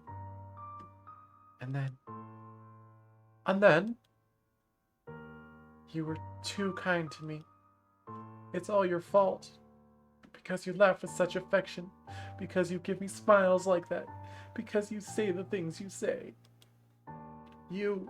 I'm sorry. No, don't apologize. I'm so happy to hear that. Despite, the unusual circumstances. Your fingers do feel nice, though. They're very soft. They're very soft on my neck. Please, don't say you want to leave. Don't ask me to punish you. I couldn't do anything for your father, but at least allow me to do something for the daughter he cared for so deeply, dearly, deeply. You are far too kind-hearted. I'll be happier with you around. You can become a real aristocrat. Huh? There are families that would be willing to adopt you, especially knowing it would bring them ties to the Rhodes family in the near future. Are you saying, as long as you're okay with that, of course. We're not going to ever actually say it, though. That would be silly. Here in House of Fatamoru, we don't say things directly. We only talk around them. I don't understand how you could possibly say that. I have my hand around your neck even as we speak. I still haven't removed them. I'm still thinking about strangling you a little bit. It seems reasonable enough to me. I'm desperately looking for some way to not have to lose you. But I couldn't. I don't know any etiquette or social customs. How could I? You can learn all that. You're pretty and naturally graceful. You'll do just fine. You are such an aristocrat, Lord Mel. What? The way you can come up with compliments so easily. Only for you. Nellie says my poetry has as much charm as a dissertation. As dysentery. I don't understand theater. It puts me to sleep. Yo, spelling theater the British way. Theatra. You laughed, thank goodness. Keep smiling. You don't have to stop. A smile on your face is a smile on mine. No matter how deep the darkness has taken root in your heart, it can always be removed. I believe. Y'all sing it with me. I believe I'm a believer. Okay. Spelling theater the British way, he's gonna flip when he finds out where these guys are from. Italy? France? Germany? I mean, the makers of the game are from the Japan, so... The Japana. The Nihon. I believe people are capable of forging their own futures. Is there, like, blood spattered here? On top of him? She didn't kill him. Of course... Wow. Of course his shirt is, like, open. Of course it is. Of course it is. I said it. The CG's for the fangirls to come back to and be like, Oh, Mel. Oh, Mel. Why won't you look at me with those eyes? Anyway. What do you say we go to the theater sometime? I promise I won't sleep through it. At the private theater, we can get seats at the far end of the second floor, so we don't have to stand. There would be pretty lavish seats, and it would give you a chance to experience the noble life. But, please don't be shy. Come on by. I can have clothes prepared for you. I'll ask one of the maids who can keep a secret. You know, the one named the maid. She's pretty good at secrets, I think. She's definitely not a witch. Say the one with black hair. See, I know. She kind of scares me, though. I don't know what I'm supposed to say. How could you show such compassion for me? Your neck feels really nice, by the way. It's very firm. I tried to inflict harm upon you. Harm, I say! Am I allowed to feel such joy? For every day you suffered, a day of happiness. That's how it has to be. Yo, that's a good line. Smooth. So stand by my side. He softly whispers the girl's name. That he won't tell us. Gosh dang it. Dang it, Mel. First the maid won't tell us, now the house won't tell us, and you won't even tell us either. Gosh dang it. For several long moments, her lips tremble in trepidation, but in time, she squeezed them together and made a smile. He wrapped his arms around her unbelievably slender, frail frame, holding her tight in an affectionate embrace. Quick, fade away before it gets rated X in here. Mel approached me the next day. He explained to me the course of events, and then asked me to dress her up more beautifully than any other noble girl has ever been. She was already a very pretty girl, so even without much effort on my part, simply putting her in a dress, she radiated beauty. Hello.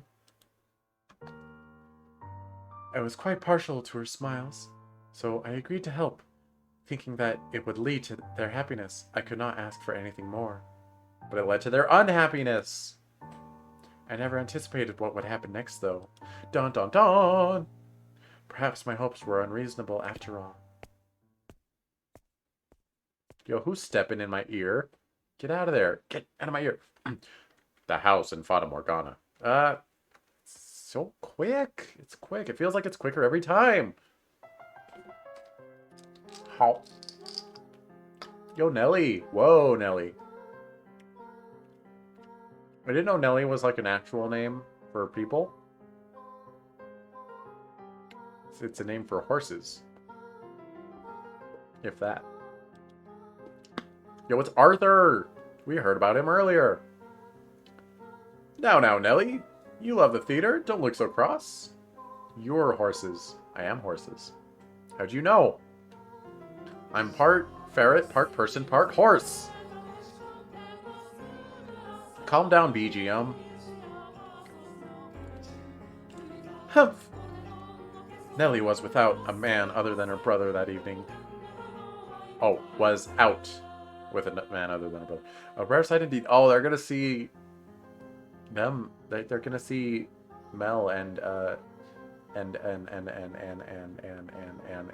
Debelle.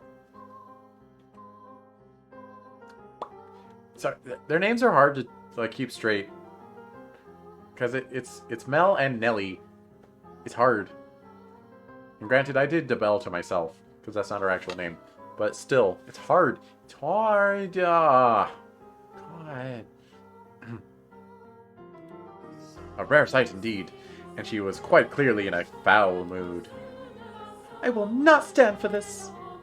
That I should have to marry a man as disagreeable as Arthur. It's unthinkable. The young man at her side was Nellie's fiancé, selected by her parents. Oh, sucks to suck. On any other occasion... Stop that, BGM. Stop it. Stop being dissonant. It's distracting. Stop it! I'll turn you off.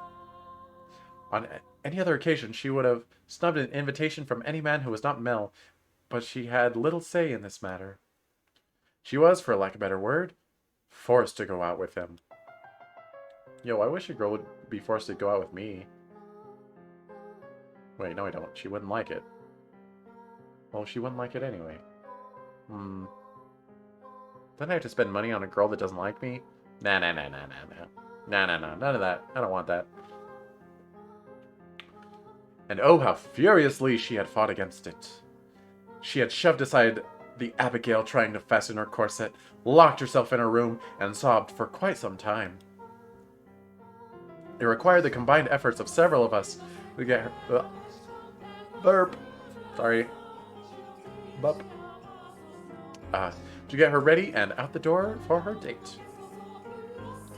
Come now, you should at least pretend you're enjoying yourself. Or do you want people to think we don't get along? Do we get along? Well, I want to, for what it's worth. Sorry. What it's worth to you is my name, not me. Are you really going to be like that?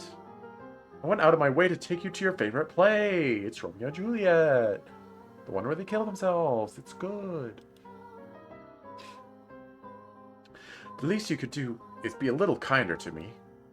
I don't know what Arthur's voice is. What was it called again? Romeo and Juliet? Called it. It's been running for 6 or 7 years now. Yo, we're in Shakespearean times. So this is actually like current play. It's not like, oh, ye old days of Shakespeare. It's like, yo, there's this Shakespeare guy. He makes these plays. Have you heard about him? I see.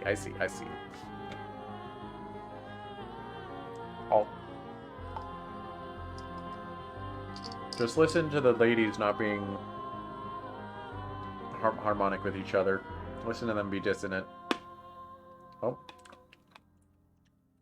Crunch. That wasn't my bones, in case you're wondering. It was more of that mini Vita C. Mini Vita C. It's been running for 6 or 7 years now. A family like yours and mine could pay to have could pay to have a brand new script written.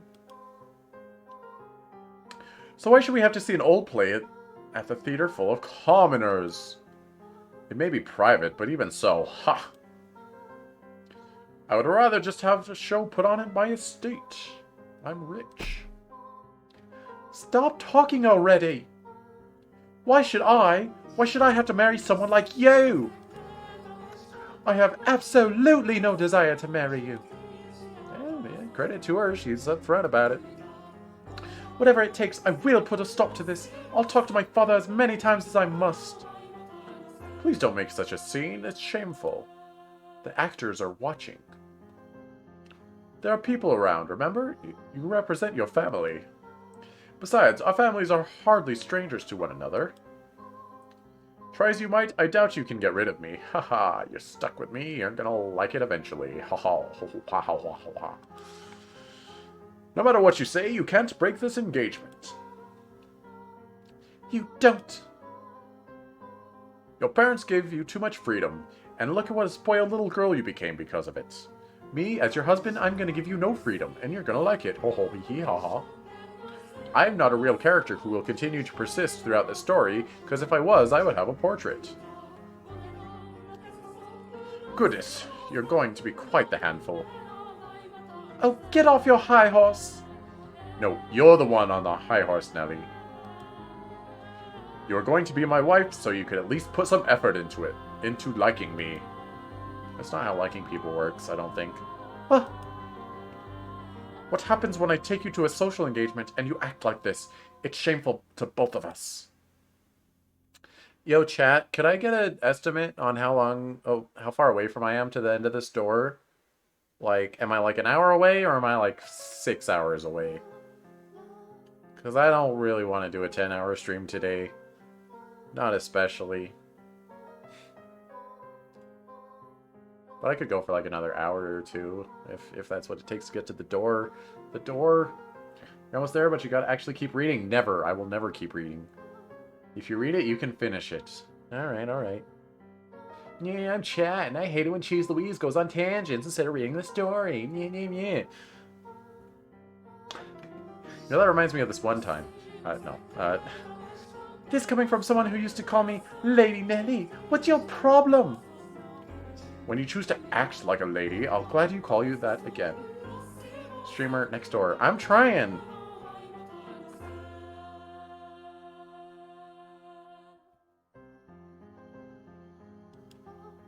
Lol.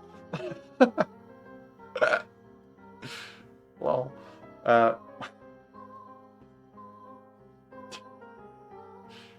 Cloverhelm, you can undo that. When you choose to... Oh, goodness gracious. Streamer abusing mods. True.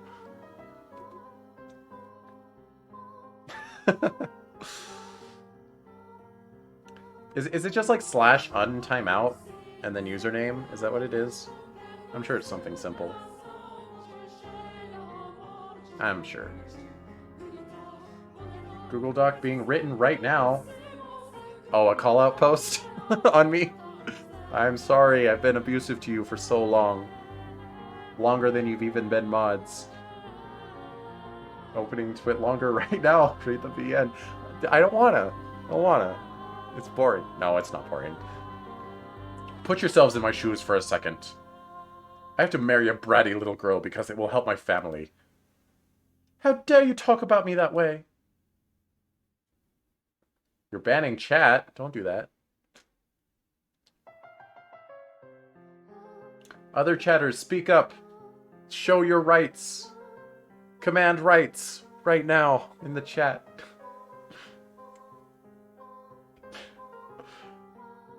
You're not a damned princess. Open your eyes. If you think talking about your father will get you out of this marriage, you're welcome to try. Or talking to, not about. I doubt he'll have it, though. Otherwise, you could just go complain about it to your friends. Your stupid, dumb friends. I hate them.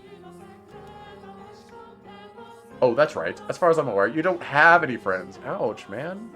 That's your future wife. You don't gotta treat her like that. Enough! As you wish.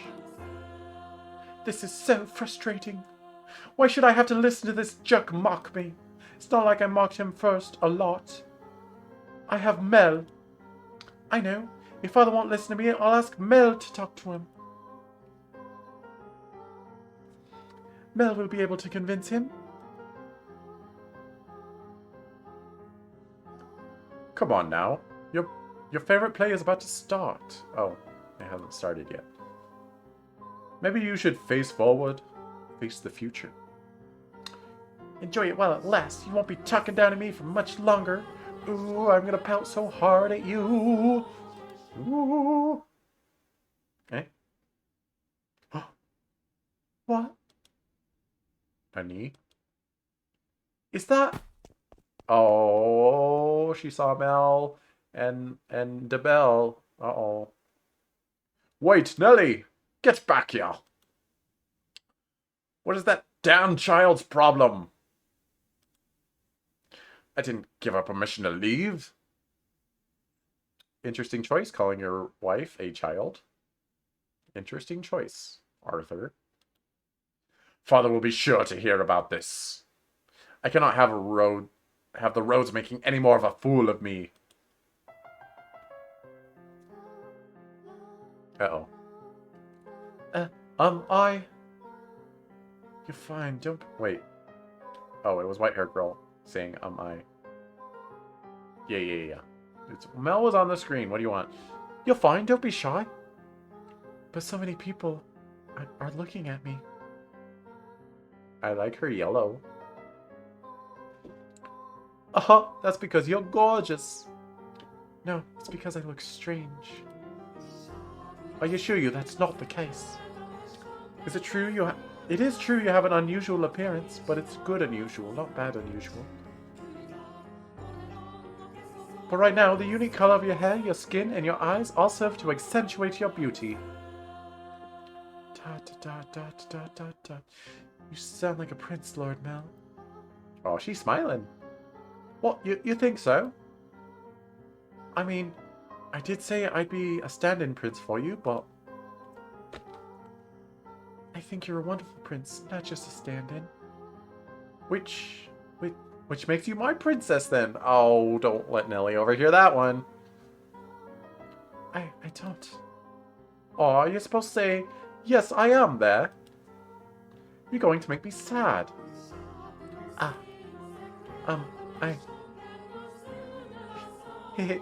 I guess I'll just have to keep working at it until you submit. Submit!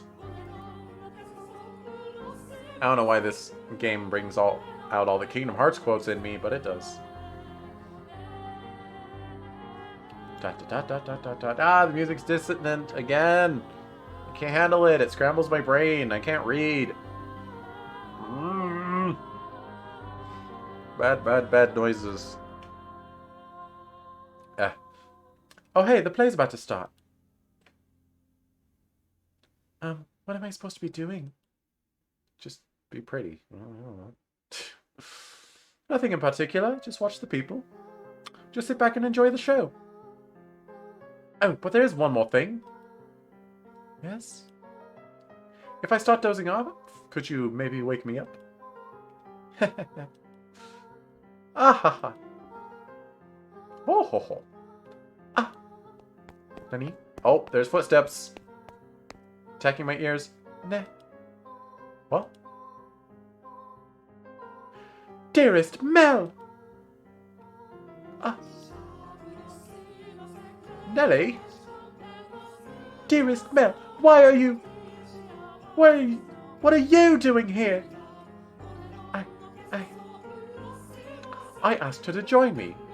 It's nothing to get worked up over. It is. It absolutely is. How many times did I ask you to come with me and you wouldn't?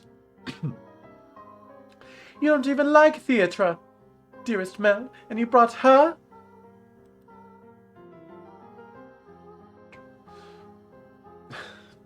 You're right. I'm not especially fond of plays, but I wanted her to be able to see one. Why are you making such a big deal out of this, Nelly? Hello. She's not suitable for you. What? She isn't good enough for you. Why would you choose her? She's creepy and you have no idea where she came from, and she smells bad sometimes. Don't talk about her like that, Nelly. You smell bad sometimes too. It happens to all of us. But you don't even know who her family is. I do.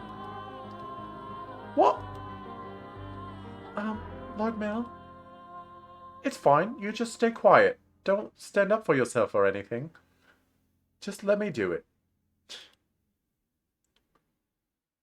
Like the other maids, she comes from a respectable house. I looked into it. However, circumstances prevent me from telling you what house that is. No, you're lying. That can't be. She doesn't act like a lady. She lacks etiquette, and she probably can't even dance. You expect me to believe someone like her is from a good house? Enough already, Nelly. I'm gonna hide behind this blood smear. Oh, I guess this is plants, vines. It looks like plants on this side, but this side's like too monotone. Mel yelled at me. You have my word. You don't have to worry about her. So please, stay out of this, Nelly. It isn't any of your business if I spend time with her, is it? But dearest Mel... You need to stop hanging all over me, Nelly. And find someone for... Wait. What are you doing at the theatre? Are you here alone?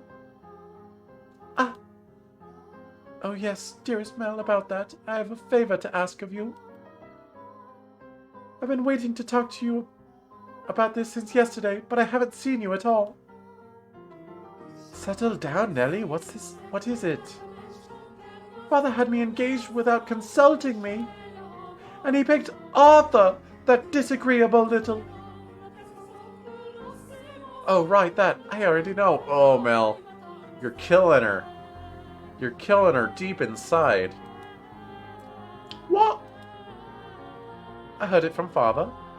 That reminds me, you didn't show up at breakfast this morning. I see now. It was because of your engagement. Dearest Mel! Is that who you're here with today? In that case, you should get back to him, rather than waste any more time with us. You knew I didn't want to get married, Mel, so why? Why didn't you talk Father out of it? Because it's your time, Nelly. You're 14. Go get married already. Freaking olden times, man. They sucked.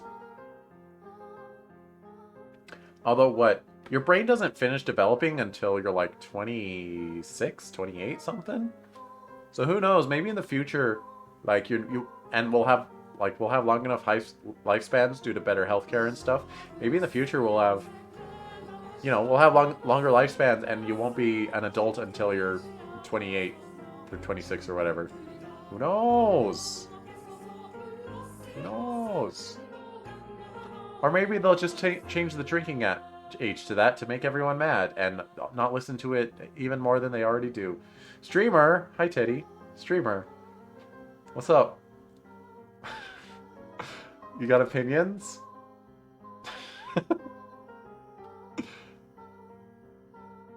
Take your Adderall.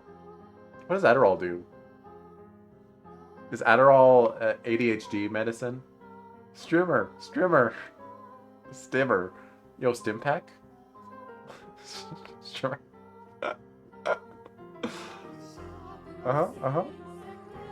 Oh, they've stopped. Well, because it's your time, Nelly. There's someone else you'd rather be with than... Well, you can try persuading Father, but... You're the only prince for me, dearest Mel. Yeah, I don't think Mel really understands your whole incest angle. Good luck, Nelly. A prince always grants his princess his wishes. Doesn't he? I just want you to say that you'll do that for me, dearest Mel. Lady Nelly. You stay out of this, you... you skinky twat. It's all your fault. It's all because you showed up and played your little tricks on him. I guess this stream is rated M, so I am allowed to swear and say bad words if I want to. But, yeah. It's a good habit to just avoid it. It's all because you showed up and played your little tricks on him. I warned you about this rat, dearest Mel. She is not suitable for... I told you I've had enough already. Oh, he yelling. Oh! No. No, that's too far, Mel. You do not slap the sister. You do not. How much longer are you going to continue acting like a child? I can deal with you being a spoiled little girl, but how dare you be so derisive to someone else? Mel hit me. Lord Mel. Go on, the show's about to start. People are giving us dirty looks. It's not like I hit a woman or anything. Return to your betrothed, now. I will apologize to him afterward as well, but not to you, stupid little sister. You said you would always be by my side. That you would always be my prince. The time for make-believe is past, Nelly. No, no, I refuse to believe it. I will not have it. Nelly! I'm in my slapping pose. I'll slap you. Slap you good. Oh boy. My goodness, that girl. I got all ready to slap her again and everything. Are you not going to go after her, Lord Mel? No, just let her go. The only place she even has to go is home. Yeah, that's what you think. See, this is the part where the girl runs away from home. You dunce parse. You dingo dial.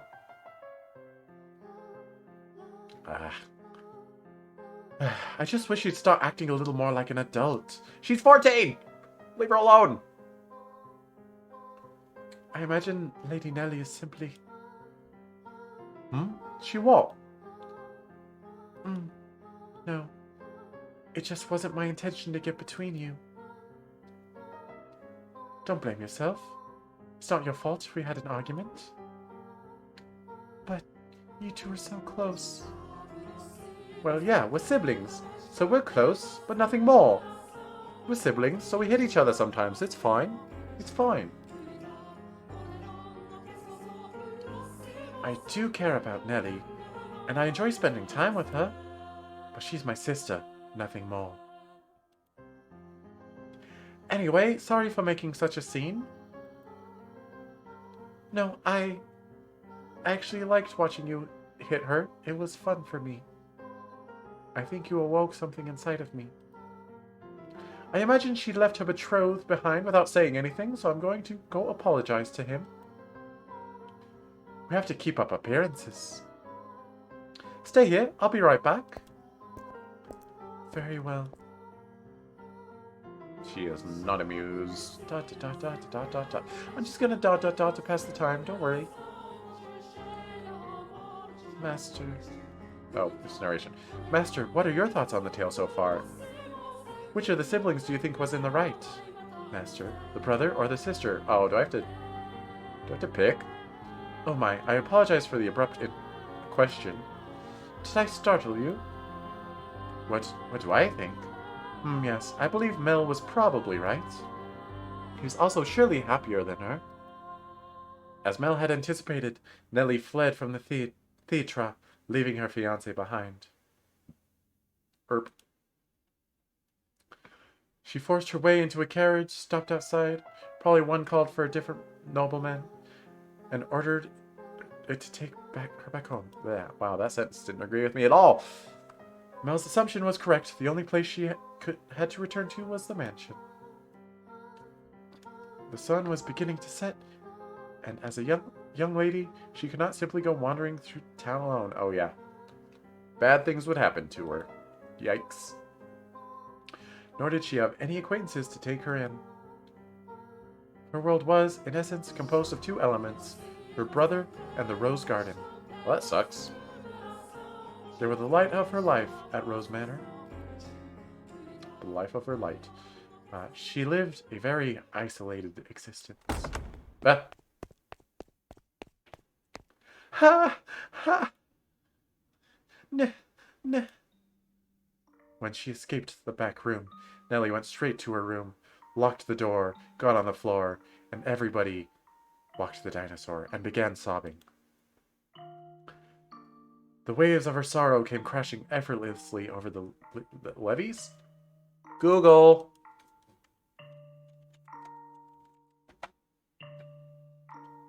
A levee. An embankment built to prevent overflow of a river. A ridge sediment deposited naturally alongside a river, overflowing water. A landing place. A quay. Well, now I want to know what a quay is. Wait, but she's in her room? She's in the garden. I don't know. Tears streamed through the cracked walls of the dams blocking her tear ducts. Okay. Why? Why? Why? Why won't you help me, Mel? I can't be sad and British at the same time. Overload my ferret brain. Wait, maybe I can. Why won't you take my side? The decor in her room appeared blurry through her damned eyes. Memories of the day she had it redecorated played back in her mind with crystal clarity. Yo, if all love is tragedy, why are you my remedy? If all love is insanity, why are you my clarity? Anyway, it's not even the right lyric, but it's my preferred lyric. Streamer. She told me she had no feelings for you, and it wasn't like I forced her to say it or anything. That liar! That liar! I'm gonna break some glass. She let her emotions run wild, breaking glass craftworks, silver plates designed by famous foreign artisans, flower vases, all sorts of things. Hello. It was as though a beast had been set loose in the bedchamber. Alright, beast counter set at 1. That is 1 beast. Beast 1. How do I know that beast shows up a lot in this game? I don't know. But that is 1 beast. Alright, are you keeping track, chat? That's 1. Alright?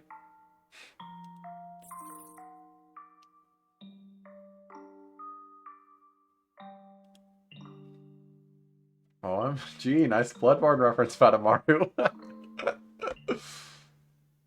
Yo, what? Oh, maybe I could set up a bot. Like, if you do command beast, it'll, like, move up a counter? I'll figure that out later. The vase she tossed shattered against the painting hanging on the wall, spraying water, porcelain, and roses in every direction. And yes, I know vase is a weird way to say it, but I don't know. I don't want to say vase for some reason. I want to say vase! It was the portrait she adored so dearly of her and her brother, and now you ruined it! Ah. And in what appeared to her like a metaphor for her life, the frame fell off its mounting and came crashing to the floor. Cheese, can you remod me? I'm crying and shaking my boots. Wait, did that unmod you?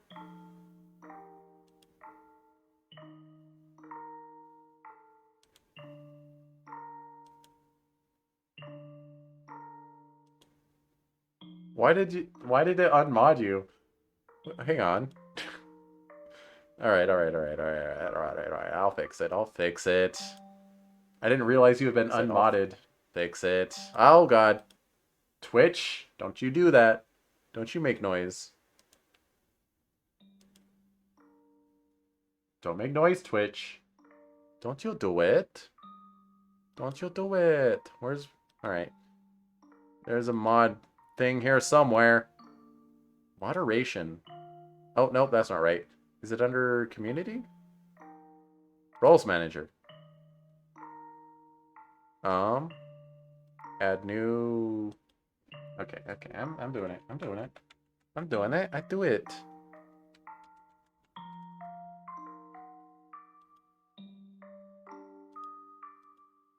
Alright. Sadly, you can't be a VIP if you're a mod, but yeah. There you go, you got it back.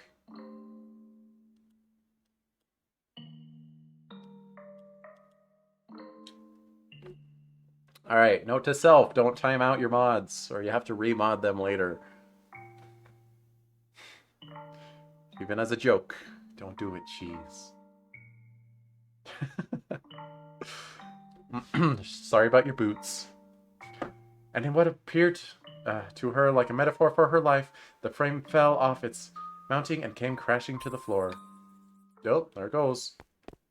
Nellie darted over and scooped it up. The frame had broken, but the painting inside was unharmed.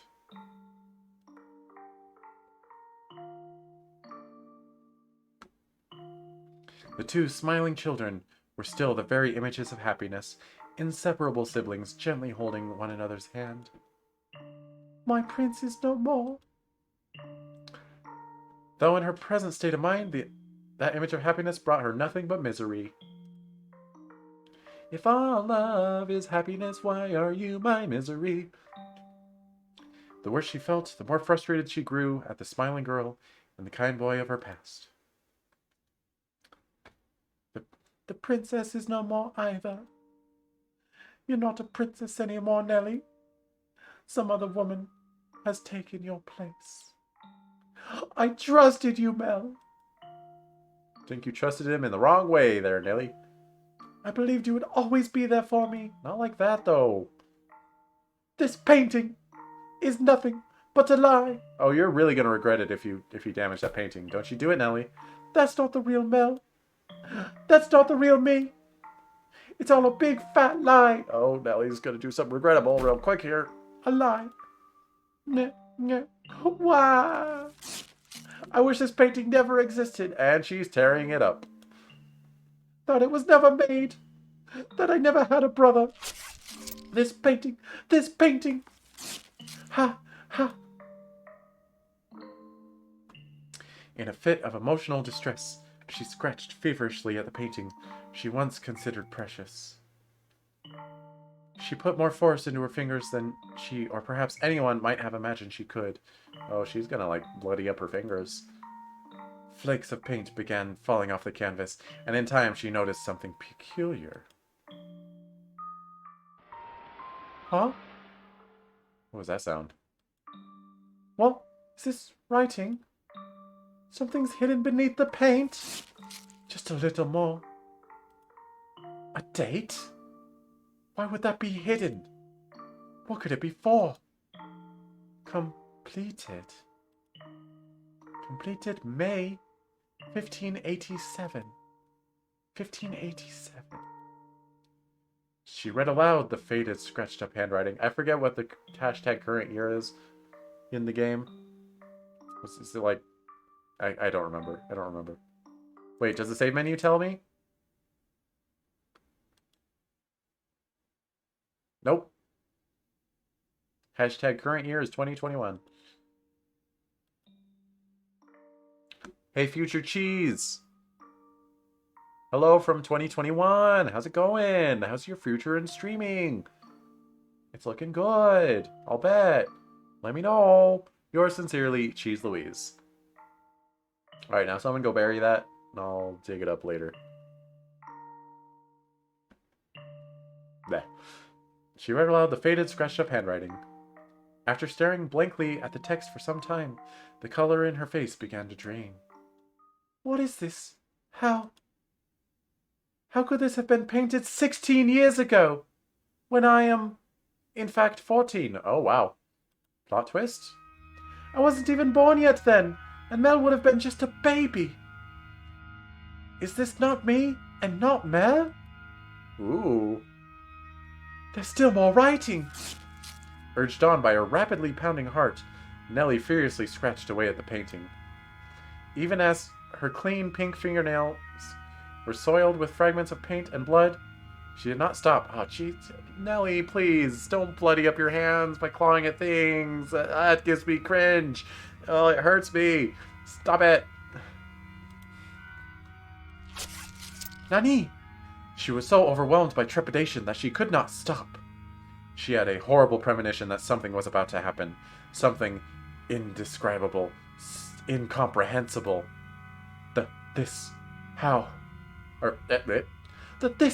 How I envision your son and unborn daughter might look several years from now. Your son and our unborn daughter. So this was a painting of the future? Then it really is of me and Mel. Now, use your head, stupid. I'm only 14. 16 years ago, I would not have been inside Mother. But then, But then who is this? Who is that holding Mel's hand? In this fictional setting? Who is that with my brother? I'll kill her, even though she's probably already dead. All things considered, more, there has to be. Ow! Stop hurting your hands, please. Oh, what? I hate it. I hate it. Found it. There's more writing. I have to know what this is. Calm down, Nellie. It's nothing to get worked up over. I'm sure it's nothing. You've never been worked up in your life. Calm down and read. There's nothing to worry about. If our unborn child... This is what the writing on the painting said. If our unborn child does not have your hair color, then you will probably not be able to take her in as your own. I will be punished and my life made miserable. And so I pray that this child might have flaxen hair. Frickin' Flaxen! It's all Flaxen's fault! Okay, there's the ... in the writing on the painting, too! That's how much this game loves ellipses. Though it is a sin to wish she had... Though is it a sin to wish she had in her a trace of me? Oh, I see. I do hope it is a girl. Alright, do I spell out what's happened, or do I just keep going? I mean, I know who the girl in the painting is. And you should too. Hint, she does not have flaxen hair. Yeah, streamer, go on. What am I reading? I don't get it. Someone tell me, what does this mean? It's like Final Destination. Like, there will be incest. It will not be avoided. Try as you might. There will be incest. Nani? That's the Final Destination for Mel. There will be incest. A painting from 16 years ago. Hair color, sin. I do hope it is a girl.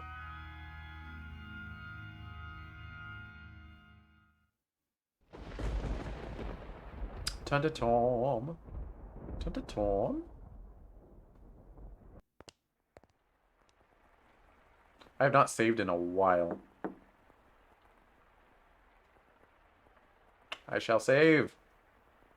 See, this was a choice, but I don't think it mattered.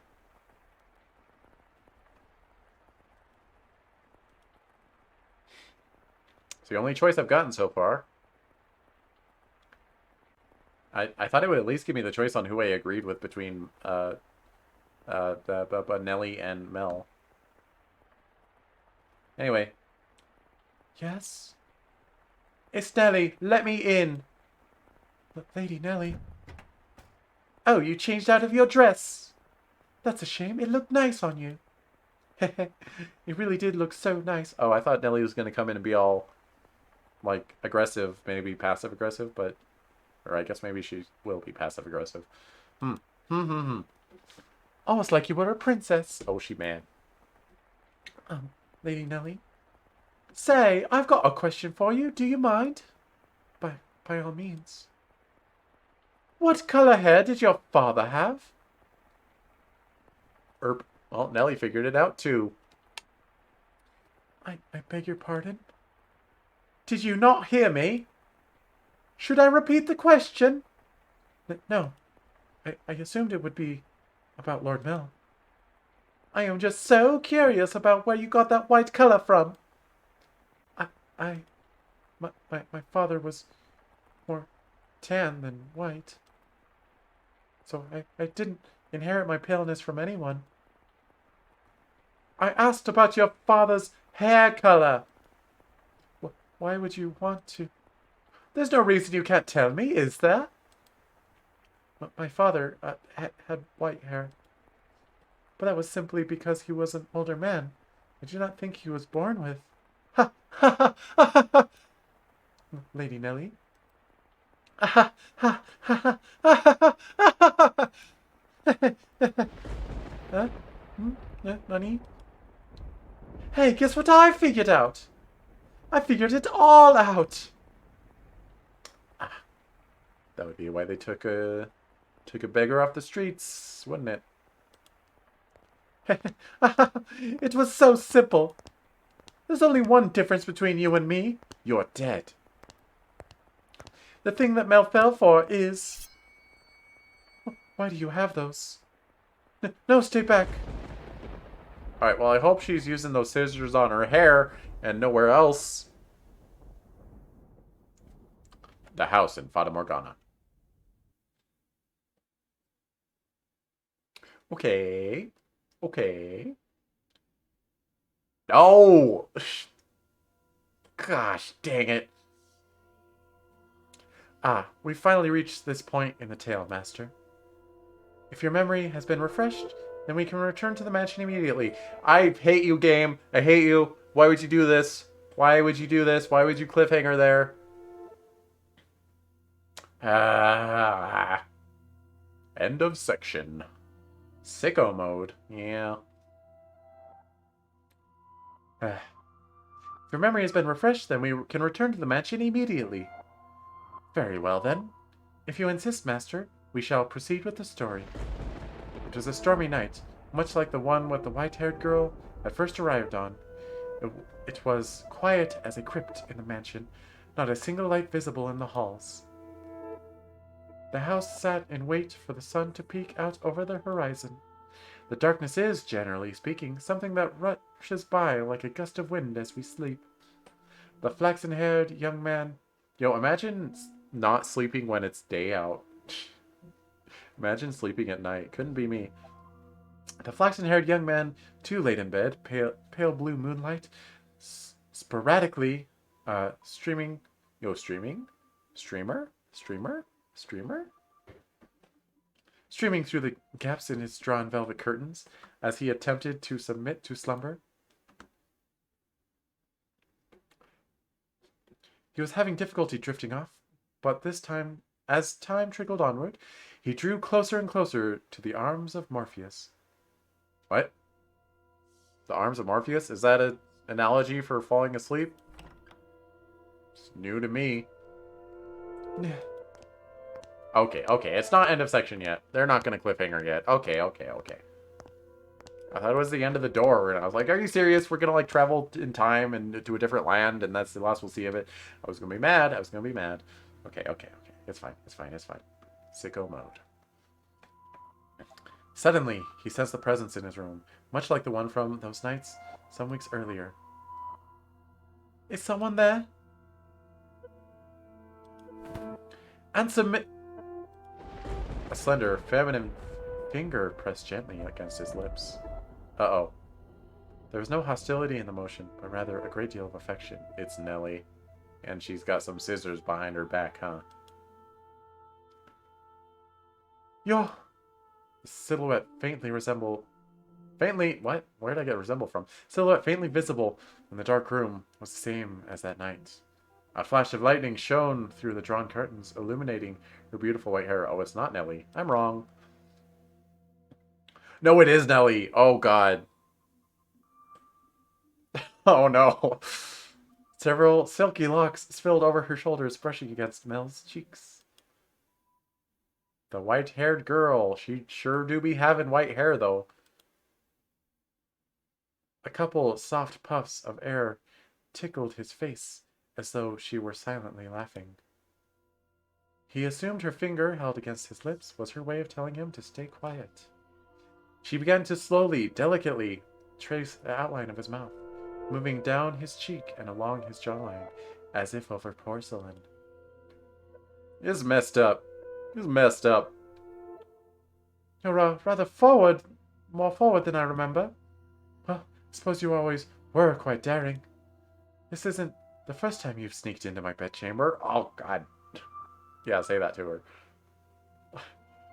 Angry dots. The boy said in an attempt to conceal his surprise. Do you remember the night she came in to exact revenge on him for her father? Indeed, she had proven herself to be a rather bold girl once already. It's dark, I can't see you very well. You know I like to see you when... during... Oh, sorry, I'm sorry. Why don't I light a lamp, or perhaps we could open the... Before he could finish, the white-haired girl sealed his lips with her own. In the near total darkness of his bedchamber, the two shadows appeared as one.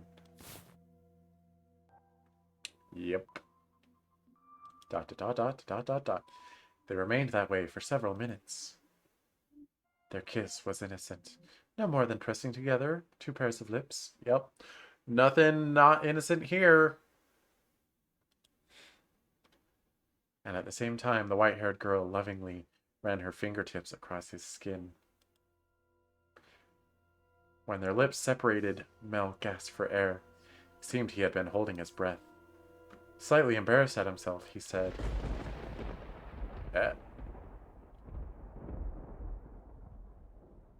Dearest Mel. Yep.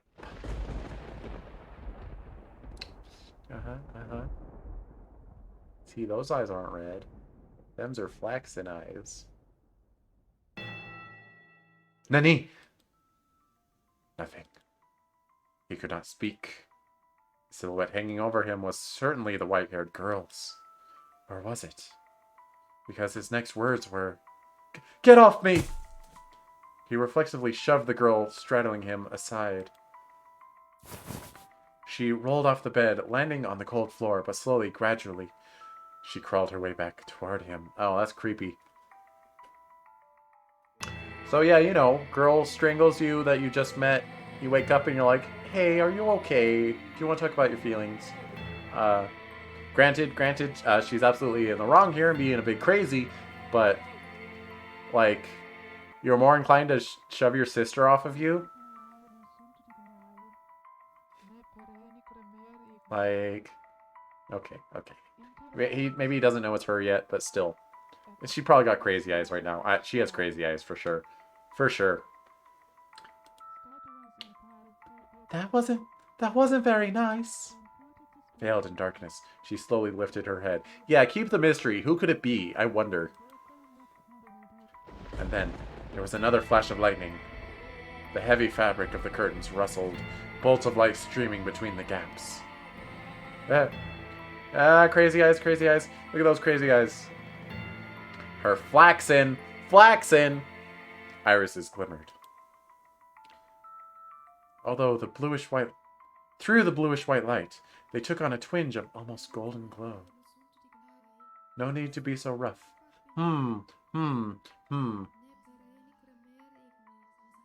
So in a scene that I've seen later, a white-haired girl is around. I can't remember if her eyes were red or if they were golden.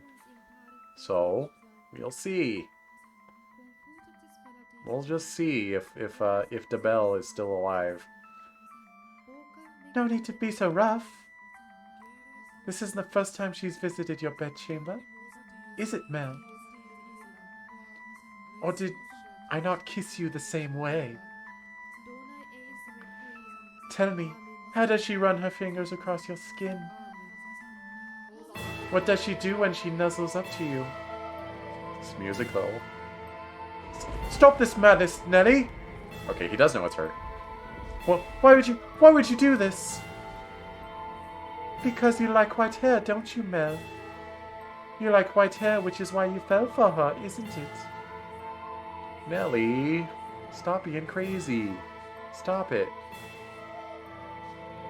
Please don't have killed DeBelle. I liked her. Please don't have done it.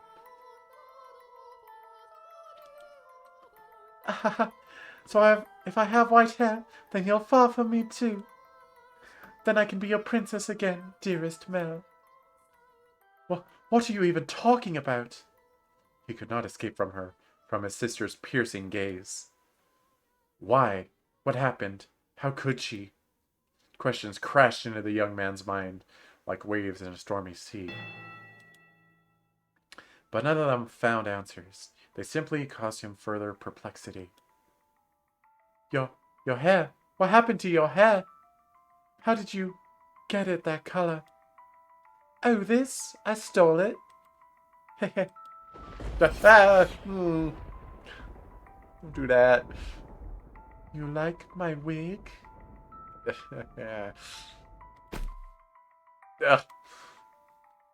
But as soon as the words left her mouth, Mel was in motion, propelled by pure instinct.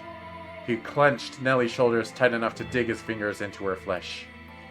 Oh, well, maybe don't do that. You're hurting me, Mel. Oh my god, wig! Wig! Is that why you guys were spamming wig earlier?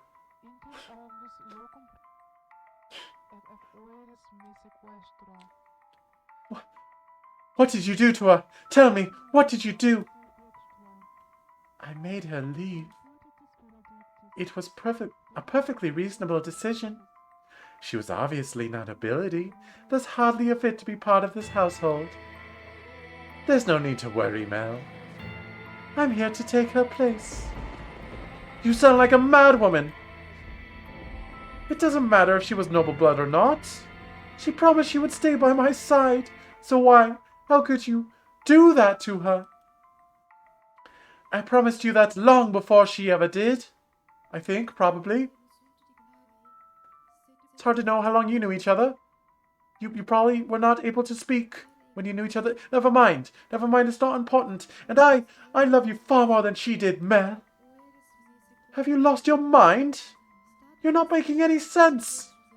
Where is she now? What is she doing? It's always her with you. What more could you want from me? Besides white hair? Dunno. Tell me, what does she have that I don't? Well, don't mention her eyes. What do I have to do to get you to focus on me and only me? We're siblings. Oh, that still worked. We're siblings. Don't you understand what you're doing? Oh, I understand it quite well. Far better than you do, dearest Mel. I even know that a former queen was executed for it. But if we don't get caught, there'll be no problem. Lily, what are you saying you've always felt this way about me? Oh my, didn't you notice, dearest Mel? Yo, he do be kind of dense, though. You truly are a dense one. I guess, why do I predict everything they're gonna say right before they say it? I mean, they did say it already, but I didn't read it yet. Okay? I guess romance just isn't your strong suit. But you've noticed now, haven't you? You know exactly how I feel about you, right? I want it. Quit it. Enough. Don't say anything else. Stop having these insane feelings for me. It's disgusting. What are you laughing about? Poor Mel. Content in your complete ignorance. All right, I'll tell you everything. Mel, you can only love blood-related women. Huh? His cackling sister appeared to him like some kind of inhuman life form. Her actions, incomprehensible exclamations slowly trained him of strength. What kind of deranged nonsense is that? I love her. She's your sister, Mel. Very funny. How far out of your mind have you gone, Nellie? Poor Mel. Do you honestly know nothing? Say that her father was a painter? He painted pictures for a living. What of it? For a time, her father painted for our family. You've seen the picture before, dearest Mel. The one hanging in my room, of the two of us. That was painted by her father. He did a good job, didn't he? I kept asking and asking until you finally agreed to hold my hand. And how did you feel about that? You were rather embarrassed, weren't you? Do you remember that day, dearest Mel? You couldn't possibly remember it. But there's a chance you might remember this. Before we moved to this mansion, we had a painter with white hair. I don't remember any such thing. He was, long ago, a painter in service of the Rhodes family. Should I be reading that in DeBelle's voice? Oh well. But that painter did something very, very bad. And because of that, he couldn't remain a part of our household. Dot, dot, dot, dot, dot, dot. Do you know what he did, Mel? Alright, is there anyone, like, anyone ever who's played this game that's, like, this far and they're like, I don't get it. What's she on about? I don't understand. Whatever. I guess the hammer drop is for Mel, not for the reader. I don't get it. Sure. Yeah.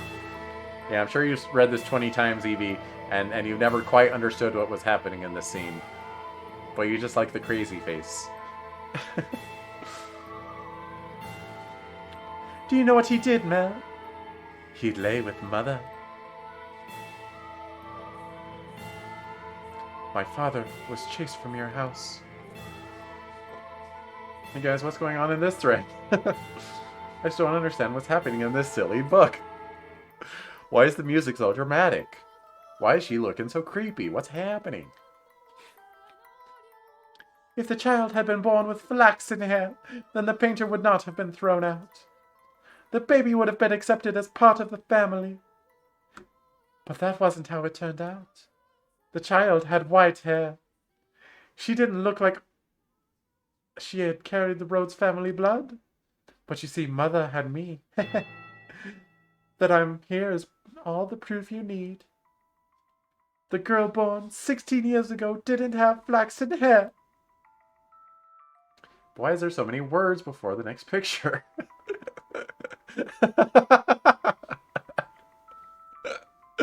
Oh my goodness.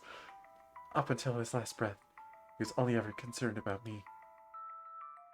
He held me with his arms and ran his hands through my hair, an apologetic look on his face. You're talking total nonsense. What proof do you have?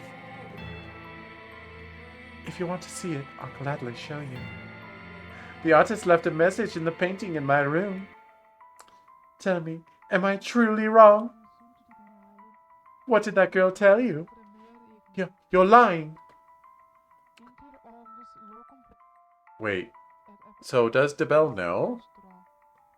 'Cause, like, is that why she wanted to kill Mel? 'Cause she's like, I'll be the eldest and I'll inherit the family. These are questions. What part of it is a lie, Mel? Everything I'm telling you is the truth. Why don't you go ask Mother? I'm sure she would throw quite the fit. Mother wouldn't. The mistress did not send me away when she saw me. Quite the opposite. She took me in as a servant.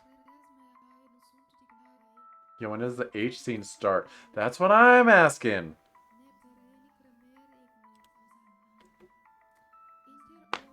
Ow, ow. Oh, wow. Ow. Ow, my arm. Jeez. Okay, no, it's fine. Wow, you heard that, right? Ow. Goodness. Okay, it's fine. My arm is fine. I just broke it. No, I didn't. It never made sense to me. Why would she hire a maid she knew nothing about? Someone who just showed up at the door one day. So when I asked Mother to make her my maid, she stubbornly refused. From a good house? Don't make me laugh. If she were really nobility, she would have given us her name. Well, we know her last name. But Mother was so desperate to cover up her mistake. That doesn't make any sense. I don't believe a word you're saying. It couldn't possibly be true. Wouldn't it be nice if you could bury your head in the sand? Alright. Real talk, though. There's been a lot of expositioning, and there's not been a lot of action. The scene was really intense until Nellie just started talking a lot. You know? Yeah, well. Tell your story with actions, not with conversations. Wouldn't it be nice if you could bury your hand in the sand? But Mel, feigning ignorance is a sin. No, you're being ignorant. No, I refuse to believe it. This is a visual novel. You still tell your story with actions. You make things happen. even if it doesn't visually happen on the screen, you make actions happen. That's true of books. It's true of visual novels. No, I refuse to believe it. Not a chance in hell. You just don't understand anything. How I feel, how much I've suffered. Do you have any idea how long I've loved you? 14 years? Knowing that you would never accept my affection. But then, fancy that. You fell in love with your half-sister. Then I should qualify for your love too. You're gonna hate Higurashi.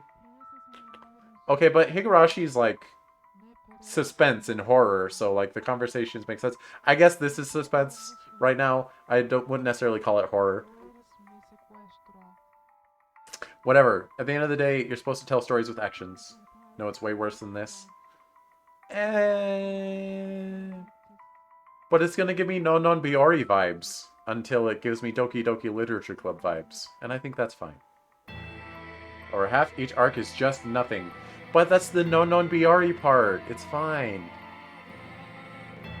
Higurashi is slice of life with a drip of horror. Meh. But that's like what makes it. Anyway, I'm just being judgmental in the moment. I'm not saying that this is bad. This is being well done. It's got the suspense. Then I should qualify for your love too. Shouldn't I, Mel?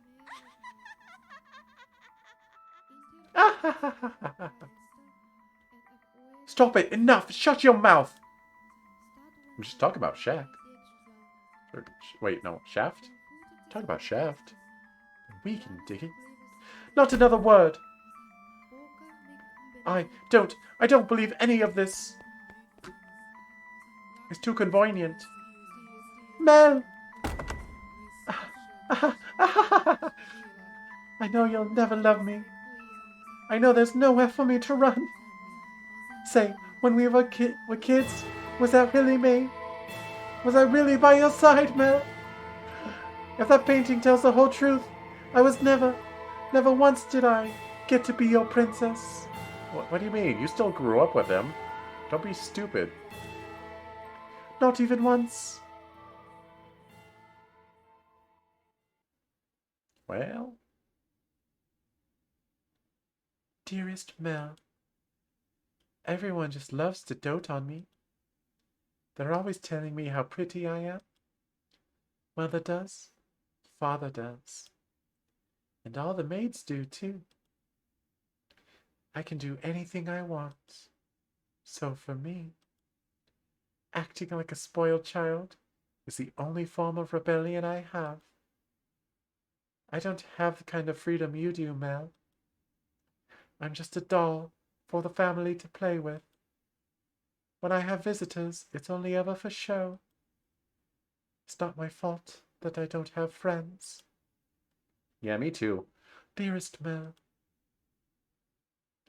you're the only one who's ever cared about me more than anything in the world. Dearest Mel, I always knew how I would react if you fell in love. I would cry my eyes out. I would envy her to death.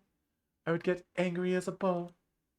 And then I would cut her hair off and paste it onto myself. I always do it. But eventually I would have given up. I knew I could never have it my way after all. My feelings would never bear fruit. So why did she have to be your sister? Tell me why. Tell me why.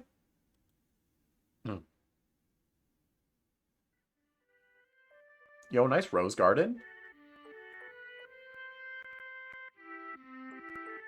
I like younger Nelly better. She's not a psychopath yet. See, this is Nelly though. It's not DeBelle, it's Nelly. Like, you got to grow up with him. What the heck? Yeah, I bet you do. No, I didn't mean it like that. That's... Oh my god. I mean, 14's closer to my strike zone anyway. God. Shouldn't have said that. Don't clip that. Oh my god. Why do I say these things? Oh, dearest Mel, here you are again, reading such hard books. Your eyes will go bad if you spend too long staring at pages. I'll be fine, Nelly. It's not like I'm reading 24 hours a day. No, that's not good enough. Your eyes go bad, dearest Mel. If your eyes go bad, dearest Mel, you won't be able to see me anymore. You worry too much. I can see you fine and well, my princess.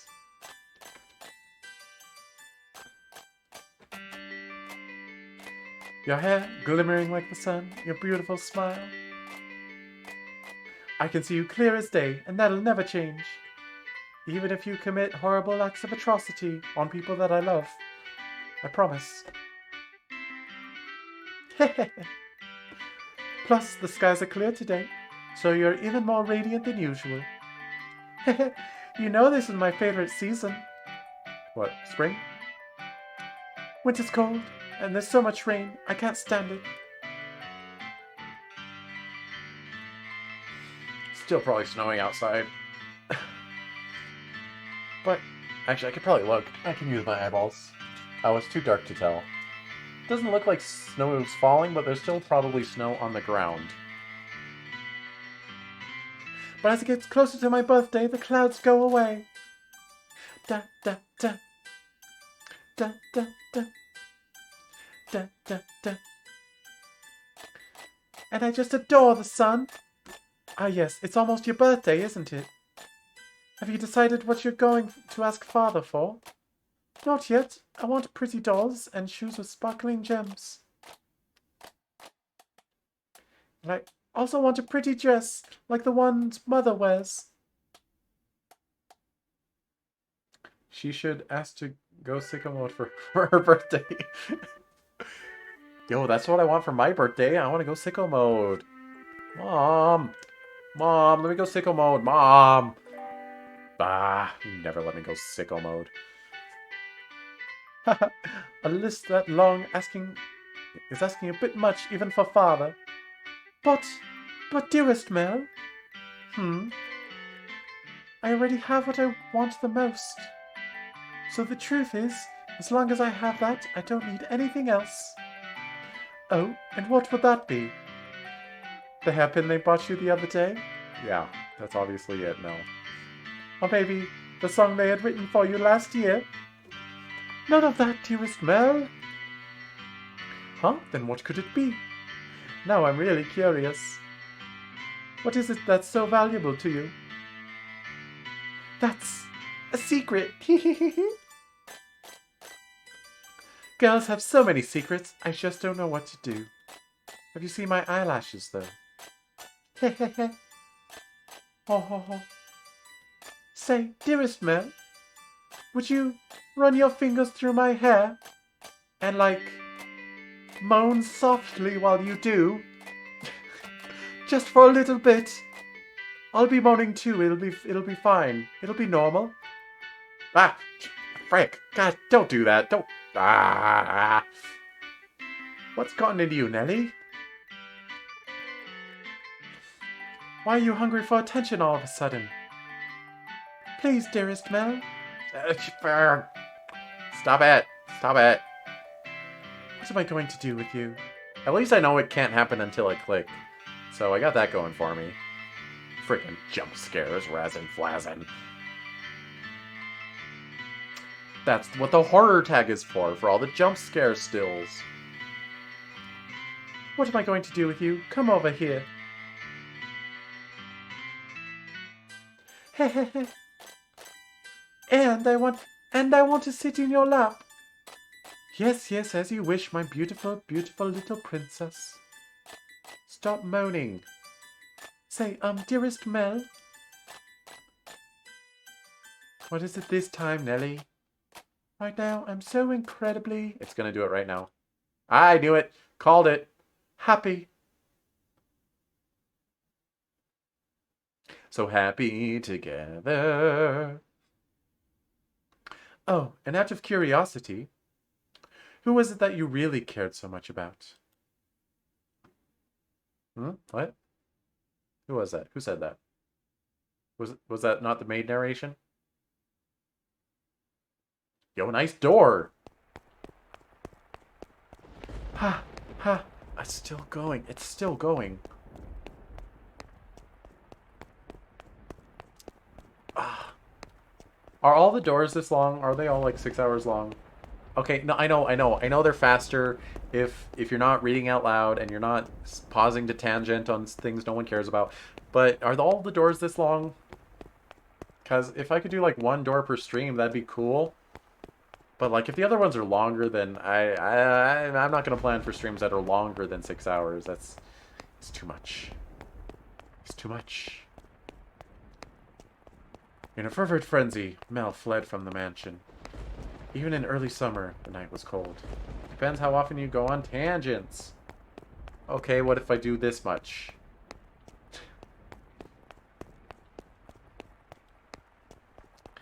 And to make matters worse, raindrops pelted him from head to toe. But that caused him little discomfort, for as far as the greater maelstrom of the pain rampaged within his breast. Ha, he said breast. That's a sex word. I'll bet you can't say breast in chat. Maybe you can. I don't know. Try it.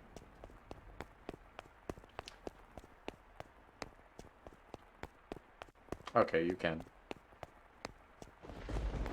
Evie the coward spelling it wrong. I could blacklist it though. I don't know why I would, but I could. At night, the town took on a different appearance. Boy, I'll say. Not simply for lack of illumination, but the people active within it as well. There's a lot of unsavory types. It was not a suitable place for a young aristocratic man to go, wandering unattended. The darkness is not only abodes the evil, but of of beggars, thieves, criminals, and all manners of things undesirable. Yo, look at all these undesirables. But despite that, he continued to run, knowing not where he was to head. He simply went to where his feet took him, and where he arrived was the church. I mean, that's a good place to go. Father! Father! God should be able to offer me counsel, to answer all my questions. Does she love me? Does she love me not? I need to know. About that painting, about her, and about Nellie's feelings. Not her lies, but the truth. Please, open the door. Get on the floor. Everybody walk the dinosaur. But as you might expect, the door was locked, and the priest showed no sign of responding to his calls. Just start shouting sanctuary. Someone will let you in. The sound of the pouring rain drowned out everything else. Yeah. His head drooped feebly. He looked like a helpless little calf who had wandered alone onto a dark, precarious mountain path with no end in sight. Why? Why won't anyone tell me the truth? All I want for Christmas is my... All I want is for someone to tell me it's not true. Have I sinned? No, I didn't know anything. I didn't know. God doesn't care if you don't know. If you bonk your sister, you go to hell. Them's the rules. That's why we do blood tests before we bonk anyone these days. What? That's not normal? That's not normal practice? Okay. Alright, well, it's just me then. I am not at fault, am I? Nevertheless, his sister's claims and her laughs continued to echo within his head. Echo. If he truly believed it to be false, he would have gone to look at the painting. That he could not was an indication that certainty had a stronger grip on him.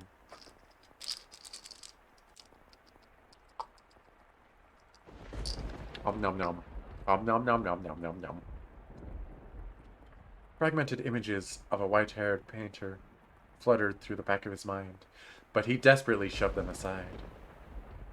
What good is the church? What good is theology? What good is God? God could have warned me. Be a bro. You gotta warn me about that stuff. What? Something moved near the body. It stood immediately behind him and grasped his light dressing gown. He had been so consumed in his own world that he had not noticed the person's presence until they were close enough to touch him. What? Who are you? It's the beggar.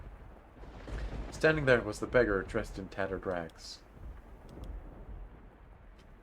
Are you still begging at the church? Yum, yum, yum. The hooded beggar tentatively extended his hand toward Mel, pleading for relief with sad, slender fingers. And Mel's like, screw it! I'm gonna date this person instead! Screw my sister, screw my half-sister. I'm gonna date this beggar.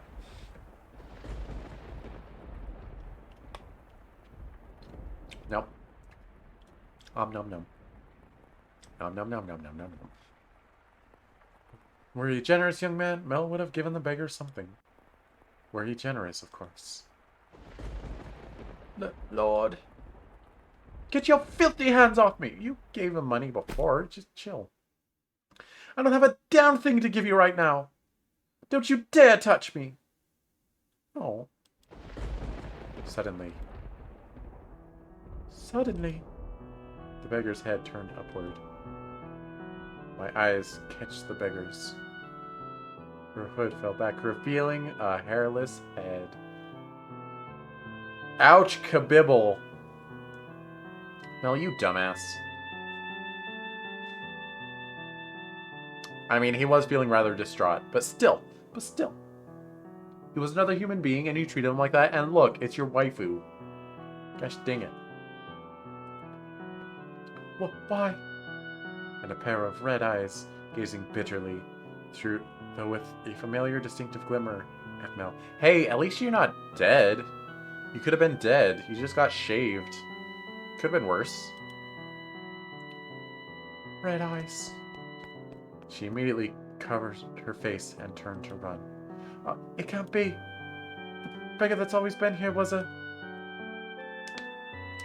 But you said yourself that they would not survive much longer. Ouch, kabibble, indeed.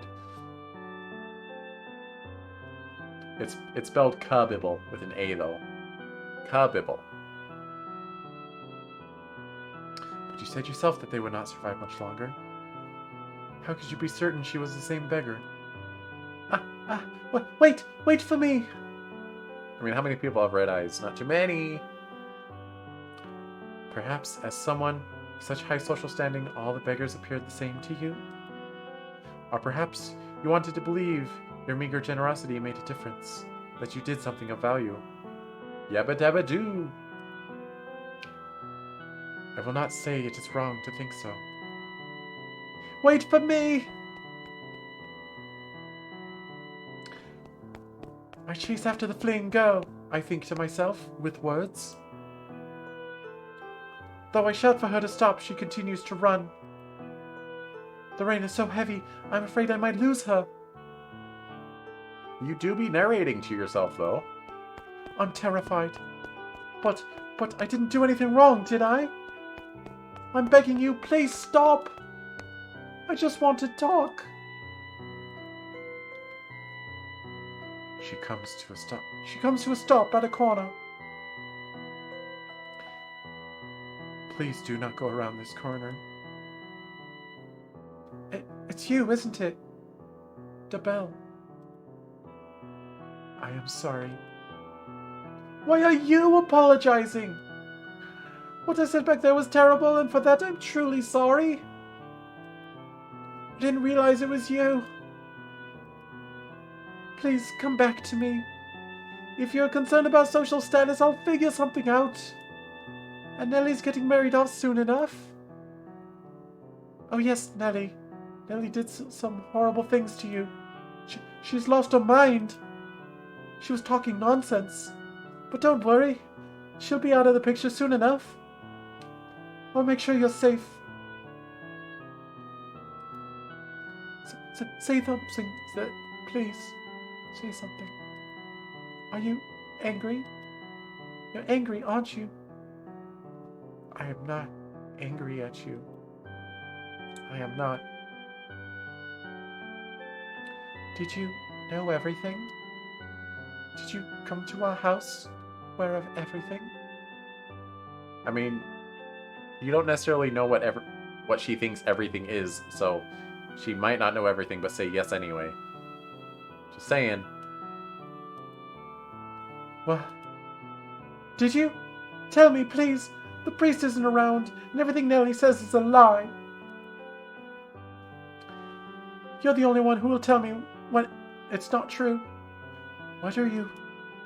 Our relationship. I don't understand what you're saying. I see. You don't know. You don't know. It's for the best.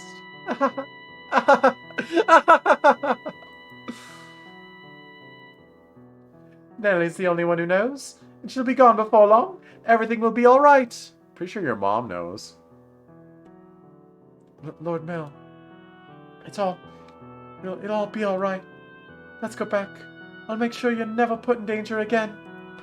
I'm begging you, stay with me. Nice, your mom. It wasn't a your mom joke. His mom probably knows. Gosh dang it.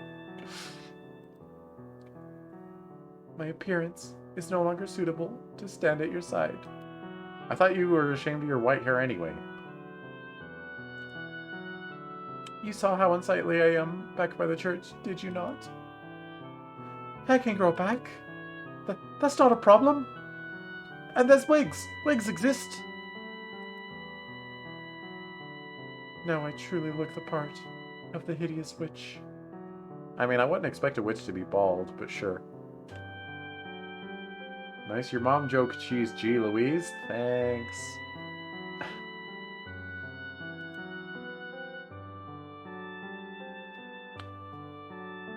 But I am to blame. It was a sin for me to find happiness in your kindness. What are you talking about? My sin was falling in love with you. Not what happened to my father, nor how we spent our days. How to spend our days. There's no sin in that. We have our whole lives ahead of us, don't we? With enough time, this whole tragic mess will be behind us. As long as Nellie doesn't tell anyone, we'll be fine. And why would she tell anyone, honestly? Honestly. Things will only get better from here. I'll be a prince, like the one who took the girl to see the outside world. So please, give me a hand. Take my hand. Come to me.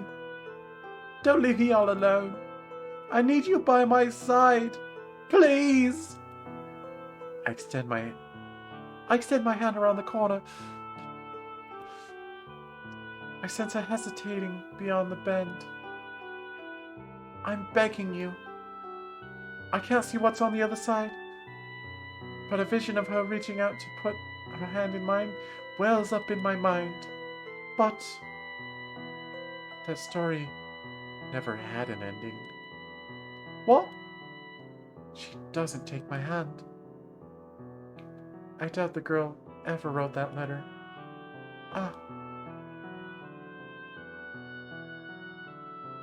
She's not there when I turn the corner. Why? How did things end up like this? Gestures around me. Where did I go wrong? Oh God. Yo, maid, how's it going? You having fun? You watching? Your error was likely your kindness. Thoughtlessly, haphazardly spreading your generosity. For shame. But that generosity came from your own desire to avoid pain. For your own happiness. What should I have done? I can't take this. Everyone was happy. Nellie used to laugh and smile. She once meant the world to me. How did things end up like this? It's not my fault. I didn't do anything wrong. If you pretend like nothing happened, then perhaps they can go on smiling in your head. But regardless, you must follow the path you tread. It is your path alone. The path you chose when, in that moment, you decided to run. Eh? Really? That was the critical moment that changed everything? Him running away from Nellie? Or, no, wait, no? Yeah. I mean, I guess that's why we're here right now, but still. Make the wrong choice in those moments, and you'll find yourself on the road to ruin. I would have been better off not knowing. Better off in the dark. I just wanted those tranquil days to last.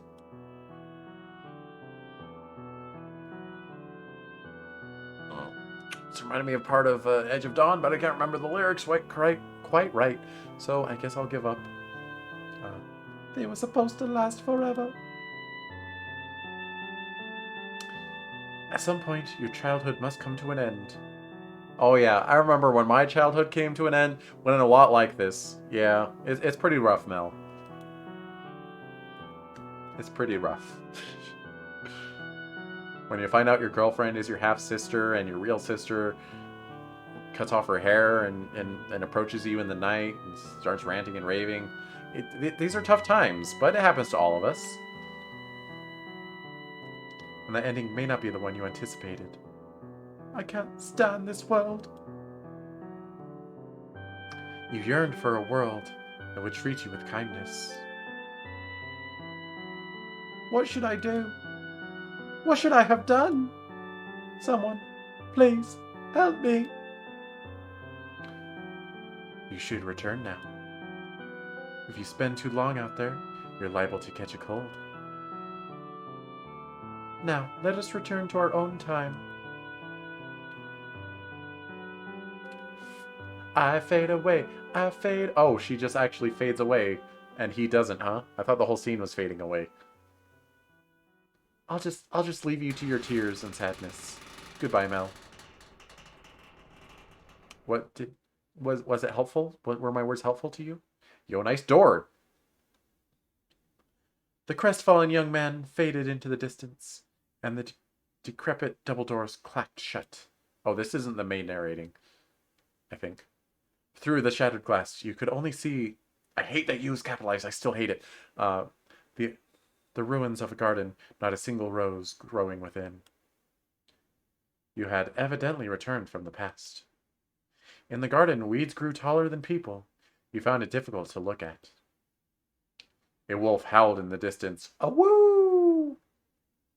Does it make you mad when he is capitalized in the Bible? No, because it's referring to God, and you capitalize God's name when you're referring to him. Unless we're supposed to be God in this. I guess. Anyway, a woo. Well, Master is greater than God. You would think that.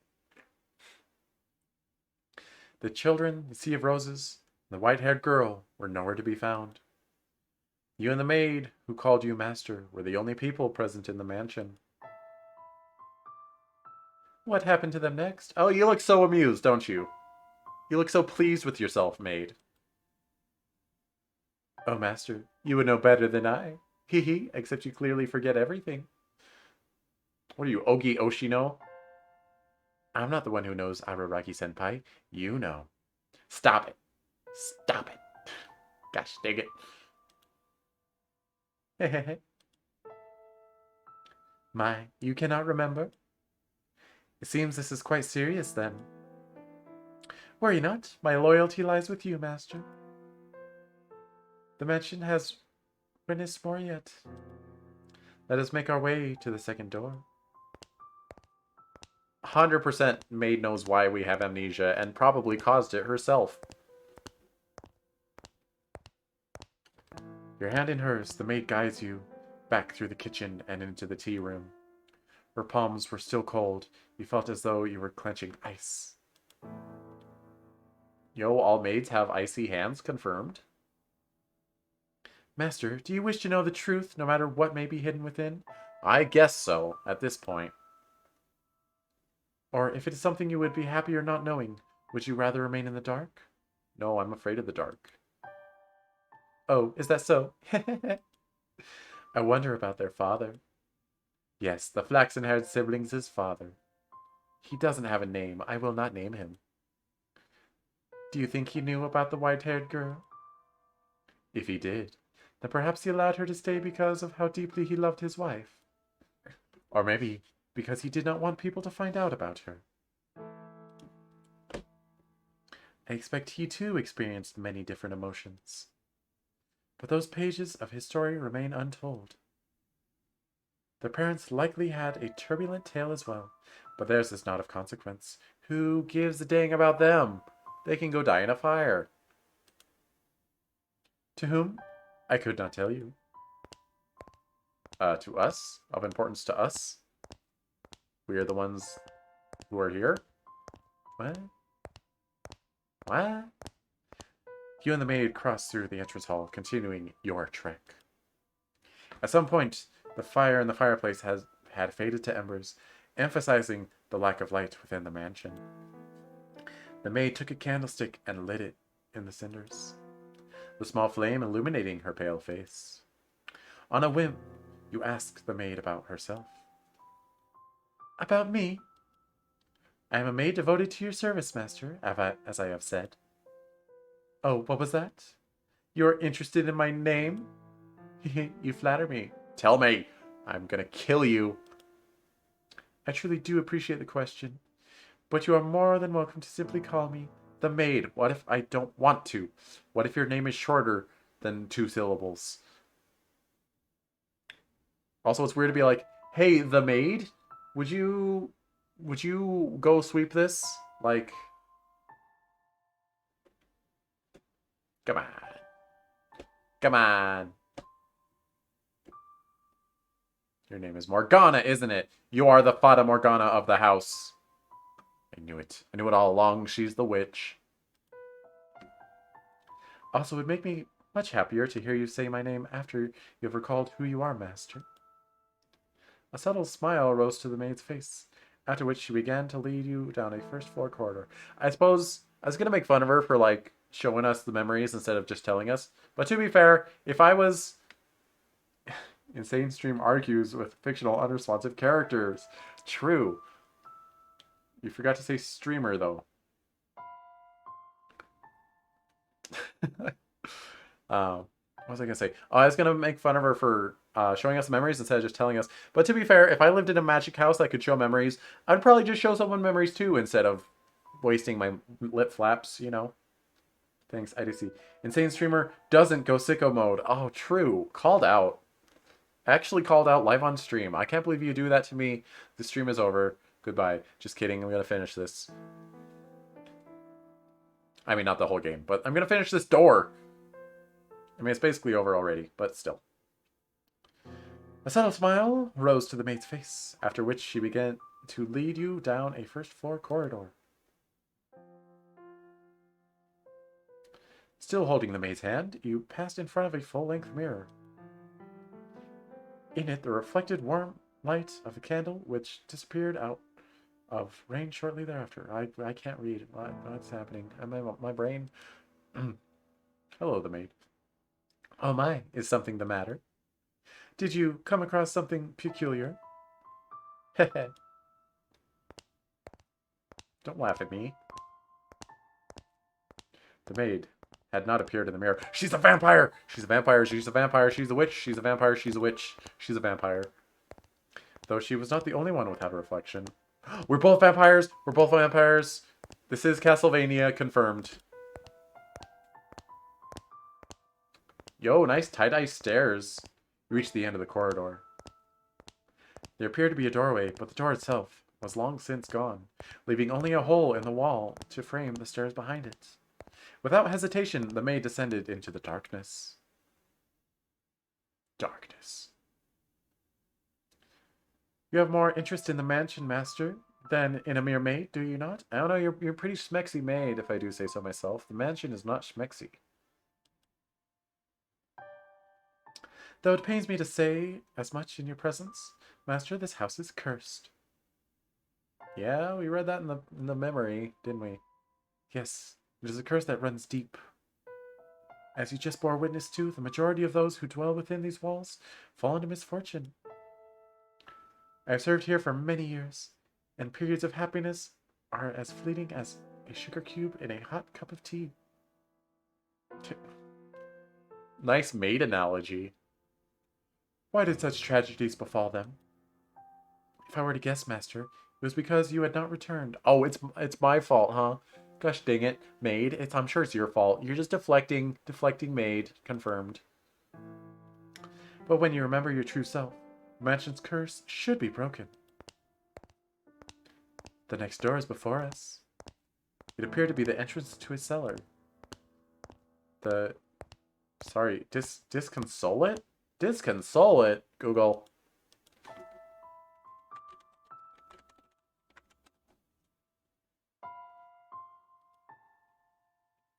Without consolation or comfort, unhappy. I could have figured that much out. Of a place or thing, causing or showing complete lack of comfort, cheerless. All right. I mean, I was mostly curious if it was a real word in the actual dictionary. What the heck? Global, what are you doing? Don't do that. Unless they actually did something and I didn't notice. It appeared to be the entrance to a cellar. The disconsolate wooden door was visibly rotten in several places. It seemed it might crumble at a single touch. You banned Germa! What if Germa actually comes to my stream sometime and wonders why he's banned? Yo, that would be some sick drama, though.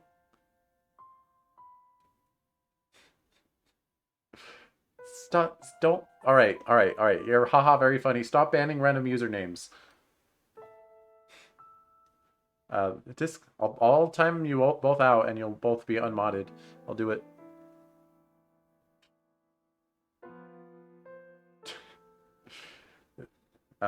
Wooden door was visibly rotten in several places, and it seemed it might crumble at a single touch.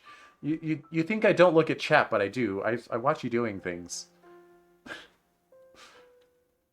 You could hear the sound of something devouring meat beyond the door. I wish that were me. Maybe there was a beast. Beast counter. Two beasts. Two beasts. Two beasts. Two beasts. Okay, 2 beasts. Living within. Before you had a chance to say you thought it was dangerous, the maid opened the door with a chilling smile on her face.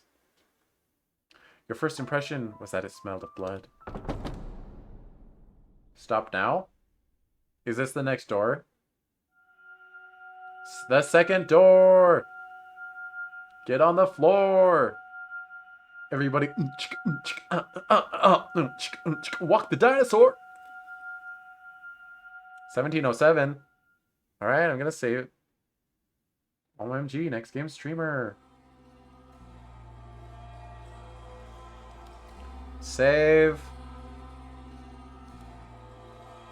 Wait, we'll leave that. We'll leave one save in door 1. The Weeping Manor. Painter's Curse. Interesting. These music be spooky, though? Wait, can I...